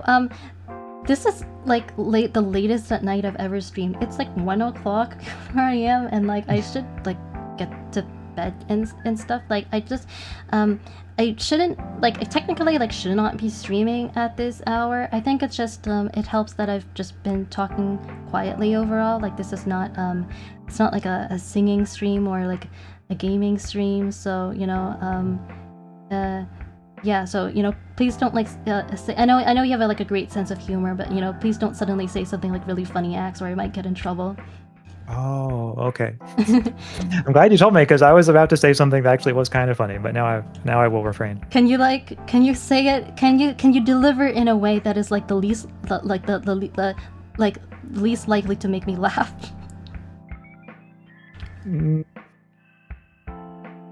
Bagpipe stream. Sorry. When you were talking about loud streams, that just came to mind, and yeah. Anyway. I don't know if you could see the way my model tracked it, but I covered my mouth just to stifle anything that might come out. Okay. Well, maybe that's a stream one of us will have to do sometime. Learning a new musical instrument. Why not bagpipes? And then I'm also I feel the need to apologize to and address chat now because I feel like I've been ignoring chat literally for an hour now. I didn't mean to do that. I think I just in the way that philosophers often do, I think we just kind of got carried away with the discussion. So and not only have I ignored chat for an hour, it's also super late now for a lot of people. So I see I get the sense that a lot of people just had to go to bed, and which is perfectly fine. That's that's not personal. You gotta go when you gotta go. You don't have to do everything the same way that we sort of eccentric philosophers do it. Yeah, so now just before ending stream, I'll try to catch up with the comments that have been left since the last time. Since it's been an hour, I've completely forgotten the context for this. You should have responded, "I'm sorry your mayonnaise was too spicy for you this morning," You don't have to run me over on your dash towards the bathroom. Oh, that's probably about the story of the guy in the car. And then Eugene follows up with, to be fair, getting hit by a car is pretty scary. I've been hit twice and it's always scary to cross the road. Wow. I'm sorry that happened, but I'm glad to hear that it seems you know, you turned out okay. Robo says, man, I've been hit by a car. Granted, I was in the back of a packed trailer and it only hurts to think occasionally. You know, I haven't known you very long, Robo, but it's from all the comments that you've been sending me, it sounds a lot like you've just been through a lot of like weird, like potentially like sort of like disturbing, like life-ending incidents. Like, are you like related to Amelia Watson by any chance?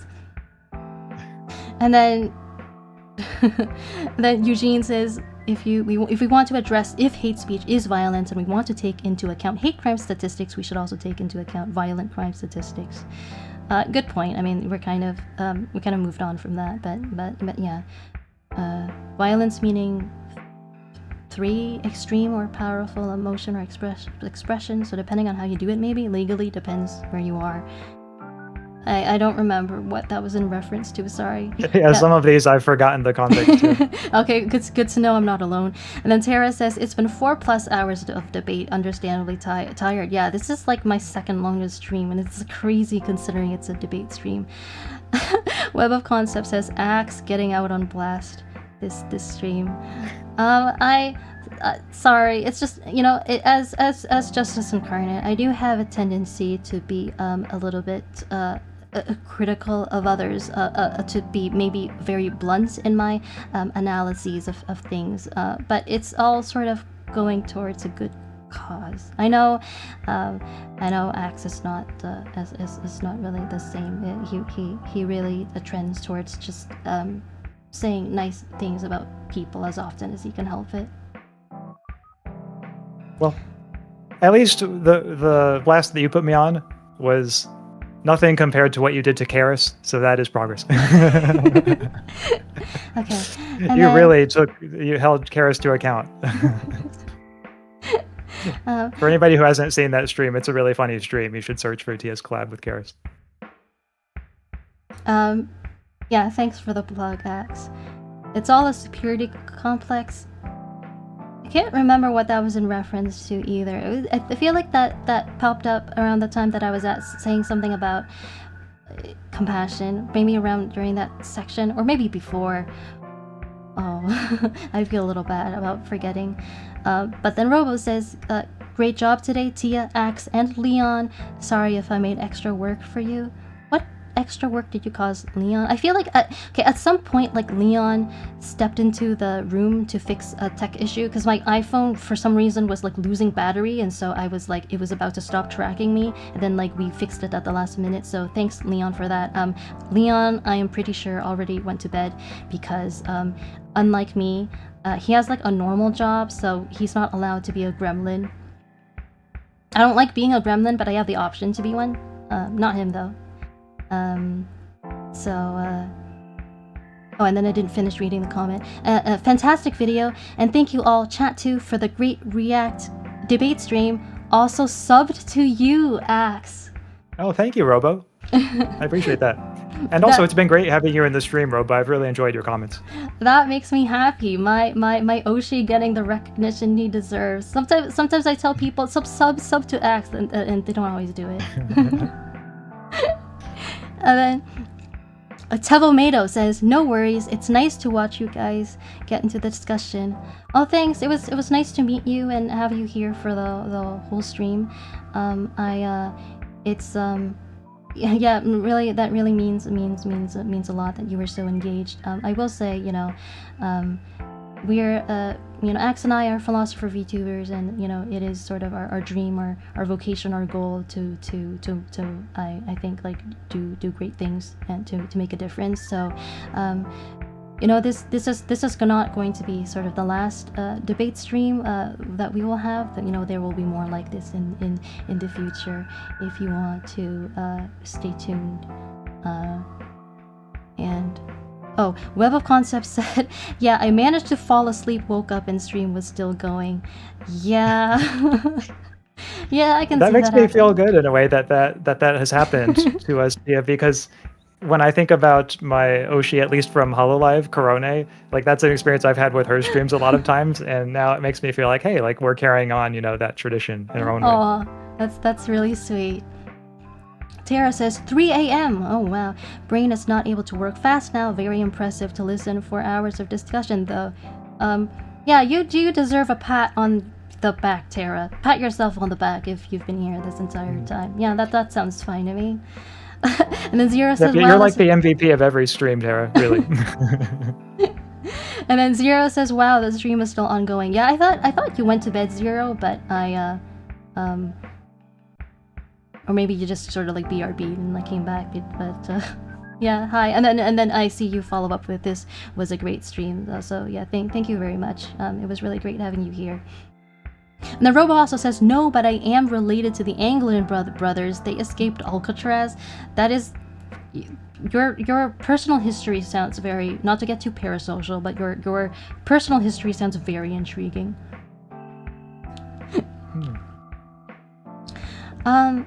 All right. Our uptime is beyond 5 hours now, so I think that now is a fine time to say goodnight. So, was there anything else you wanted to say? Oh, there's one more comment from Zero. Zero says, "This was a great stream." Oh, I read that out. Oh, you did? Oh, okay. Maybe you're tired too, Ax.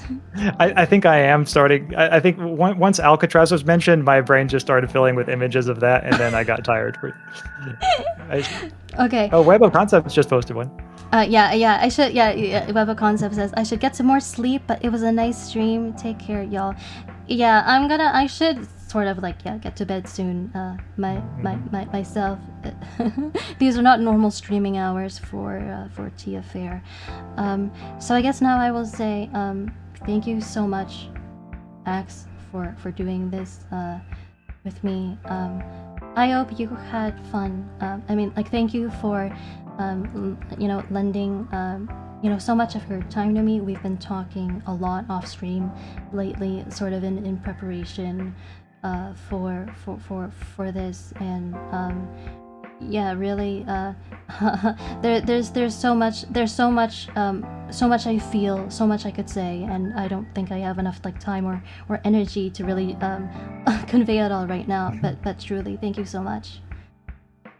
Of course. Thanks for hosting me, Tia. Thank you, chat, for being here. I really enjoyed this discussion, and also just being willing to have the discussion in the first place, Tia, I think says a lot about you. So it's been a great experience, and thank you. I appreciate it so much. All right then. All right. So this was Tia Faire channel. Thank you for watching. Till next time.